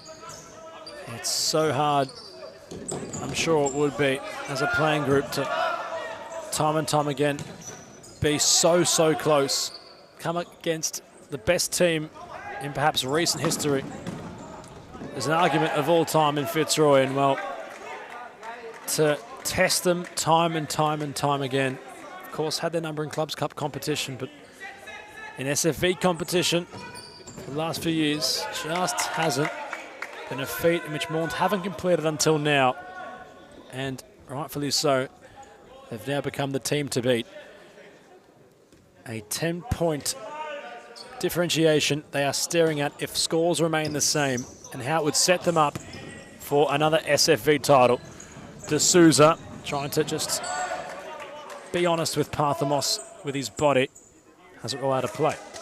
Morland are looking much better in this second half at the moment. Western United hasn't gone into their cage, but there's just such a certainty and such a composure and a real calmness about the way that Morland are going about their futsal right now. They're the team that have warmed into it better, and that goal, you can see as well, has just relaxed them a little bit, allowed them to play with a touch more freedom.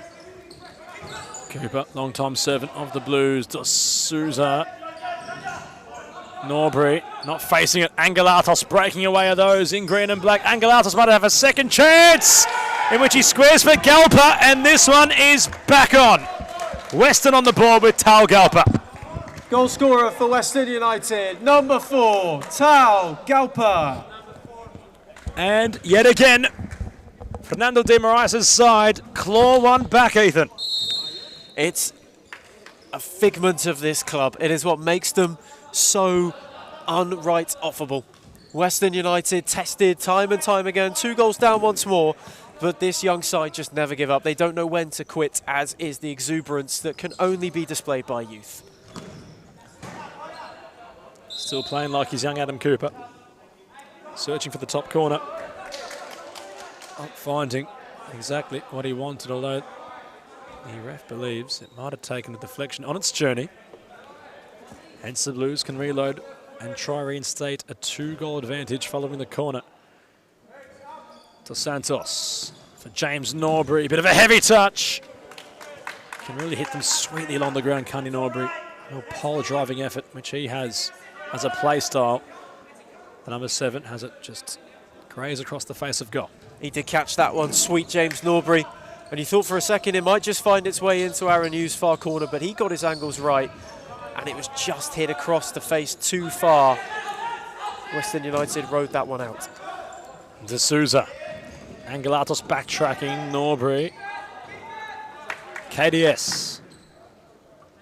Wanted to go direct to Santos. D'Souza holding things up, turning. Was the powerful man. And now Barakli sidestepping. Cooper coming a long way was Apostolakis. The ball hasn't gone out of play yet. And the protests are heavy from a duo of Western shirts. They believe the ball was theirs, but it was awarded the other way. Dos Santos does enough, and Apostolakis, it's been a factor of his game going long and coming out when needed to.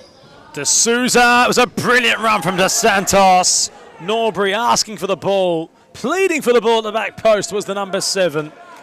Although the Brazilian went solo. But sliding doors moments perhaps occurring in this one between both these sides at both respective ends. As Dos Santos, very deep corner's gone all the way back to Apostolakis. Just looking to go long for KDS. In a phone box was Dos Santos. Cooper, direct for D'Souza. Barakli getting very confused on it. Out for another corner. Robson D'Souza was trying to manufacture a shot from the ground. Just then you could see him turning on it. And Kevin Dos Santos wanted to take over. But with Morland, there's such a calculation about everything they do right now.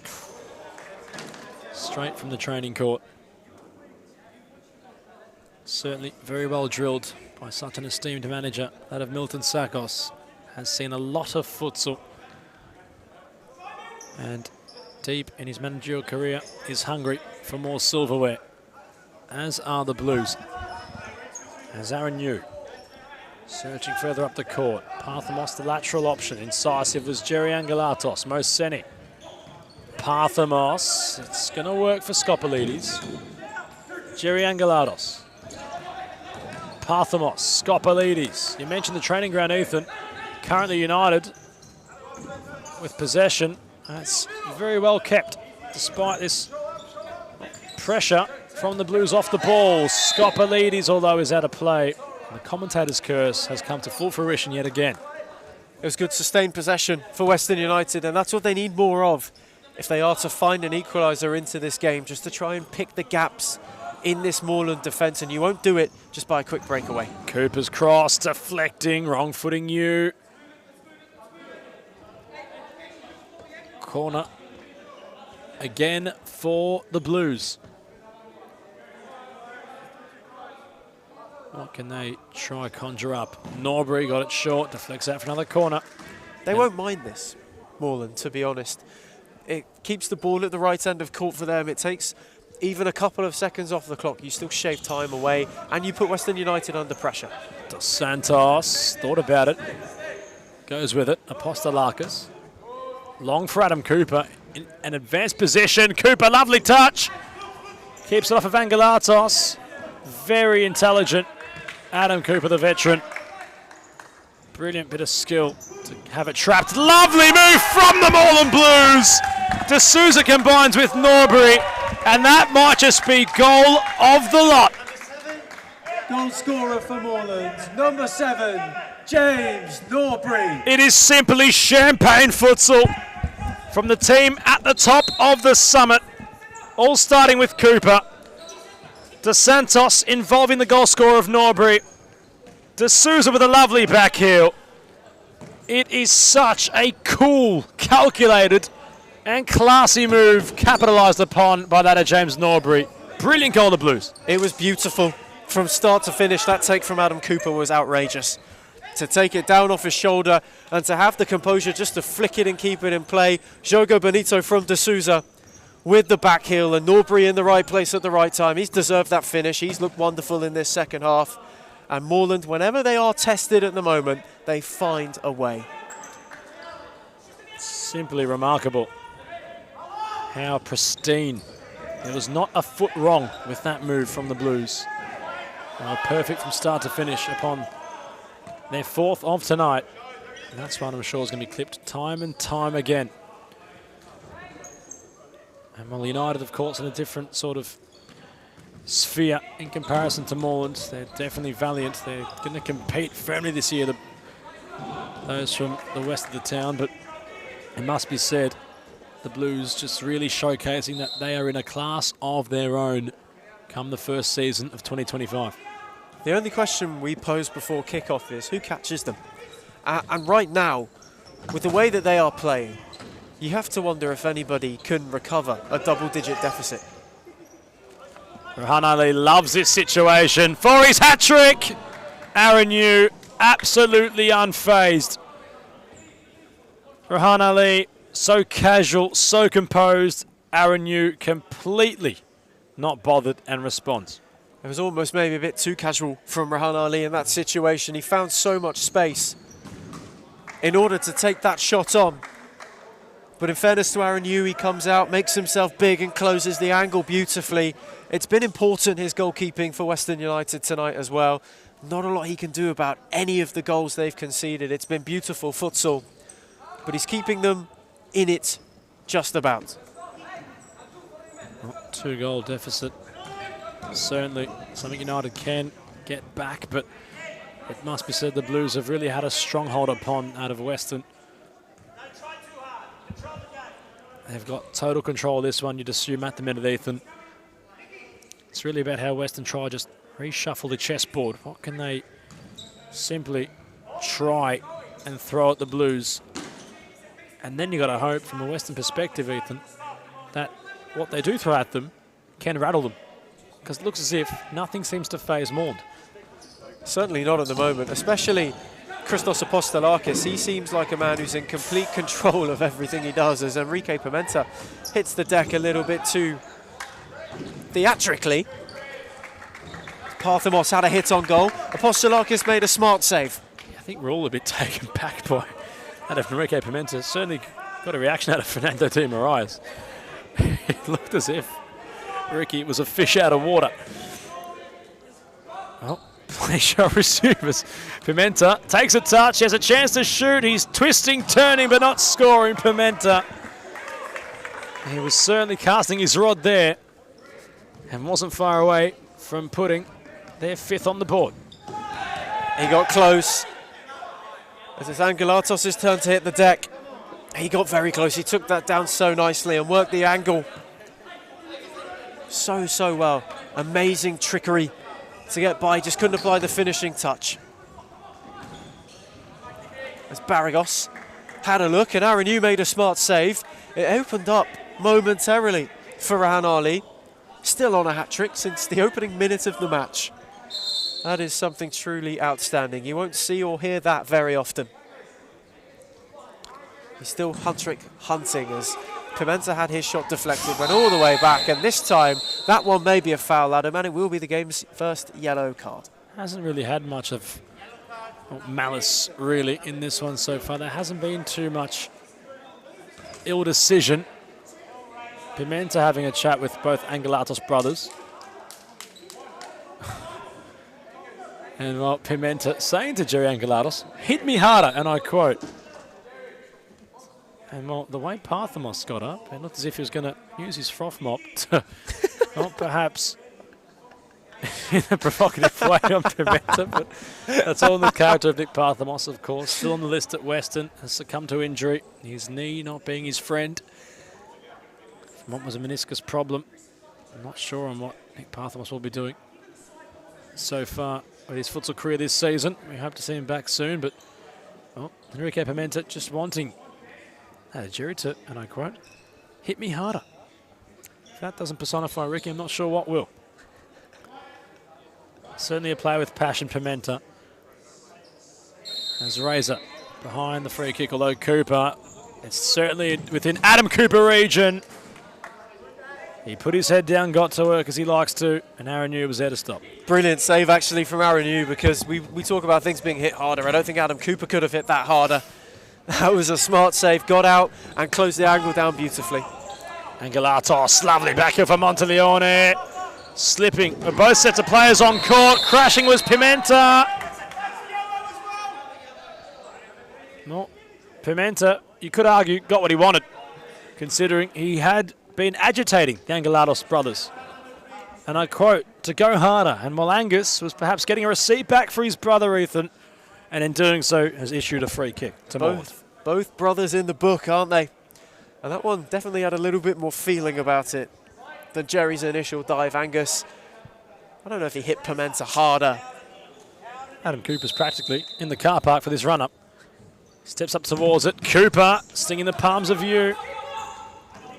Although the big run-up, it's not exactly possessing that authority and assertiveness from a usual Cooper free kick, although Monteleone going on a journey, isolated, backtracking Cassine.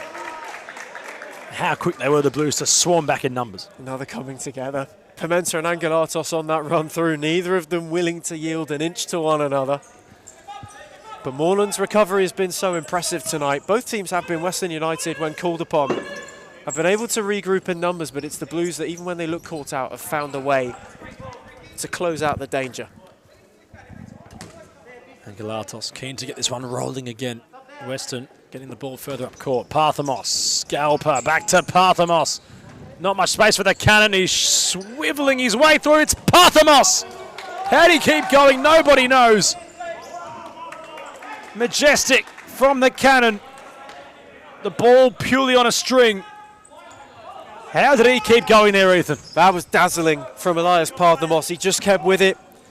He kept going, and in the end he was able to twist and turn his way into a scenario where he'd beaten 2 and then 3.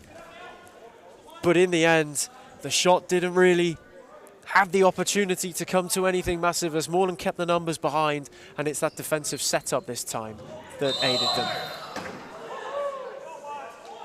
Galper just taking a touch too long, Ethan.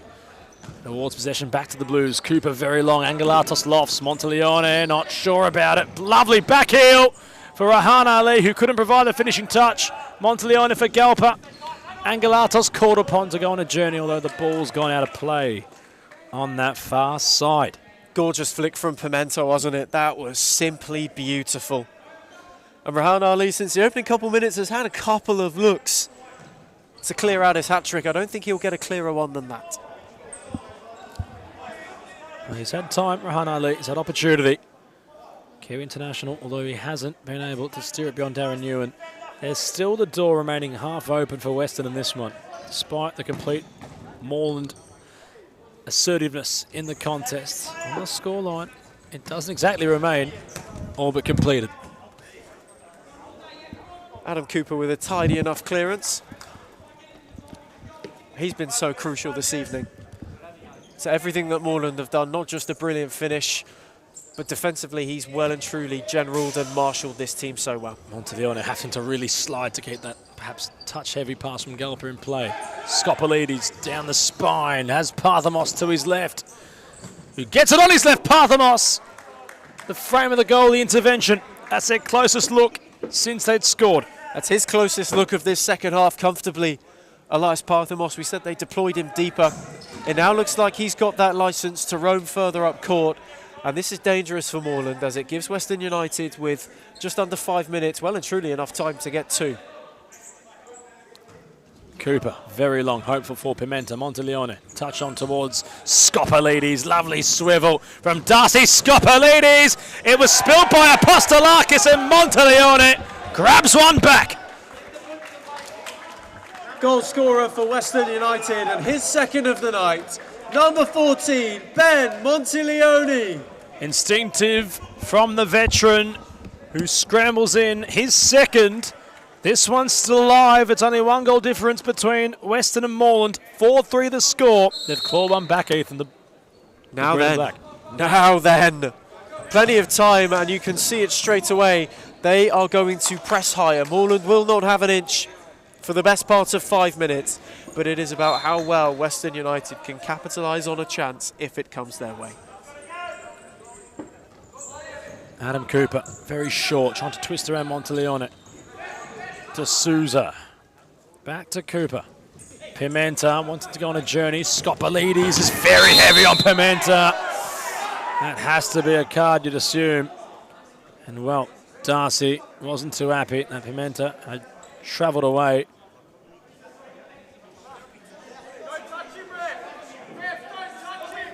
Cooper not happy at all about it with Skopalides. Card issued. That was very late from Darcy. He's perhaps lucky that that wasn't anything more sinister. Oh, that was a nasty challenge from Darcy Skopalides. It's late and it's clumsy. It's Western United's third foul in this second half. All 3 have been bookings. They may need to walk a tightrope because they are still in this game. They can't let it get to their heads, but Enrique Pimenta is certainly under their skin. Bit of spice out of this one. We haven't really seen much of it between these two sides yet, despite their relatively new history. But Pimenta has a free kick opportunity. Has quite a left foot. Pimenta. Avenue tested, but a talking point developing with Cooper having quite the chat. Outspoken. AC3. Well, he's not called the minute. Certainly getting animated in this one. And, well, in the last 4 minutes, Ethan, a bit of a grandstand finish upcoming here. It certainly is. It's all to play for with these two going toe-to-toe, and they've been toe-to-toe for majority of this evening. And with it boiling over, there's just that extra added element that may push somebody over the edge.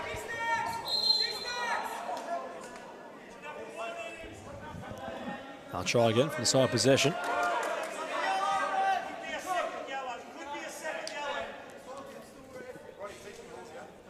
Milton Sakos wanting the second yellow. He's feeling the chill in here, perhaps, the Morland manager. Cooper, lovely back heel for Pimenta. It's the backside of D'Souza. Wrong place, wrong time, Robson D'Souza, unfortunately. Pimenta caught that sweet. He's had a few looks now. If he were to get a goal, could you imagine the reaction? Certainly be a bit spicy in this one. As long ball from you, Skopalides. Parthamos. Time nearing a factor. Still stopping the clock, but it's nearly running out of time. Skopalides. Galpa needs to move. That's what the call was. Skopalides and Cooper coming together. Goes back to Apostolakis. Goes quick for Pimenta. Great release from the goalkeeper. Pimenta to the back post of D'Souza. Too high. Smashing ball from Enrique Pimenta. It's so instinctive, and Robson D'Souza goes with him and goes for him. He gets up well. There's just a little bit too much loft. Had it been a bit lower, Aaron Hume would have been called into action.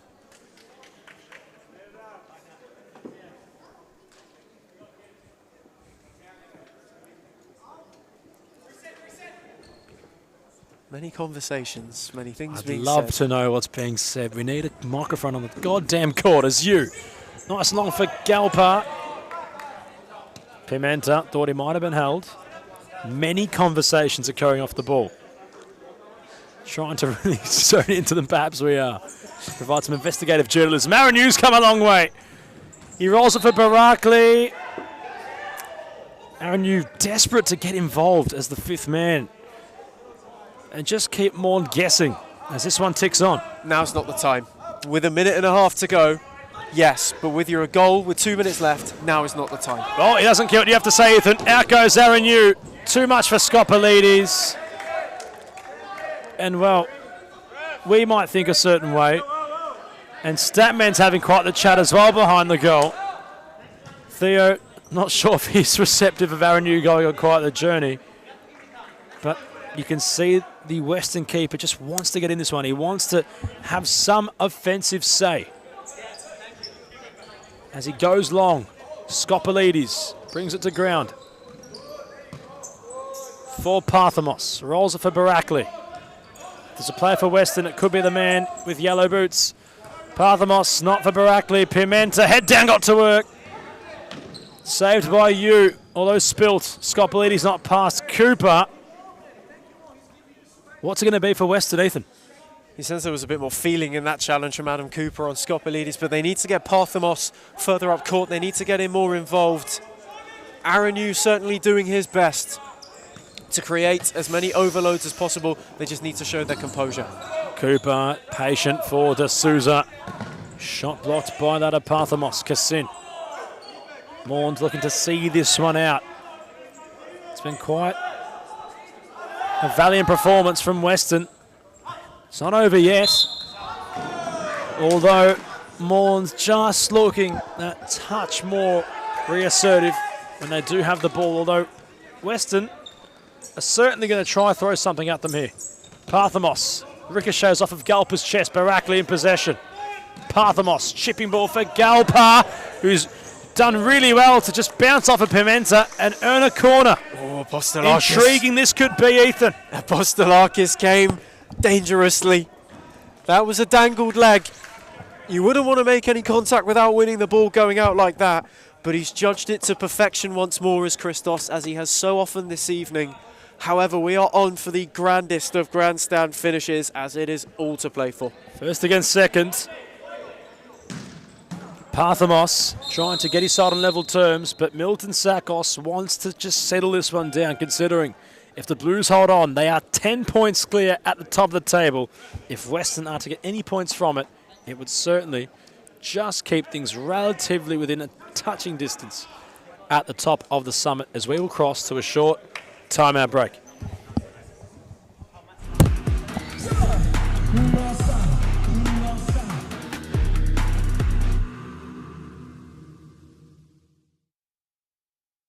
Halo, salam olahraga untuk seluruh pencinta futsal di Indonesia.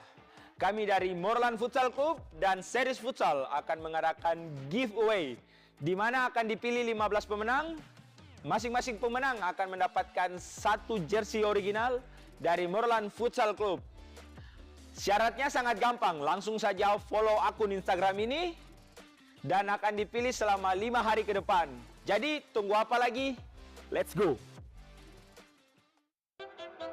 I grew up with low self-esteem. It was me and my mama, just us in the trauma. Hands up if you know what I mean. I see you, I feel you. I want you to know that you're not alone. I know what it's like not to have a home. What a bowl. Feel like I live in the end zone. I'm the one leading the drives. The crew riding round in a benzo. Red I'm in charge of my own fate. Left the excuses behind. Now I'm the illest violinist alive. I took the pain and I thrive. Look at me now. Badagos having a firm look at the clock. That certainly has ample time left on it for a goal to occur. Rahan Ali can seal it. If he can get his shot away, it's very imperative, very clever from Angelatos to try that little backheel to get away from danger, although Pimenta backtracked in time. Pimenta did very well in that occasion. He could have tried to roll the Apostolakis back, but instead he drew and drew and drew. He took seconds out of the game. He won possession back. That is the kind of thinking that will get the Blues over the line if they are to. Just under a minute 20 left in this one. Parthamos for Galpa. Cooper comes across. Rahan Ali and Parthamos coming together. Deep western side ball.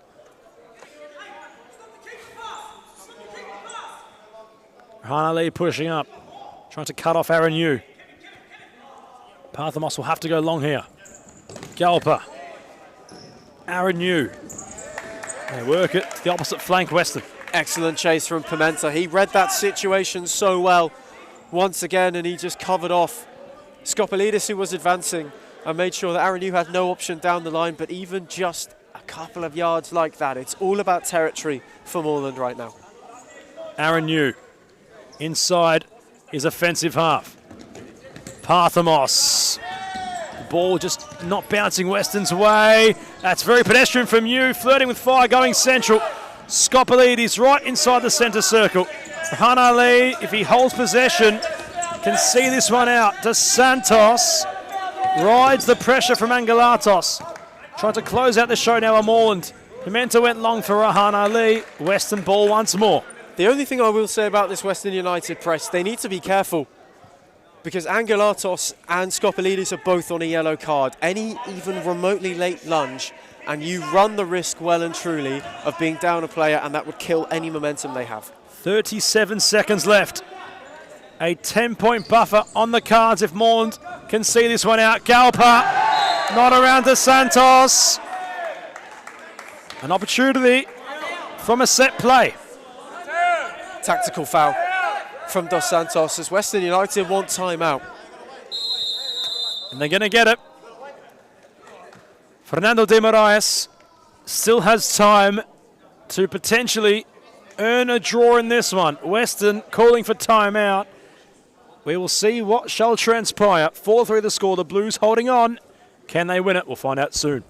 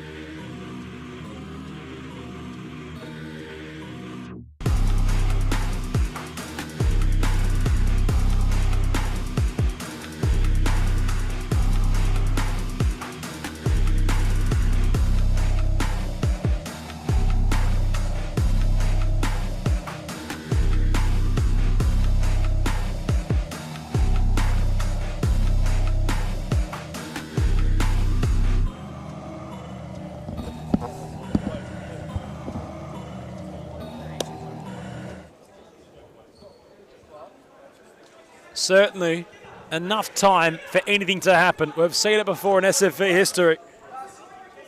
32 seconds left on the clock. Important moments for Western. Doesn't exactly have an adverse impact on the Blues, but they want to keep their winning structure and their winning ways intact. Parthamos brought shape on it. The ball just wants to hide away in our technical area. Is there one late roll of the dice from Western United? Parthamos. Is there one grand play or a flurry of quick ones? Aaron Yu has to touch it on. Skopolidis trying something audacious. I tell you what, Ethan, with time scarce on the clock, you have to be absolutely certain it's going to work. That might well and truly be that. They will have one more look from this Adam Cooper ball, but it has to be now or never for Western United. Aaron Yu, you sense, will take this and then will venture as far up court as he can. Goes long, Aaron Yu. Cooper, uncertain. Apostolakis has possession, and the Blues have Rahana Lee deep up court. Parthamos has to go now. The clock's going to beat everybody. Although Cooper was late right on the final whistle. He's issued a yellow card. But what happens here? Do we have a free kick with a second left? Did it happen before time had stopped? Oh, everybody's confused. Sully's got no idea. Milton Sakos has no idea. We have no idea. The tackle being hit with just a second left on the clock, but the question is, will Western have a chance to fire? Darcy Skopelidis is not moving well at all. That was a truly robust challenge from Adam Cooper. Doesn't look good at all for Skopelidis. But that being said, it happened right before the final whistle had sounded. Elias Parthamos, if he gets this absolutely perfect, might steal a draw. It is literally the final kick of the game. Even if it is on target, will it count? We don't know. Parthamos. It will be Pimenta to block. It will be the final whistle for a second time. The Blues 10 points clear at the top of the SFE men's table. They've beaten everybody that's been in their way. They dispatched out of Western United by 4 goals to 3. Ethan Rigg, they're irrepressible now, the Blues. They were at their best for periods of tonight, but they won ugly in other circumstances. Overall, though, they have been imperious so far. That is 9 wins on the spin, 10 clear at the top of the tree. Who will catch them? You sense already they could be riding off into the sunset, singing the Blues as they please.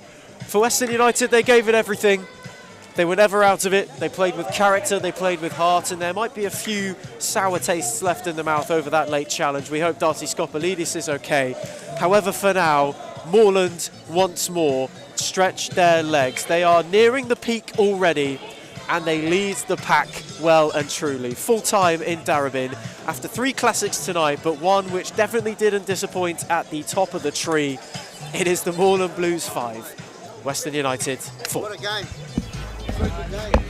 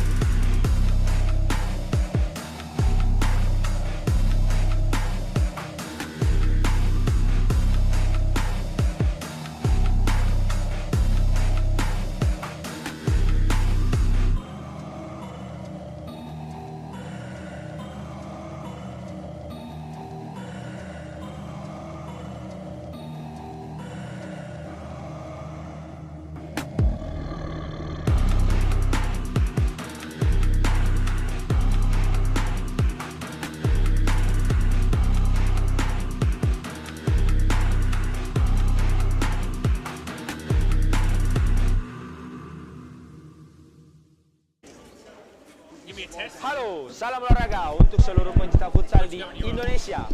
Kami dari Morland Futsal Club dan Series Futsal akan mengadakan giveaway. I'm here with Morland's Christos Apostolakis. Christos, that was a huge win for your boys to go 10 points clear. How are you feeling? Yeah, good. Obviously, we spoke midweek about getting to the break. We've got the bye next week and then the Easter break.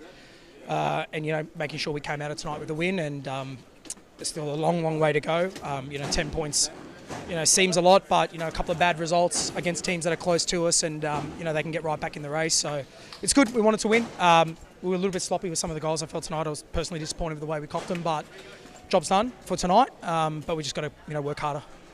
Also, when you come back, the transfer window will be open. Do you think there'll be anything within the club looking to add some depth in quality continually in order to push you over the line? I know maybe in previous years, Morland made big splashes when it comes to the transfer window, but we've just added Armin Sweden. He's a Futsal. I don't think at this stage we'd be looking to upset the balance that we have right now. I think we're pretty good across the board, but you never know. But right now, I think the group we have can get the job done as long as we stick together.